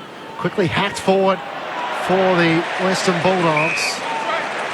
It's Birchall who sent it forward, and Johannessen's put it out on the full. So Kadeen Coleman had taken it left half back. As time's ticking down towards three-quarter time. Brisbane leading by 11 points, having got out by 18 points in this third term. Long kick up to the wing. English flew in the pack, brought it down. Zorko tried to get a hand pass forward.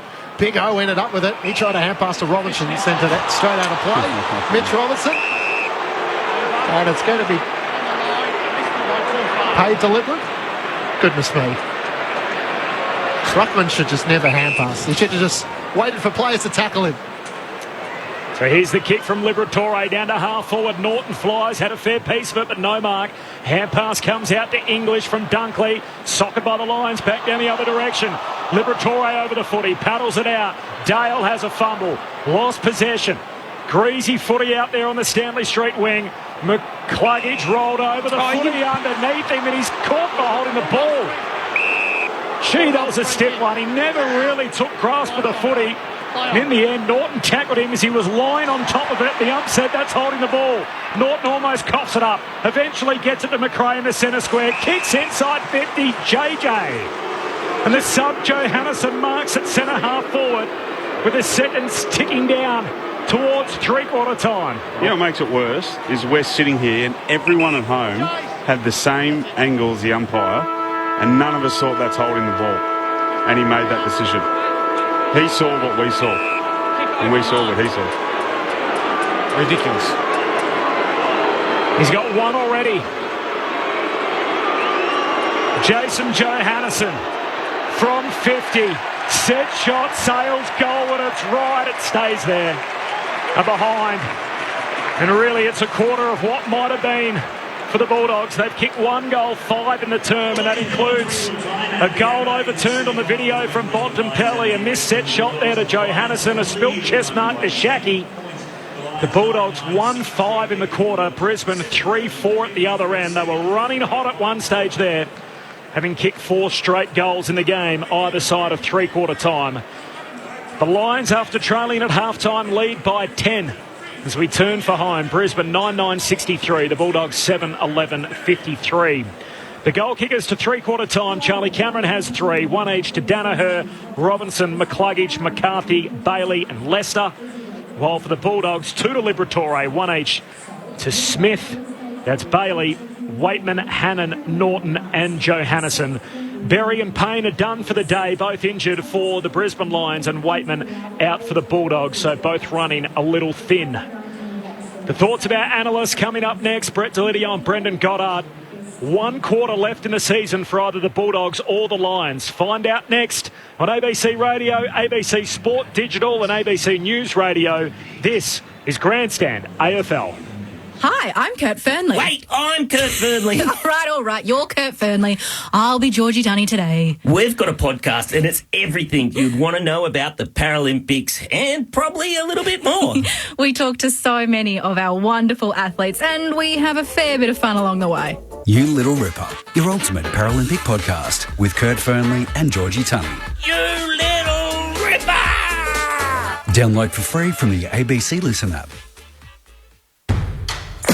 The 2021 AFL Final Series. Grandstand AFL. On ABC Radio and ABC Sport Digital. Bailey, kick partially smothered by Williams inside the 50. Danaher left the space. Cameron onto it. Gets the half pass to Fullerton. Didn't hit it cleanly. Across the face of goal. McCluggage underneath it. Juggles the mark. Hugh McCluggage, 14 goals of the season. Steps out and kicks the goal.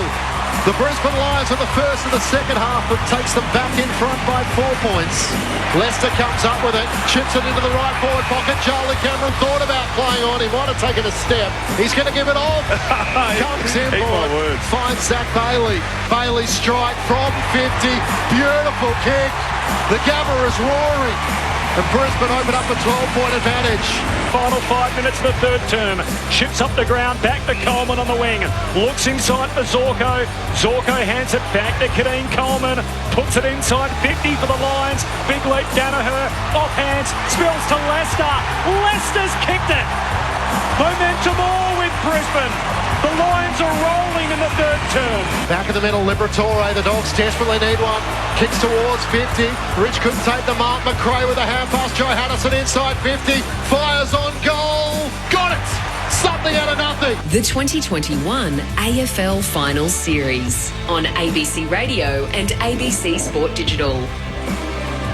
Brisbane by 10, 9-9. The Western Bulldogs 7-11. The winner to go through to the Final Four. The loser is going home. Brendan Goddard and Brett Delidio through three quarters. Well, probably missed opportunities there for the Dogs. I felt like they had their chances, but a couple of, or one of them in particular, taken off them, wasn't it, with Marcus Bontempelli, that goal that was touched.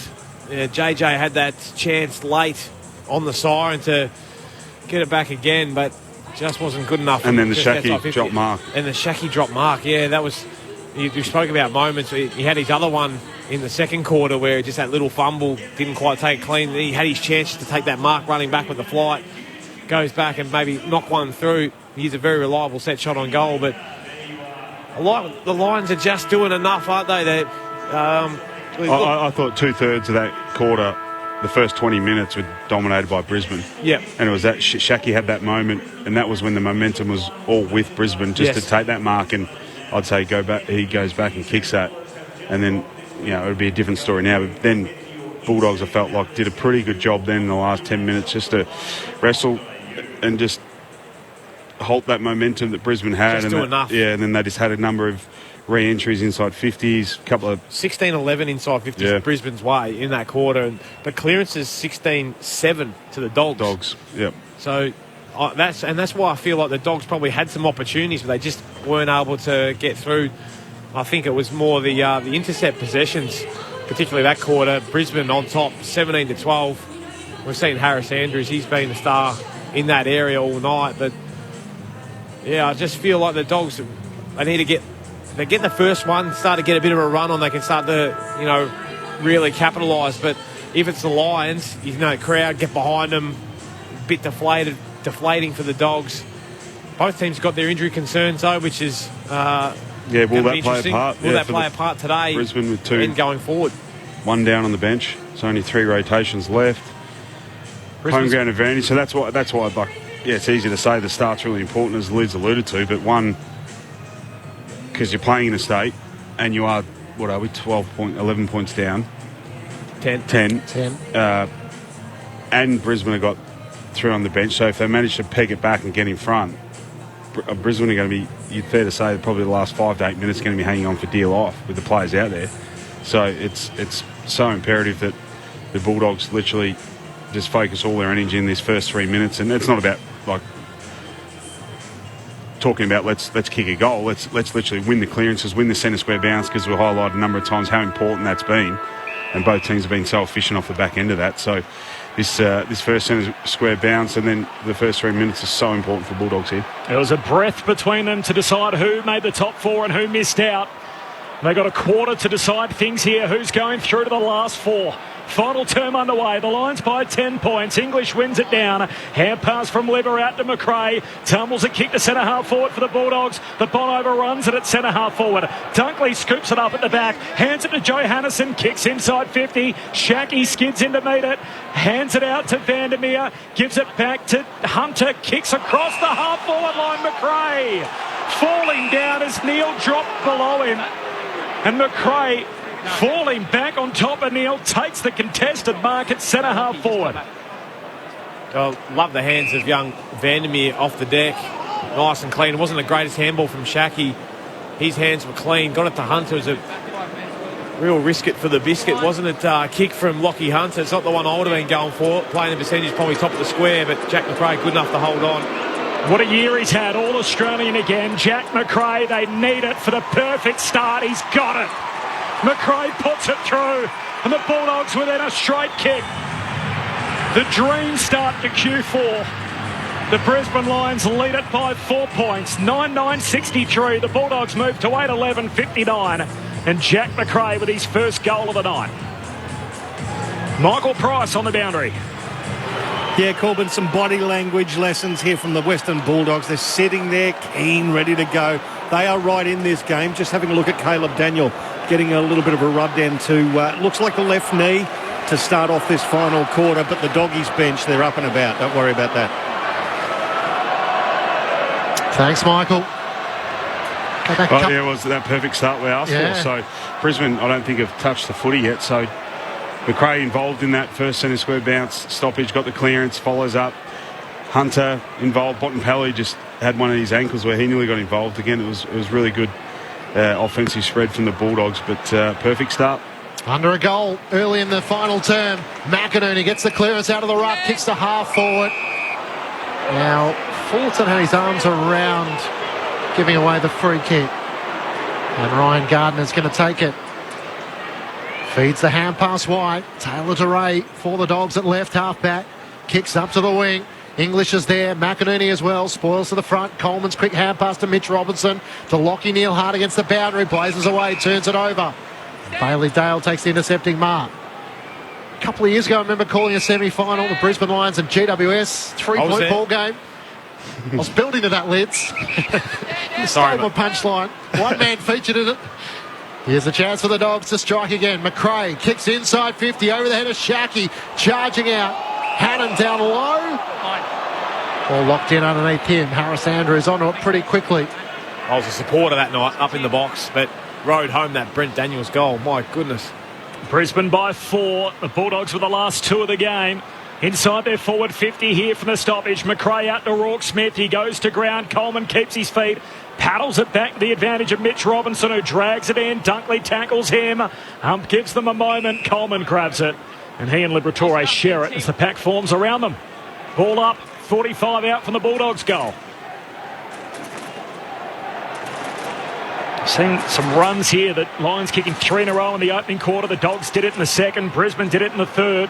The Bulldogs have kicked the last 2 of the game as McInerney exits defensive 50. Turns out okay. McCarthy wins the footy on the wing. Hand pass away to Cameron. Backs in his pace as he runs away from Williams. Kicks for Fullerton. And just a little too much on the kick as Fullerton watches it skid out of play in front of him. A boundary throw in half forward for Brisbane. Tim and Oscar. You guys got me? Yeah. You got me? I can't hear. Brisbane by 4 points, having dominated since the second quarter. Can the Bulldogs mount a surge in this final term? McInerney in front, trying to get a hand pass forward, and then tapped it straight to the boundary. The pass says throw it in. Jack McRae up to 36 disposals plus a goal. Marcus Bontempelli 27 and 3 behinds. Hugh McCluggage meanwhile with 25 and Jared Lyons with 24 for the Brisbane Lions. Thrown back in. English in from the side against McInerney. One down the tap. Mitch Robinson evading the tackler. Kicks now a high ball into the left forward pocket. Fullerton there. Ryan Gardner as well. Gardner for the Dogs. Happy to see it out of play. And it's out of play in the right forward pocket for Brisbane. Happy to lock it in there. Who's the player for the Lions, Beach, who can stand up here and really take the game away from the Dogs? I think just in the forward half to have an impact, probably Sorko. Yeah. He's been reasonable tonight, but just someone that does have an impact every time he does touch the ball. McInerney palms it down, then soccers it, but straight to Bontempelli. Dumps a kick out of the defensive arc. Shackey pushed off it. Andrews wins it right in the middle of the gather. Hand pass to Coleman. Feeds it back by hand to Adams. Takes on the tackler. Gives it to Coleman. He's caught in the tackle from Vandermeer. Ball comes out. Ump says play on. Coleman taps it back to Adams' advantage. Kicks forward and finds Jared Lyons. He takes the mark outer edge of the centre square. Feeds the hand pass to Starcevic. The kick is smothered. It might work out for the Dogs. Vandermeer slides in once more. And Zach Bailey becomes the tackler. Might be a little bit unlucky. So how's Vandermeer. that not incorrect disposal? From the tackle on Coleman. That doesn't make sense from the one paid earlier. I didn't think it existed anymore, but apparently it does. The smother was from Rourke Smith. It was timely for the Dogs. McInerney taps it inside the 50. Dale breaks away from the Zorko tackle outside the defensive 50. Hand pass on the bounce to Hunter. At right half back, he drives it into space over the head of Bailey Smith. Run onto that. He gets to right half forward. Can go for Shackey in the pocket. The kick is wide of him. Bounces on the behind line. Shackey on the left boot. Puts it through. Had just a moment of hesitation, but he was able to finish the job. And the Bulldogs run it from one end to the other and take the lead by 2 points. 9-11-65 to the Brisbane Lions. 9-9-63. 7 minutes gone. Final term and the Bulldogs are back in front. Well, I'm not really sure what Harris Andrews was doing there, Beej. He looked like he had banana skins on his feet. He could not turn around to get to and try and apply some pressure. And who was it that was in the goal square that didn't come at Shackey to put the pressure on him to make him pop it over the top? Geez, it was good play, though, from Bailey Smith getting on the outside, really challenging Dizzy Gardner.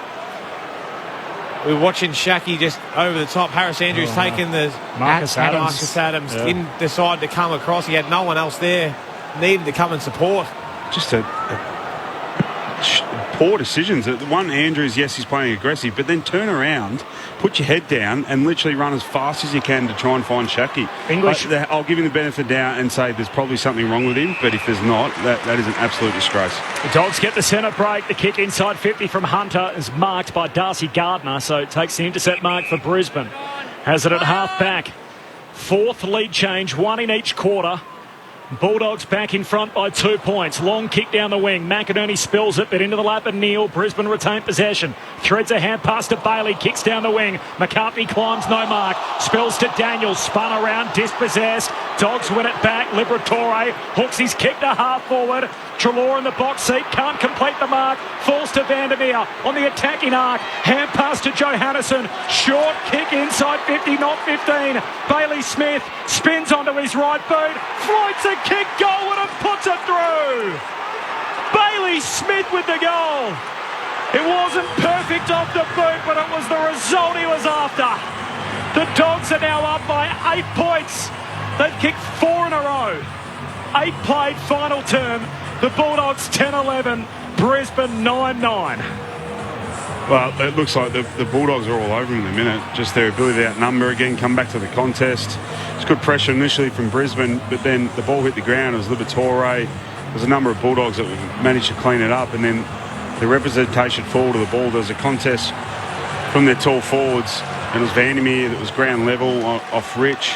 Rich couldn't get near him, and then the run from behind and the uncontested chain came off the back end of that, and it's floated through, but Smith's had a lot of time just to turn around after being called play on and have a shot on goal. So Bulldogs right on top here. They don't paint pictures, do they, of those kicks? The work rate of the young dog. Didn't know if he had the distance in him. Good work from Shaki on the goal line to steer it through. All of a sudden, the Bulldogs, who hadn't led since the 19-minute mark of the second quarter, are out by 8 points. Recall bounce back in the middle. English wins down the tap looking for Liberatore. Lions over the footy. A chance for McCluggage. Ball spills clear as McRae lays the tackle. Throw against the Brisbane Lions, against McInerney. And Tim English to take it inside the centre circles. So all of a sudden the Dogs starting to get a couple of calls going their way. English called to play on. He's going to kick backwards to the wing, where Keith takes the mark at right half back. Had a shot on goal in the third quarter. Couldn't capitalise. The behind. Short to McRae. Possession number 37 coming up for him. Veers out onto his left-hand side. Drives a kick up to half forward. Shaki let it go past him with Harris Andrews for company. Bontempelli trying to run onto it. Happy to step it out of play with Jared Lyons right there with him. Michael Price on the boundary. Interesting discussion, you guys, with regards to Harris Andrews. There was several weeks ago where it looked like he was out for the season during an injury during the game. He came back on, has not been the same player since. He is a proud man. He's trying his heart out, but he is 70% at best. English wins it down. Dunkley's dispossessed in the tackle, and the pack forms behind him. A ball up, 40 out from the Dogs' goal. So you're letting him off, Beach? Me or Pricey? No, you said if he's not. You said he's not right. You let him off. Well, there was talk after last week's efforts that he isn't quite right. The Dogs through the stoppage. Smith raises a heavy tackle, chucks it on the boot, bends one right to the goal line. Norton down there competes, can't mark. Vandermeer picks it up, tackled immediately. Devon Robertson just drops him in the tackle. Forward pocket, Treloar. Hand pass back into dispute. Birchall went without it. Shaki tumbles a kick to the opposite pocket. Hot footy. Robertson to Adams in the back pocket. Drives a kick out of defence, but only as far as Easton Wood, who takes the mark at left half forward. The Dogs have it hemmed inside their forward 50, and the Bulldogs are feeling all of a sudden like their game's in their hands. Long kick towards English. Flew in the pack, couldn't take the mark. Vandermeer knocked it down to Bailey Smith. To Treloar, dead end. Tackled by McCluggage, no whistle. Mitch Robertson gets it to McInerney. Long kick up to the wing. Easton Wood backpedaling, can't get there as it rolls out of play in front of him and Link McCarthy. I think all players is sensing the occasion here. Clinchy, just it's been raised a little bit, the intensity. There's a heap of forwards there from Brisbane actually in Bulldogs. Charlie Cameron. Forward 50. Charlie Cameron hasn't found himself down there all night, but just a raise in intensity and effort and defensive from Brisbane Lions. Inside 57-4, the Western Bulldogs way. Zach Bailey with a hand pass back to Dev Robinson. His kick is smothered. Josh Dunkley doing the work. Plenty of encouragement from teammates in the defensive acts in this final term. Bulldogs leading by 8 points. We've played 12 minutes in the final term. 8-point margin. Dogs with the last 4 in the game after falling 18 behind. From the boundary throwing, McInerney grabs it one-handed, gives it to Starcevic, tackled, trying to get a kick away, holding the ball. Lewis Young given the free. Just forward of the wing, can pump the Dogs back inside 50. They're dominating the quarter. He goes short and wide out to Hunter. 7-4 the inside 50 count, 3 unanswered goals in the term. The Lions haven't hit the scoreboard this quarter. Hunter deep into the pocket, McInerney's back and marking. And cuts it off for Brisbane in the back pocket.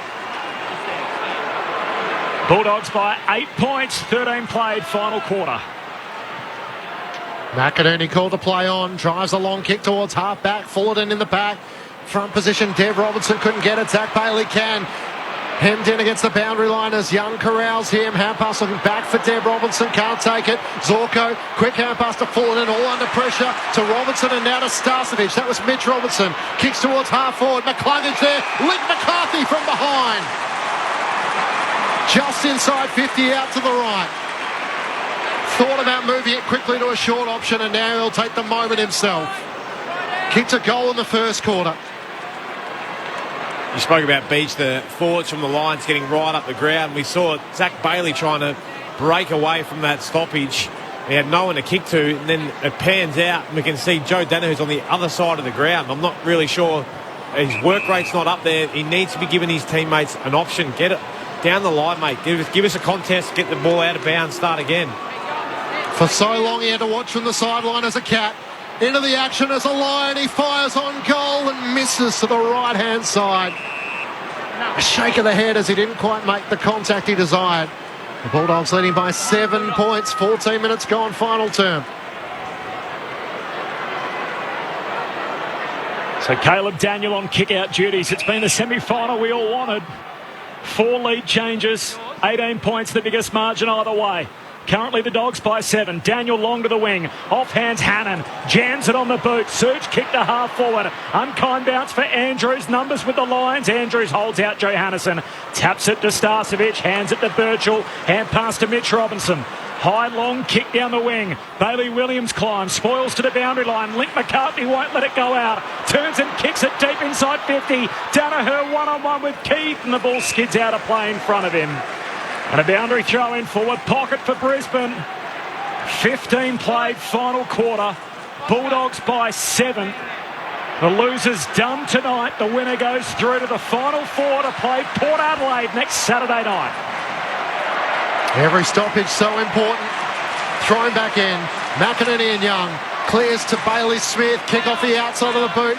Went straight up in the mine shaft. Bontempelli tries to knock it away. DeRay there as well. McCarthy races after it before it rolls out in the right forward pocket for Brisbane.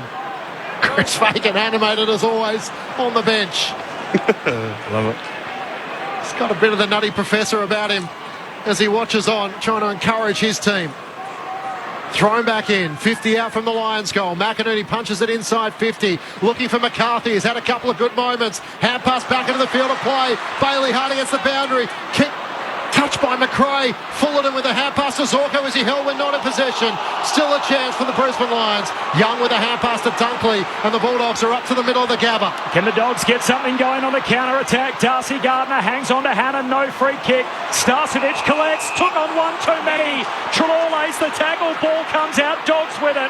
Bailey Smith downhill, kicks inside 50, kicks it straight to Andrews. And Harris Andrews, the only Brisbane player, had options all around him, but coughs it up. Brisbane back the other way. Zach Bailey inside the centre square. Had Vandermeer and Shackey free. Now Brisbane's turn. Dev Robinson has it on the wing, kicks up to half forward, where the mark is taken by Bailey. Right half forward for the Brisbane Lions. Bulldogs by 7 points. Bailey long inside the 50. Where's Danaher? Where's McInerney? Danaher stays down. Back of the pack. Hard against the boundary. Screws it back. Fullerton underneath and takes the mark. Tom Fullerton in his second final. Directly in front. 25 metres out. A chance to pull it back to a 1-point ball game. Well done, Joey. I thought he was, when he first grabbed that ball, I think he was going to low percentage shot on his right foot, which he would have kicked 1 out of 20, let's be honest, and done the discipline thing. He kicked it to a hot spot. The former NBL basketballer, Tom Fullerton, comes in, and we have a thriller in the semi-final from the Gabba. Brisbane answer back after the Bulldogs kicked the opening 3 goals of the final term, and the Dogs lead by 1. 10-11-71 to Brisbane, 10-10-70 on ABC Sport. You with Brendan Goddard and Brett Delidio. You called it, Beach. It was the discipline kick. I thought he was going the glory, the dribbler along the ground, but swung back around onto his left, just at the top of the square. Fullerton doing the right thing, being there, able to give a contest. We saw him take the mark and then almost practice right now, drop it straight, kick straight, and he's absolutely gone through and knocked it out of the park. Nice goal for the young bloke, but geez, we've got a cracker of a game here. Absolutely what we wanted. Back over to you, doggies. What have you got?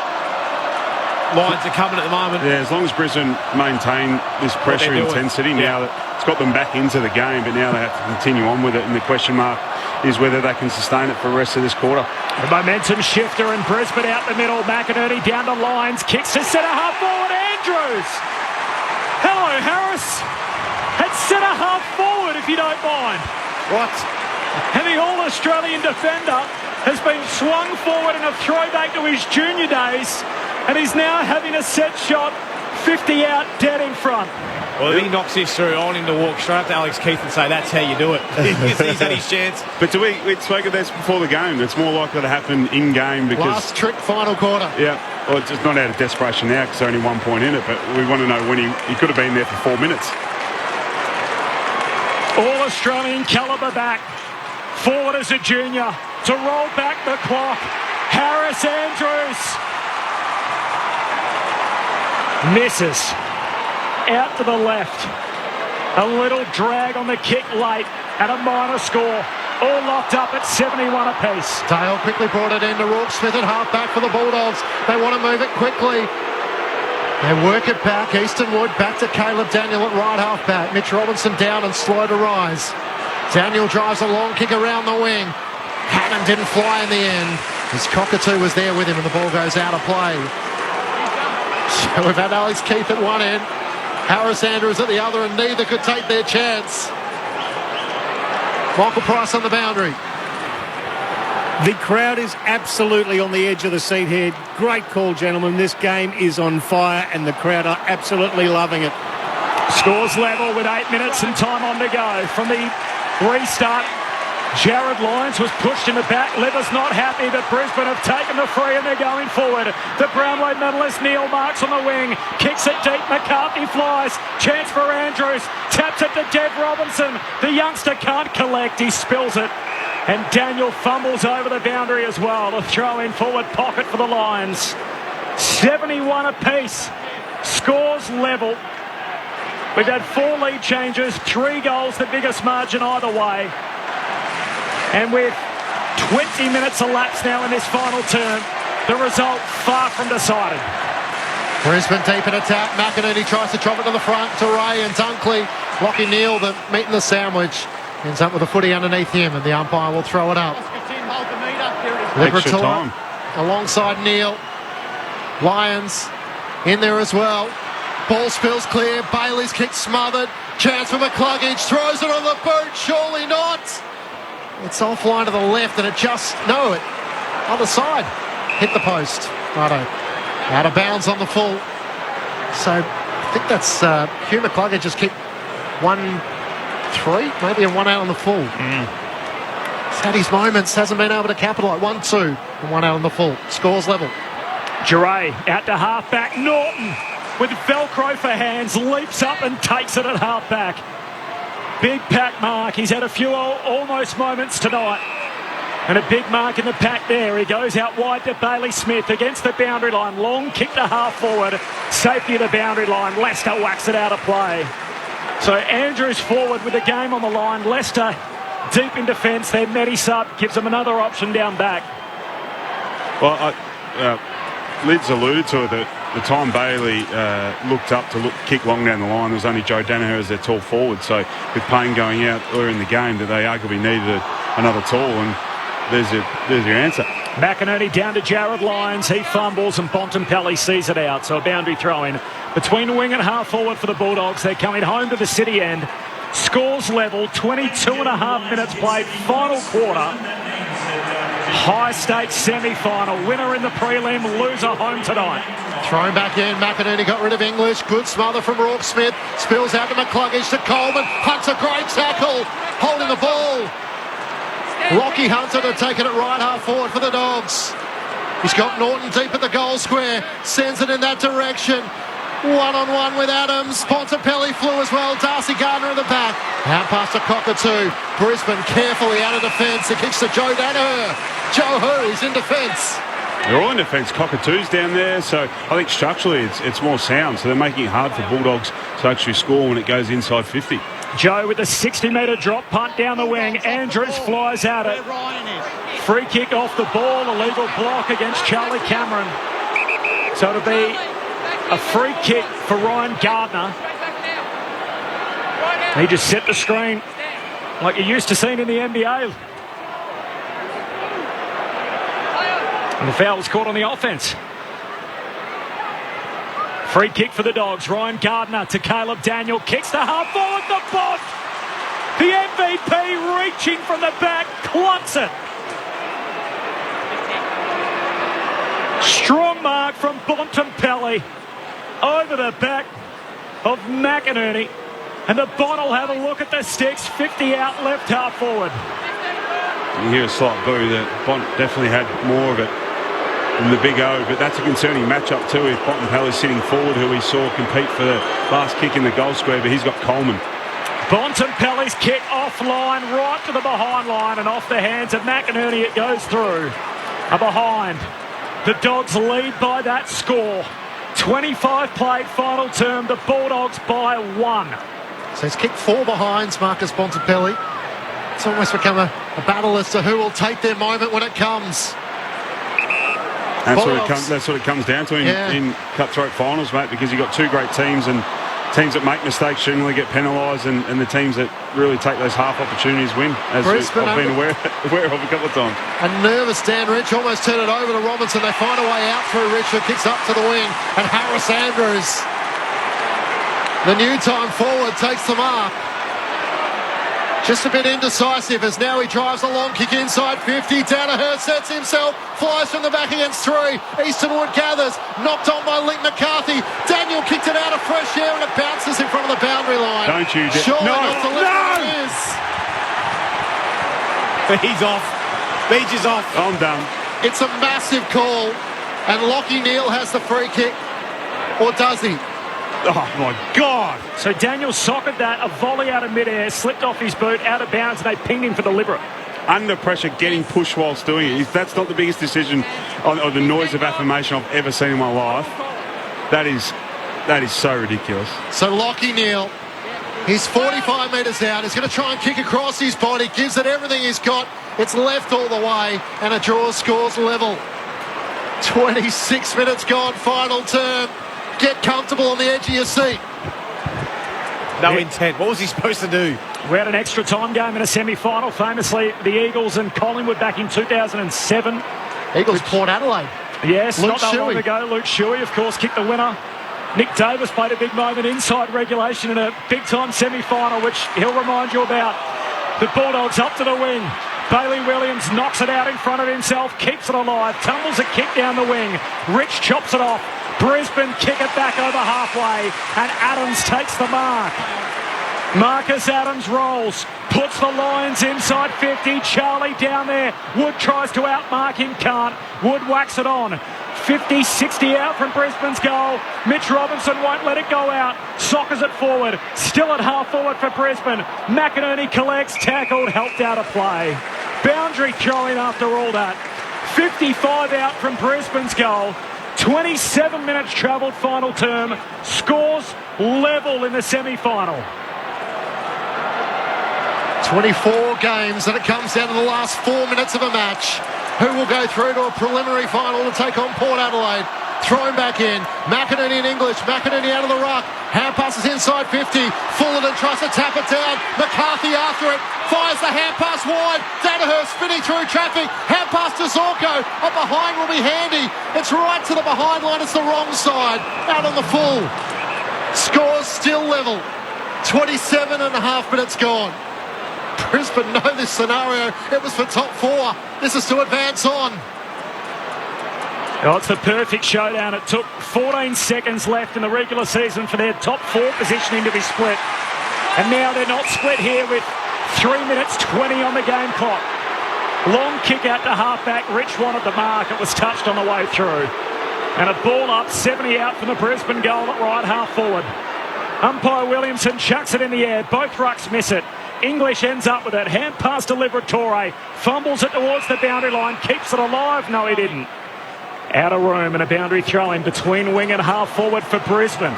So it's in the Lions front half just. 28 travelled, final term, scores level.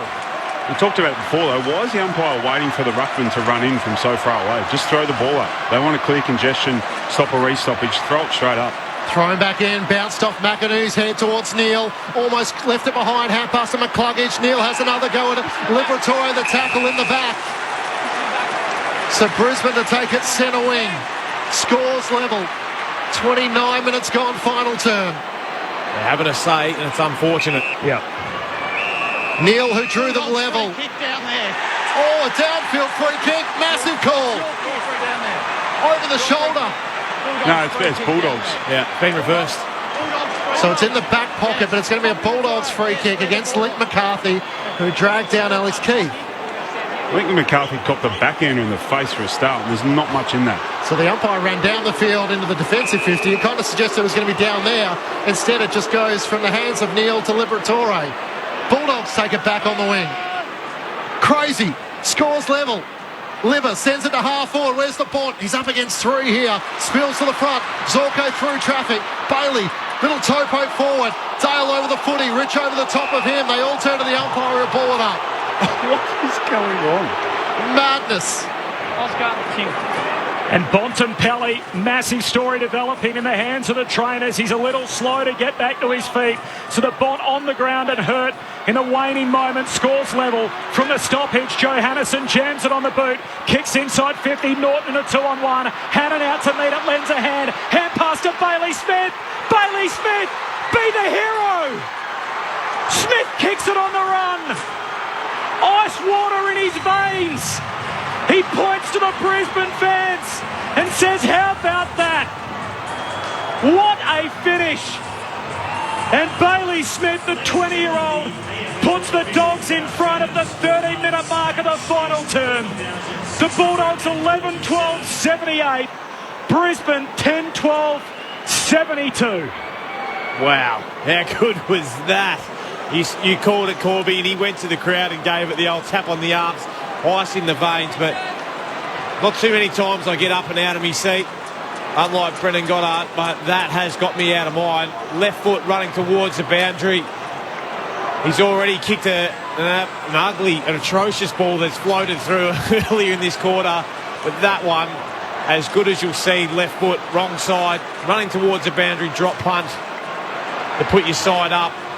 Not bad, as we see Marcus Bontempelli sitting on the bench. We'll throw it down to Pricey to see what we know about that. A third goal for Bailey Smith. Can he decide the game? 2 minutes to go. Neil in the middle of the ground. Can't get a hand pass away. Johannesson fights for it with Zorko. Liberatore couldn't get boot to ball as he was tackled. Bailey Smith's in there again. Coleman overran the footy. Zorko dives on it. Dunkley dives on him. They all turn to the umpire. He'll ball it up. Stop battle. Both got it. Stand up, please. Can the Brisbane Lions come up with a response? Michael Price on the boundary.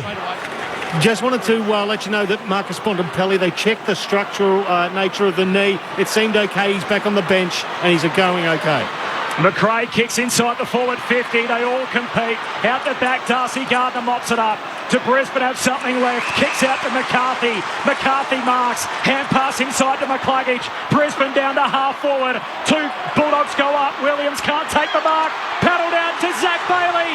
Bailey runs. Bailey closes. Bailey locks it up. Zach Bailey again. In crunch time delivers.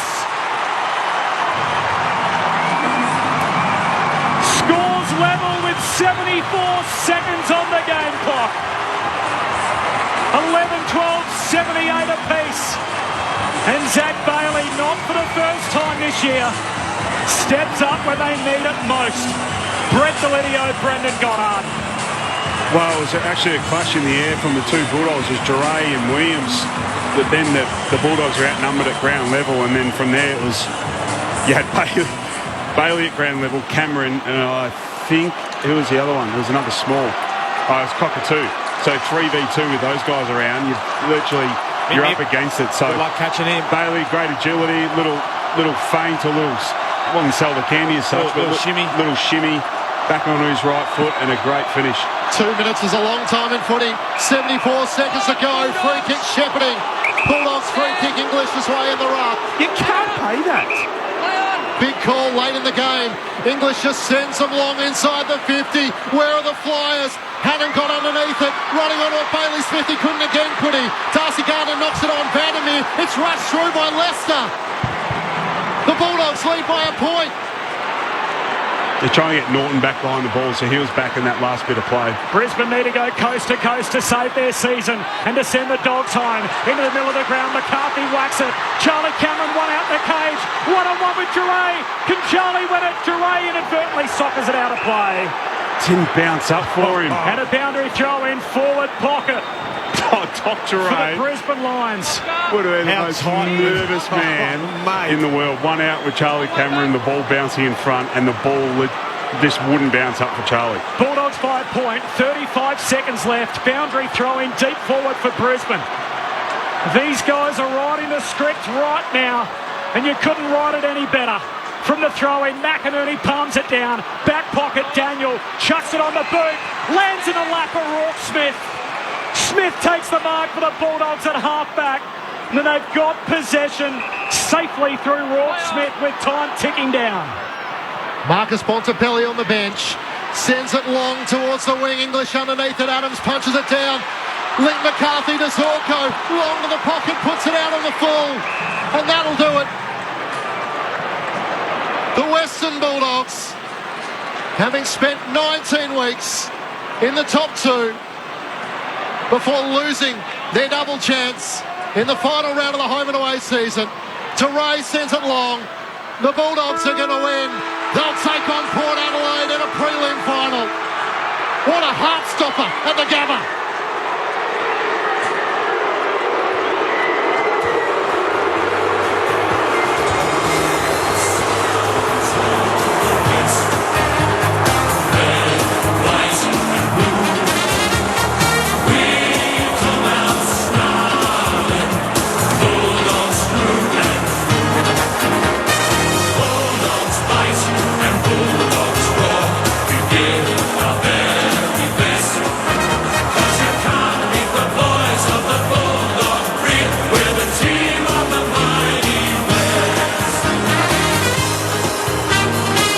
The Western Bulldogs 11-13-79 defeat the Brisbane Lions 11-12-78. The Lions led by 11 at quarter time. The Bulldogs by 1 at half time, and then Brisbane made their move 3-1 in the third term. They held a 10-point advantage before the Western Bulldogs surged home in the final term and in the end prevailed by a point. 4-2 to 2-3. The Western Bulldogs by the smallest of margins.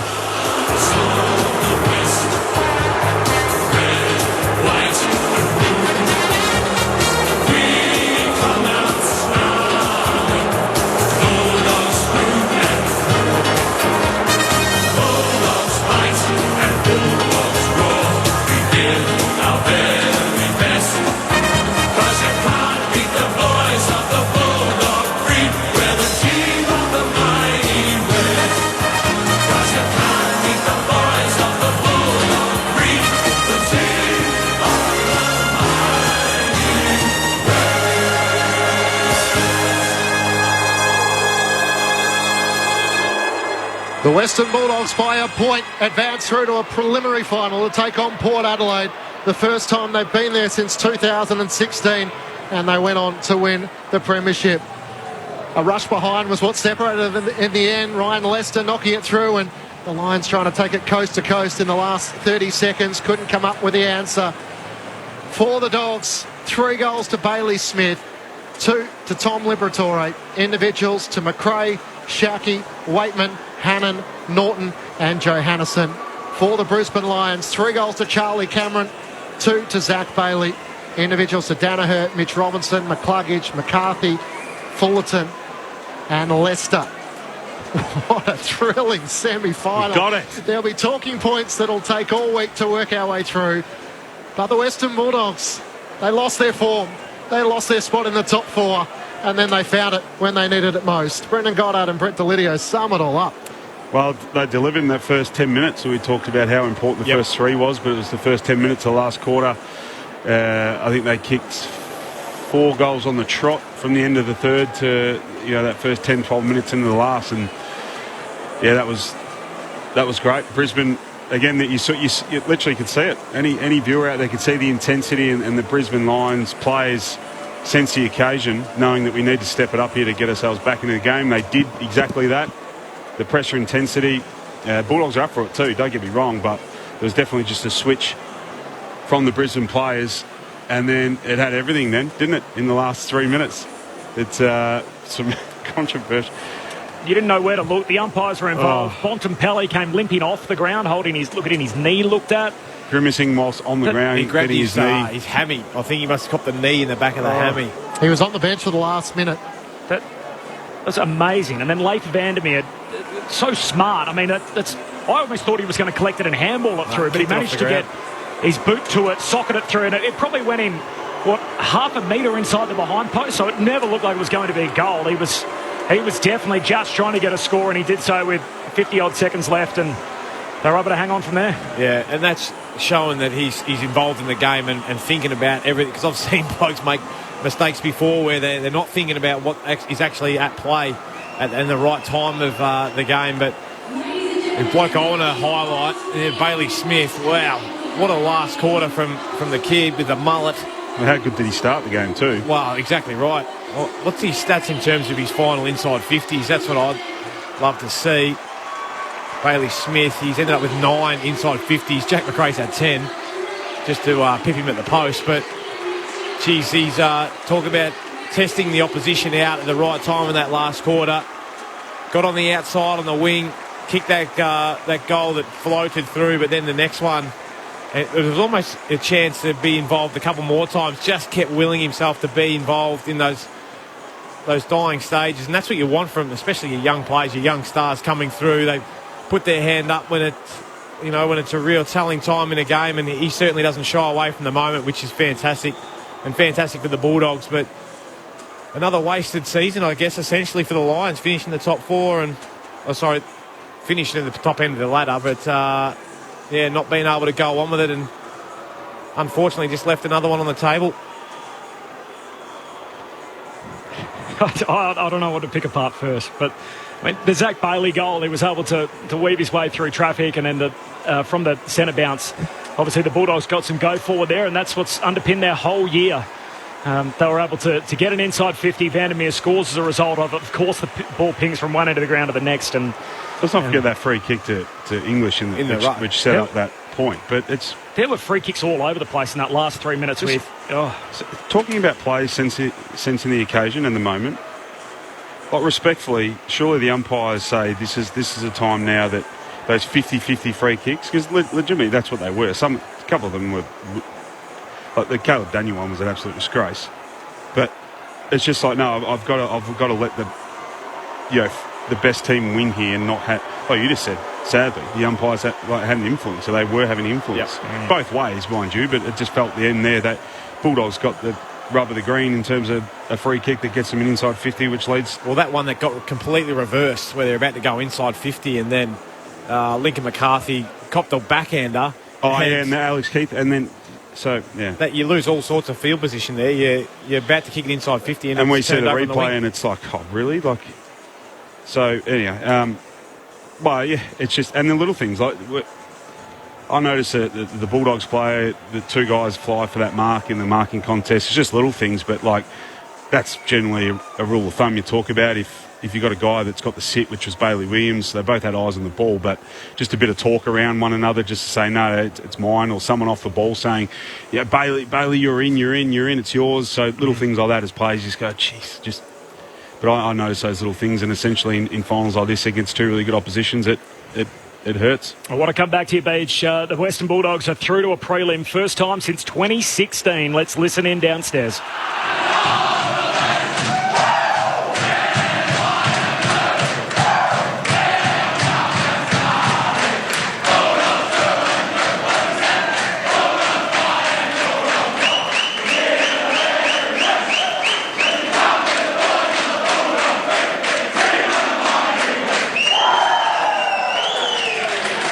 They're through to play Port Adelaide. They spent large parts of the season on top.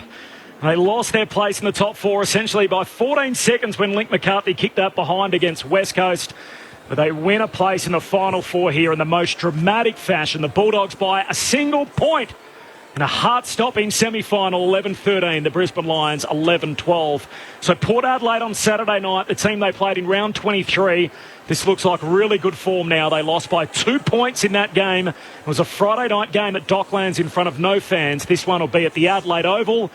And that's where the Western Bulldogs beat them earlier in the year. So they have met twice this year. They won by 19 points, the Bulldogs, splitting their results into two fixtures. They've never met in a final before, but it will be the Bulldogs and the Power next Saturday night. Marcus Bontempelli's knee is going to be the story all week. Speaking with Seven post-game, this is what he had to say. Yeah, should be all right. Initial tests and whatnot are pretty good. Just landed kind of awkwardly and then, a bit fell across the leg. So I was a bit ginger initially, so rather than limp around out there, probably right thing was just interchange. Exactly right. There's a lot of supporters around us that was very worried about you. Yeah. Mate, what a win. How proud of you are you guys? It looked like the Lions got on top of you a number of times, but you just kept fighting, and kept going at them. Yeah, it's what we needed to do. It's what the game asked of us. We know what a quality outfit Brisbane are, and especially here when the crowd's as loud and I guess as pulsating as that. And at different points, you probably thought we'll go an extra time. And obviously, a couple of young boys stand up. Bailey Smith late. Obviously, Jack McRae, a couple of the big fellas just created a contest, just needed a score. So, nice edge. I'm sure it was good viewing. What'd you make of all that, Lids? Well, yeah, fingers crossed that it is just, landed a bit awkward and we're not going to lose out having missing Marcus Bontempelli for next week. But, yeah, essentially it was some big plays that he spoke about, some big guys just creating a contest. And he spoke of Bailey Smith, Jack McRae all night. He was very, very good. He finished with 38 touches. He just knocks up getting the footy. But essentially it's a great win for the Dogs, given I thought that their season was done. I didn't even tip them to get over the Dons last week, but they found themselves into another prelim. They just keep rolling on. But if you're Port Adelaide watching, you are a player that watches the footy, you're thinking, this is beautiful. Go right down to the wire, keep bashing each other. You don't hope for injuries on anyone, but they're hurting each other. It's gone right down. And they'll pull up damn sore from this game because it's one that you've had to work incredibly hard right until the final siren, Beach. It was great, wasn't it? It had everything we'd hoped for. We couldn't split them leading into the game. Corbs was reeling off stats that did suggest that we're in for a cracker, and that's exactly what it delivered. At different times, teams will be disappointed, I guess, upon reflection with Brisbane, the overwhelming number of inside 50s they had and the lack of efficiency they ended up getting. So, and in times where they did dominate, they just didn't get enough in return. So Bulldogs did a good job. I think it was the second quarter where I potentially asked the question, did they free up Daniel just to get that +1 behind the ball, which gives them greater support when the ball hits the ground and greater ability to defend. So there's different stages where I just don't think they did capitalise. So, what an effort by the Bulldogs. As Bont kind of alluded to, the game asked them to step up, to give great effort, and in particular at the start of that last quarter, how important it was. He talked about the crowd again, practically saying they didn't want to go to extra time because it would be pretty hard in that environment up there. So, what a massive win. I guess that's so 19. I reckon the Lions did that. Well, they did against the Giants, didn't they? They went out in the semi, another close game. But what I'll say, on the back of that, is the Giants went on to play in a grand final. As does it stack up, going through these sort of tough games? I know it's an extra game you've got to play. They haven't had the extra week off. We know that going into these finals. So is momentum and consistently playing this footy, does that help, or is the freshen up going to be good, much better? And considering how much travel that the Dogs are going to have done. There's so many big moments late. I mean, 53 seconds was on the clock when the rush behind from Latham Vandermeer, and Brisbane got it all the way down the middle. Link McCarthy was able to punch it on, and you had a one-on-one Charlie Cameron, Taylor DeRay. And you thought, I know who I'd want my money on in this foot race. Yes. And DeRay was able to half it and force the ball out of play. It was, you're not going to see a 90 seconds like that where both teams had their chances. And the opportunity then, Zorko, again, just a little thing, is under pressure, I know, but if that ball just literally goes 30 metres out straight in front, just gives them a great opportunity to hit the scoreboard. If it's then a stoppage, they maybe have 2 or 3 seconds to a tap down, then a quick shot on goal. But just a little thing like that, where Bulldogs are just good enough to apply enough pressure to force a really rush kick, which is then goes out of bounds and on the full, and it was a restart, and then the slow possession came. So that was the game right there, wasn't it? But you just highlighted there could be 3 or 4 where it goes, yeah. And if you're the Bulldogs, you lose by a point or whatever, then you look back at little things like the Shackey incident, you look at the collision. But both teams had that. Marcus Bontempelli kicked 4 behinds, and you're thinking, it's whoever's going to take their opportunity. And in the end, it was Bailey Smith, who is a cult figure for Dogs fans, but he stood up and he's a big-time finals player. And that's what you want and you aspire to probably as a young player. Can I stand up and be a big-game player? We know Beach was in those big finals, taking hangs and whatnot, but I think Bailey Smith... He's looked away while Lids is saying all this. He's like, talk slow. But for Bailey Smith, and I said it just before, his ability to come up big in a big game, to be able to kick 2 goals in a final, 3 goals in a final, but to 2 in the last when the game's on the line, I think that can be the real making of a young player coming through, and you can really say, well, when things are going hard, I know that I've got that extra gear, and he showed it tonight that he's got an extra gear to go to really change a game. And I asked you, Beach, halfway through the quarter, I said, who are the guys from the Lions who can change this? Because I was looking down the Dogs list and I'm thinking, well, I think Bontempelli's got the ability to really change this game. Bailey Smith's another one. Liberatore can probably get his hands dirty and get to work. Jack McRae's been doing it all night. And I'm looking down that list and I'm thinking, well, is Neil, he probably gets a heap of it, but can he change the game for you? McCluggage probably got that ability. Bailey we saw and kick that goal. Zorko's the one that you mentioned. So that's where I was trying to find out. And it turns out that Bailey Smith's the guy that's put his hand up. And an impactful player too, right?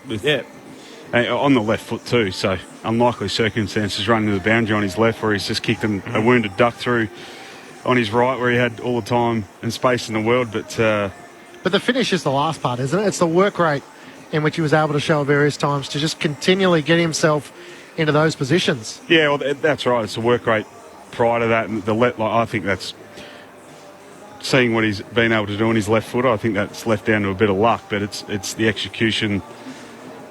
It's just instinctive because he didn't really think about it, did he? He's not a great left foot kick, and he just runs on his left and just runs on his left, and is instinctively that's just and that's history. That's what generally good players do, right? They do things based on instinct, and it comes natural to them. So with little thought, so it's impressive. But guys are more. The consistent players are more likely to stand up in big moments just because it's habit in terms of what they focus on, how they've done it consistently throughout the year. And like in big games, I've always said you don't need to do anything different. It's just that read the situation of games and what it generally requires is a greater effort. But if you've showed greater effort consistently through the year, it's going to come natural to you. So that's what's the trick? It's just give greater effort for longer, and we're like it literally comes down to literally the last second, and that's what we used to talk about too. It's our early language. It's funny, has changed at the Saints. It was let's play down to the last minute. You remember that one? And it was Bally actually stood up. I remember it. He goes, no, that's BS. Let's play to the last second. That's our mentality. It's not the last minute. Let's play to the last second.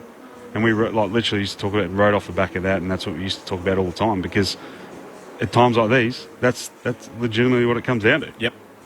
So next Friday night, Melbourne will play Geelong in the first preliminary final next Friday night at Perth Stadium. And then on Saturday night, it'll be Port Adelaide and the Western Bulldogs at Adelaide Oval. What a way to get there. The Western Bulldogs by a point over the Brisbane Lions. 4 lead changes, 1 in each quarter. It was Brisbane by 11 at quarter time, the Bulldogs by 1 at the half, Dogs by 10 at three-quarter time, and then the Bulldogs by 1 in the finish. So they were separated by the smallest of margins, percentage at the end of the year, both 15 and 7, and then, of course, just 1 point separating them to decide who goes through to the Final Four. Quick forecast, Saturday night's prelim. You're going to ride the momentum train with the Bulldogs all the way through to Saturday night, or are you with the team that's had their feet up with Port Adelaide? No, with the week off and what we've seen, what they've gone through, how they've got there, and just how impressive Port Adelaide have been, I don't think you can back against them. You'd be a very brave man, or you'd just be a man that loves the odds, wouldn't you? As Lyd said, though, they did in 2016, prevailed by a goal there. They're able to carry that momentum into a grand final, but Port Adelaide would be rubbing their hands together knowing that it went all the way to the last minute. And do they have much left? Interesting, Cody Wakeman was listed as a head knock, so not concussion. So you'd imagine the protocols the AFL said is pretty clear. So if it was concussion, he won't be able to play, but that might be debated in the next 24 hours. Well, he was on the bench, early footage after he'd done it. He was shattered. So that would give you the impression that he probably knew that if they'd won, that he was missing next week. And, you know, it's pretty tough even if they win next week. A young kid that loses your spot, someone comes in, fills the void and does really well. Yep. Then, you know, as a young kid too, they're the things you stress about too. Not a regular player. Just a hat tip to Cody too. I mean, people would have seen it, the way the Gabba is set up for people that were watching on television tonight. You can see the interchanges. They're in the shot the whole time because unusually they're on the opposite side of the ground from the hard camera. And he was riding that home. He was up and about and cheering and appealing for free kicks and things that were going on. So although unfortunately he got a head knock and he was out of the game, he rode the bumps with them the whole way home, which would be hard to do, Beej, at a young age. As you say, young kids sort of stress about this instead of sitting there thinking, what does this mean for me? Yep. He was all in to the end. And they just showed footage on Channel 7. He was the most excited after the game. He was the first one on the ground. Norton picked him up like a little rag doll. He's twice the size of him, but he was up and about. So, yeah, great to see. And it was great footage, actually. They flicked to Brisbane. Yeah, I think the cameras might have a bit of fun with the footy shows during the week. The various flick to Fagan sitting there, shots just on the bench of Fagan and Beveridge, and looking into the abyss on the bench, and then Mitch Robinson throwing a few explicits out there and a few other guys, and then flick to the Bulldogs players post match and went after Smith kicked that goal, and it was great viewing. Beej and Lids, we'll hear from you throughout the final series, still to come, obviously, with 3 weeks before the grand final. But it's been a pleasure every Saturday night, and what a way to cap it off on a Saturday night. I appreciate you've been along for the ride tonight. Been a pleasure, as always, lads. Enjoyed the year. It's difficult it's been for everyone, but that was a birdie on the last. I'm coming back next year. Just enough to get you back. Thanks to Stu Birchmore, does a tremendous job for us every week, riding the buttons. To Jules downstairs, thanks to Clinchy. What a night. We'll chat to you tomorrow on Grandstand AFL. We're back from 12 noon Eastern tomorrow, thanks to Michael Price, of course, at the Gabba. The Bulldogs by 1 point. They'll play Port in a prelim next Saturday night. It'll all start with Melbourne and Geelong on the Friday night. For now, good night from Grandstand AFL. Hello everyone, H.G. Nelson here with a quick reminder that Bludging on the Blind Side is ABC Grandstand's highlight. Noon on Saturdays, I'll be there with rampaging Roy Slaven. Roy, what can the public expect? Well, rugby league is fiddling with the rules of rugby league. The public should be consulted. The only show that consults the public is the public show, Bludging on the Blind Side. Yes, if you want football drivel loud and clear. Bludging on the Blind Side, back on your radio, Saturdays from midday and on the ABC Listen app. Be part of the Grandstand Sport team on Facebook, Twitter and Instagram. Search ABC Sport and see a world of great sport content for you to explore. This is an ABC podcast.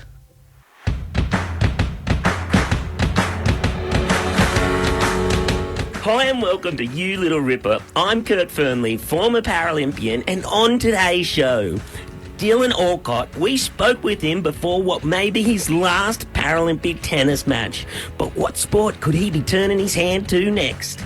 And if you thought a 30-minute podcast was good, we're probably going to go 45. So strap yourself in, kids. It's going to be a ride. I'm Georgie Tunney, ABC sports reporter and official timekeeper here at You Little Ripper. So if we go over 45, Kurt Fernley, I'm going to have to pull the plug. 45, hard out for us. I don't believe you at all, Georgie. You're right. I would definitely not do that. I would let us talk for 3 hours. We, as always, are broadcasting from Wurundjeri country.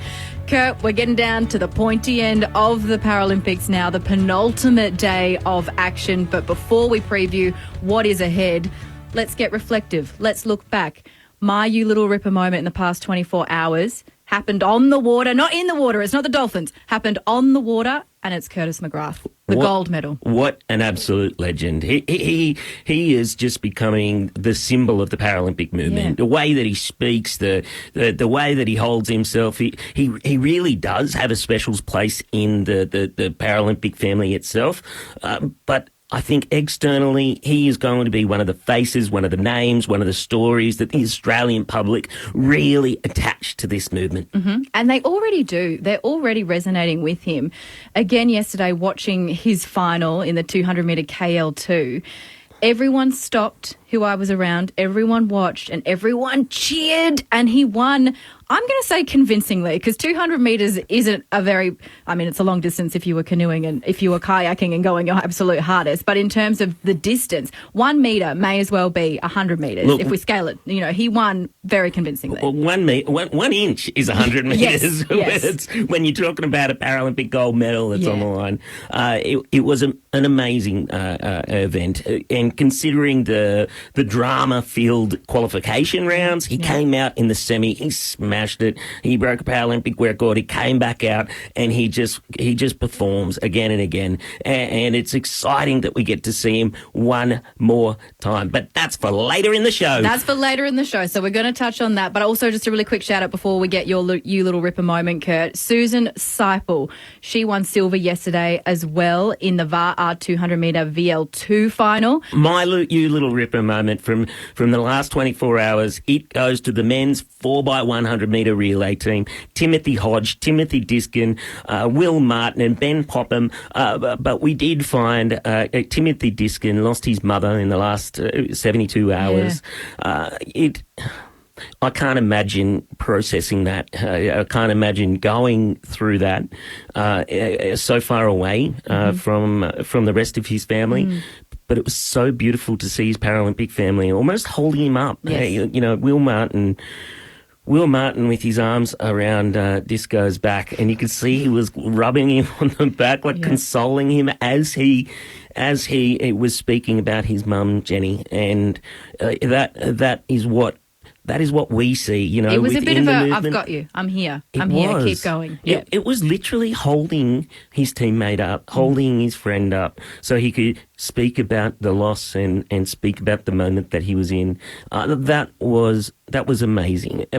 And of course here I know that we would also, and so would the entire Paralympic family and the Australian family, pass out our love and best wishes to Timothy Diskin's family and friends and community. That is a huge loss, but I'm sure that Jenny would be so proud of her son, of how he speaks, of who he is, of what he does, and our love and thoughts go out to the entire community around him. And he just happened to win a silver medal for your Jenny last night. So that was so, so beautiful. The team itself, we know I'm obsessed with the Dolphins, but what a performance to end the meet for the Dolphins. Like, it was the final night in the pool and the 4x100 medley relay. It was honestly probably one of the best races that we have had over the entire Paralympics. And just this team, you mentioned them, Hodge, Diskin, Martin, Popham.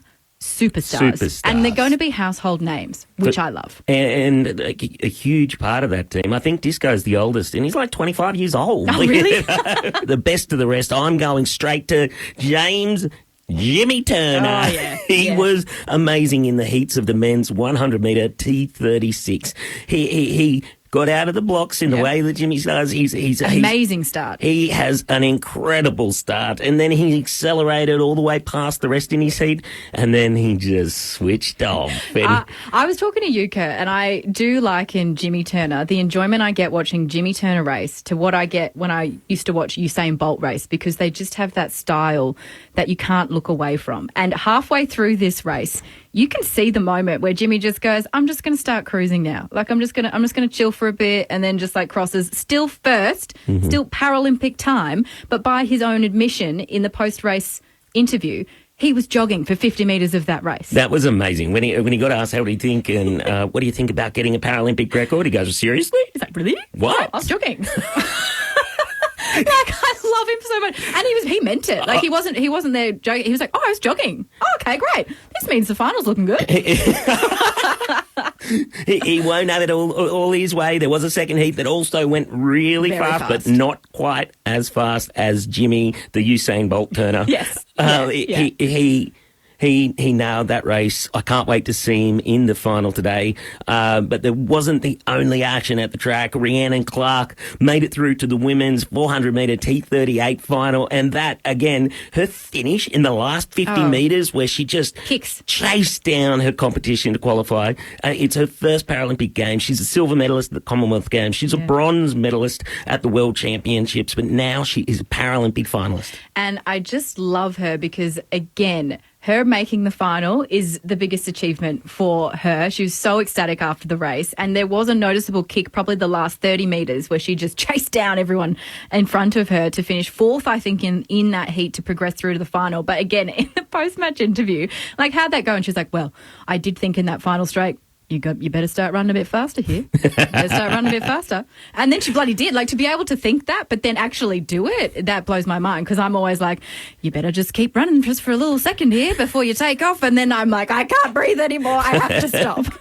Yeah, her interview was a joyful interview. She was so happy to make that final. And this is, I'm sure that she sees this as a stepping stone for another Games, another Coms, another World Champs. And it's just that continual reinvention of the Paralympic community. She will be a superstar. Best of the rest. Now, I have a sneaking suspicion, Kurt Fernley, given your adoration for a few table tennis gods, as we've called them on the podcast, that our table tennis team finals may get a mention here. The table tennis gods, they continue to grow. 2 more silver medals in the teams events. I've got to give a shout out to Marlene, Joel Coughlin, Nathan Pelazar in the men's, and Lee Nale and Yang Chen in the women's, and Millie Tapper was the reserve as well. But it was, look, it is by far our most successful table tennis team that we've ever sent away. That was just such an amazing performance. And again, I just love our team, the diversity of who it is within it, 60,000 years of heritage represented, as well as our newest arrivals. And they will be one of my highlights for the entire Paralympic Games. It's been incredible. I have another best of the rest, a little bit left of centre. It's an athlete which I know you know, Kurt, but I didn't know Ntando Malangu until this event in Tokyo 2020. I should have, but I didn't know of him. He won the 200 metres T61 last night final, but he'd also previously at Tokyo 2020 won the long jump T63.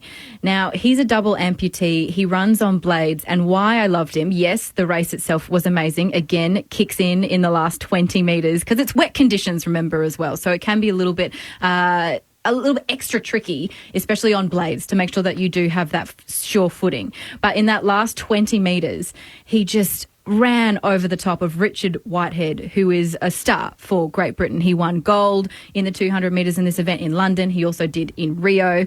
Malangu was in Rio. He got the silver medal. At 19 years of age, though, now, this is a 2-time gold medalist at a Paralympic Games from this meet, and his blades tell the story. So in the long jump, he wore blades, which had been painted white, and they had the logo that said arigato, because he had dedicated that performance to the Japanese people for hosting the Paralympics. And then last night, he had these incredible looking legs that were all carved and painted with symbols of his culture from South Africa. And I just thought it was so wonderful to see his passion, visibly see it. A superstar of the movement. Yeah. It kind of came to notoriety through the Rising Phoenix documentary, which if you have not seen, you have to watch it. It's on Netflix.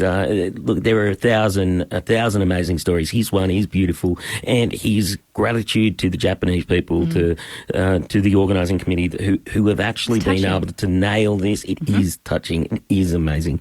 But we had another great day out at paracycling. It was some tough conditions. Look, Paige Greco, she got a bronze medal, and in the great Alistair Donohoe, take a bow. Yes. The reversed lion's mane, the mullet, the mighty myth of the mighty mullet. Yes. He would get fifth in the road race as well. But the way he spoke about that, he as soon as he was done, he said, "I love racing. Didn't work out today." He crashed. He slid out twice. He got back up. He chased the peloton. He rejoined them, but the fatigue of that got to him in the end. But even though it wasn't the race that he wanted, the first time he was brought down by the same athlete that brought him down in the final 50 metres of Rio in 2016. It was hard to even think that would be possible, but he spoke about how much that's just racing. Yeah. You know, you turn up there in the best shape and it may not work out for you. That's the beauty of a Paralympic gold medal, because it's so rare and it's so hard to get. That's why it is celebrated so much. But we have to celebrate an amazing, fun, competitive, fierce, bloody cracking, you little ripper of a bloke. Yeah, and he dedicated that win to his mate who died by suicide a couple of months ago, his friend Will. So, Alistair, we are with you. We love what you are doing. Kurt, I have to deviate just from our best of the rest for a second, because in racing, when things don't go right, so if we take, what happened to Donohoe yesterday, slipping out a couple of times, having to get back on the bike. When things aren't going your way in a race, how do you mentally overcome them so that you can physically continue to perform to your best? If you fall, if things go sideways, you just remind yourself of what you can do to take control of that moment. There's 1,000 things that you can't control. There's 2 or 3 things that you can. Yeah. One is you just pick up and start pedaling. Make sure the bike's right. The simple things. And then it's just you create this voice in who you are, and you just scream it internally, Like, I've crashed races. When you get back up, there's a lot of pain pumping through your system, but you can create a little space where you push that pain down or to the side, and you just create this voice that's just screaming at you to keep going. And it does work for a limited period of time, but it can be hard to stretch that over the, hour required of a race. What our cyclists were able to do on Mount Fuji this week with those conditions, hats off to them. It was incredible.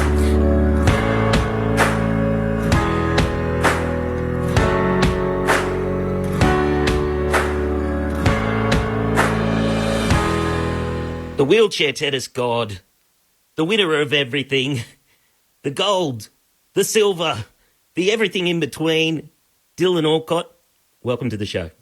Kurt, G, I've been waiting to get my call up for Australia's hottest podcast. I've loved watching you on the court. I've watched more of your tennis over the last 2 weeks than I have been able to over 10 years. It's been amazing. But the thing that stands out to me right now is how much you seem to be enjoying the game and the context that you're setting everything in. That you can see the young talent. You can see the entire movement in front of you. Is that the way it is? 100%. This is the first time I've actually felt like the old man out there. And in my semi-final against Niels, I played a guy, he's literally almost half my age. And, he, similar to, I guess, what you were like for me, Kurt, in a way. Like, when I first popped up, I came to you and I was like, mate, I want to work on the speaking circuit. I want to advocate. I want to train hard. And you helped me the same way that Niels, when he was 13, read my book. 14, I sent him a video for his 18th birthday to say happy birthday and stuff like that. And he wanted to rip my head off on the court. And I love that. Like, he brought it to me. And, an element of changing of the guards. I'm not gone just yet, but I wanted to play the best, to be the best. I wanted to get pushed, and I love what the Paralympic represents more so than what it represents for sport. And to see the next generation of young athletes coming through. How bloody good has our Australian team interviews been after their competition? Like, I'm redundant. You are redundant, Kurt. We are done. They don't need us anymore.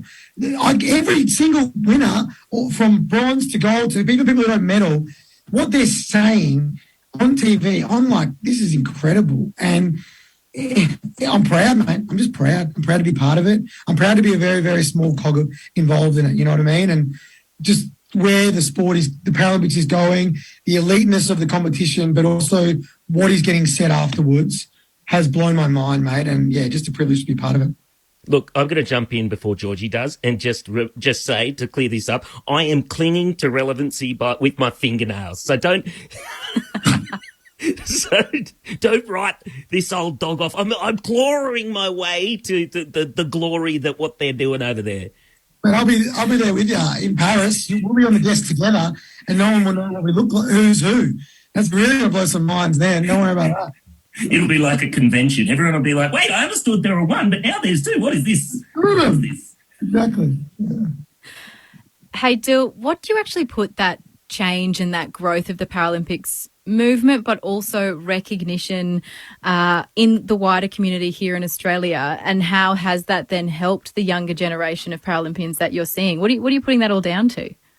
Well, it first and foremost is the generation before me and the generation before Kurt and the generation before that, because we got, I fully appreciate that I am one of the extreme lucky few, Kurt, you as well, who have made it in the mainstream, right? And all we want is that to trickle down to the current and next generation of athletes to come, because that's what they deserve. That's what the generation before us deserved and the generation before that. And without the work that people did, we aren't here doing what we're doing right now. We aren't live on TV for 16 hours a day. We don't have podcasts like this. We don't have sponsors. We don't have the recognition of the Australian public. And it first and foremost comes back to the work that people have done tirelessly for years and years before these games. But I will say the buy-in from the Australian public has been pretty special. And it's what we always dreamt of happening, knew could happen, but did you really think it would happen? I'm not sure, but it's happened, right?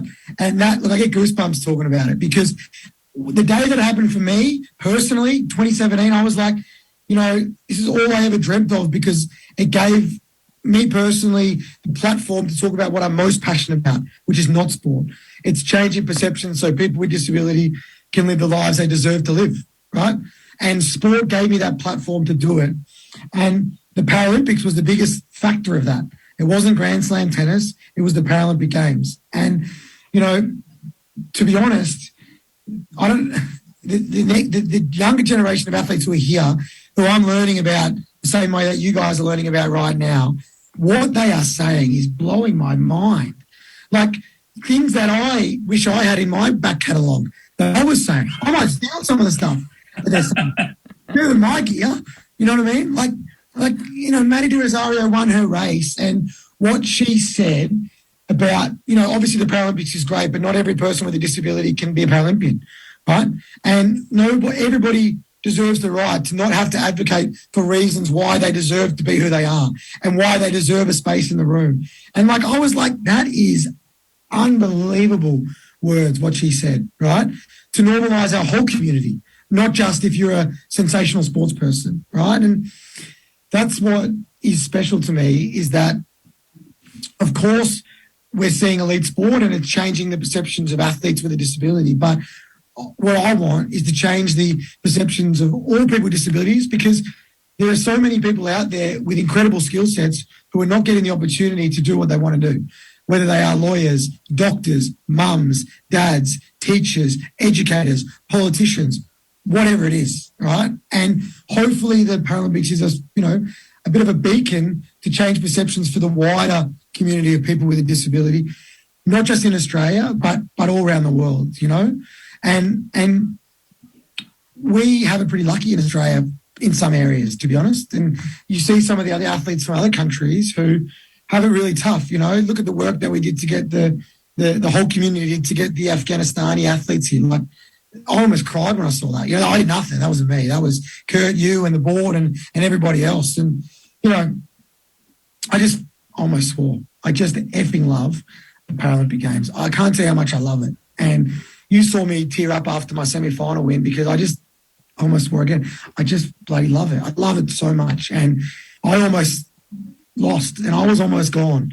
And I somehow found a way to win and I'm still going. And I got another opportunity to go out on that court and be a Paralympian, But I totally agree. I couldn't agree more. If you put all zeros in that medal tally, the impact on the community remains the same, I think. Sure that it's more complex and the impact spreads wider because of the exceptional performances in the sport, but the way they've crossed the community, the way they've landed on the telly in a post-race interview, on its own merit has been sensational. But we've got to talk tennis as well. So, how do you describe the quad doubles final, that silver medal? What does that performance mean to you? Yeah, we were obviously bummed, first and foremost. We got pumped. They smashed us. And credit to them. They're an 18 and 21-year-old kid who just took it to the Paralympic champions and smashed us. So it was impressive. I've got to give them props. We didn't execute the way that we wanted to, but obviously I'm still proud of a silver medal. In a two-horse race, sometimes it's hard to realise you've won gold. You feel like you've lost gold. Won silver, you feel like you've lost gold.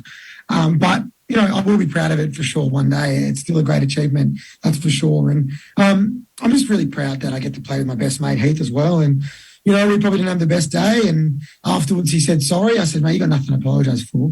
Win, lose or draw, I could not give a shit about how you played.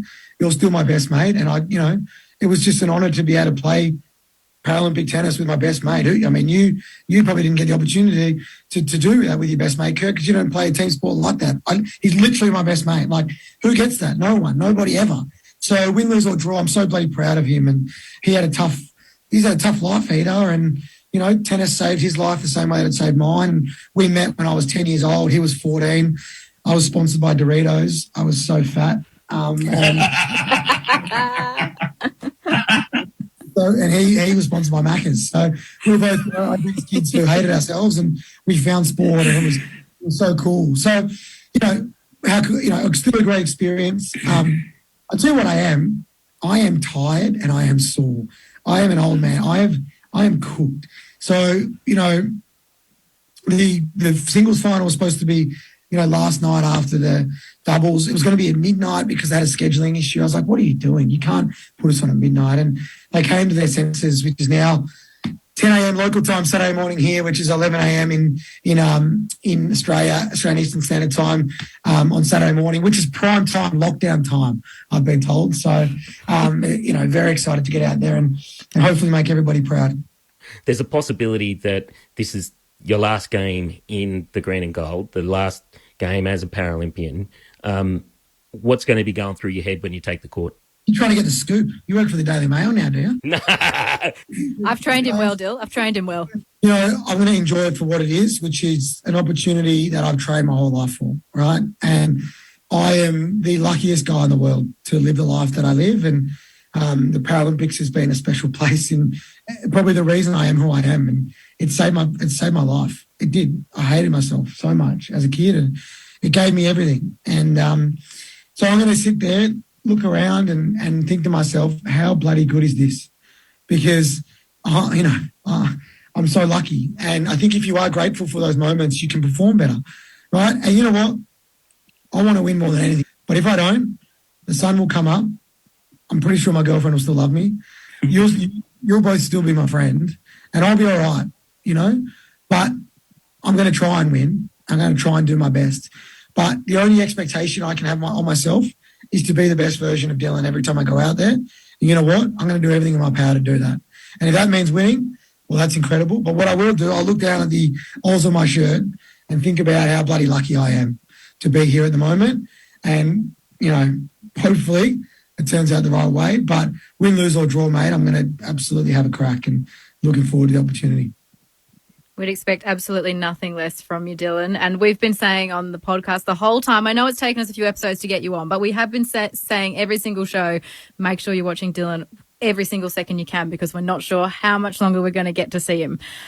Dylan, we have a little segment here called Fast Five, where we ask you 5 quick-fire answered questions. Are you ready to play? Fast Five. I don't even know, just for everyone listening, these aren't set up. I don't know what they are. All right? All right. What do you wish you had in the village but you can't get? Beers for when you finish. What's your superstition? Have you got any? The same song every time I roll into the court. The Wu-Tang Clan's Protect Your Neck. My favourite rap song of all time. Everybody go listen to it for me in the morning so I can feel the energy. What's your all-time favourite Paralympic moment? At the Beijing Paralympic Games, I saw a swimmer from China eating his fried rice using chopsticks with his feet.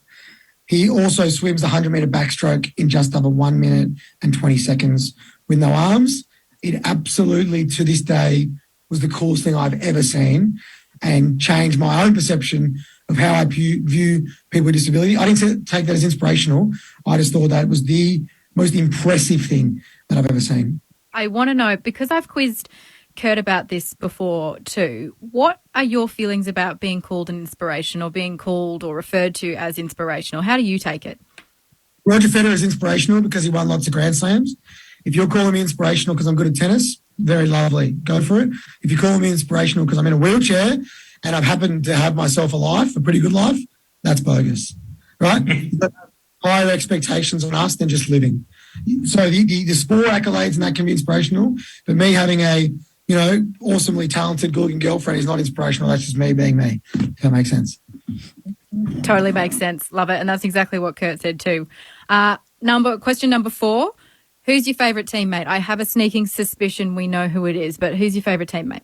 I mean, he'll stab me with a knife if I don't say Heath Davidson. He'd be the end of me. So I'm going to go with Heath Davidson. I'm also a big Dan Michelle guy. I love the boccia. Yes. I'm pretty happy for my return serviceman legend, Curtis McGrath, for winning gold. Very pumped for him. Considering he almost went out of the freaking lane yesterday. Mate, if you weren't a wheelchair tennis player or basketball or gold medalist, what event would you be in? I've got pretty long arms, small legs, and I look like a famous ex-marathon guy. So we're missing each other. If I'm going to come back in anything, because I've already done the basketball and done the tennis, I would do Winter Olympics curling. You know what? I know 2 people that are looking for a teammate. Riley Batt, Denny DeToro, they chose that. We've got the 3rd member. There you go. That's us. Imagine us. We would be so shit.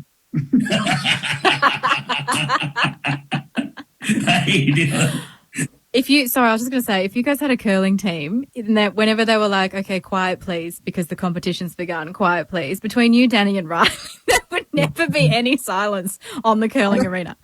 I don't want to knock the curling team at the moment, but you could drink beers and eat macas and do curling, couldn't you? Surely. I wouldn't be, we wouldn't be, man, I've seen Riley as a kid. We wouldn't be peak fitness, man, rise. That's large. I reckon if we started curling. Mate, thanks for joining us on the show. Good luck. We're cheering for you. We're behind you, as is the country. Regardless of whether we see you in another one, another Paralympics or not, I'm grateful that we've had you in the ones you're there so far. So thanks for your time, mate, and keep ripping in. Thank you, legends. And to everybody listening, we really appreciate as a team, everybody getting behind us. And to tell you what, remember the names. Remember the names of all the Paralympians you've seen these 2 weeks, because you're going to be seeing a lot more of them, that's for sure.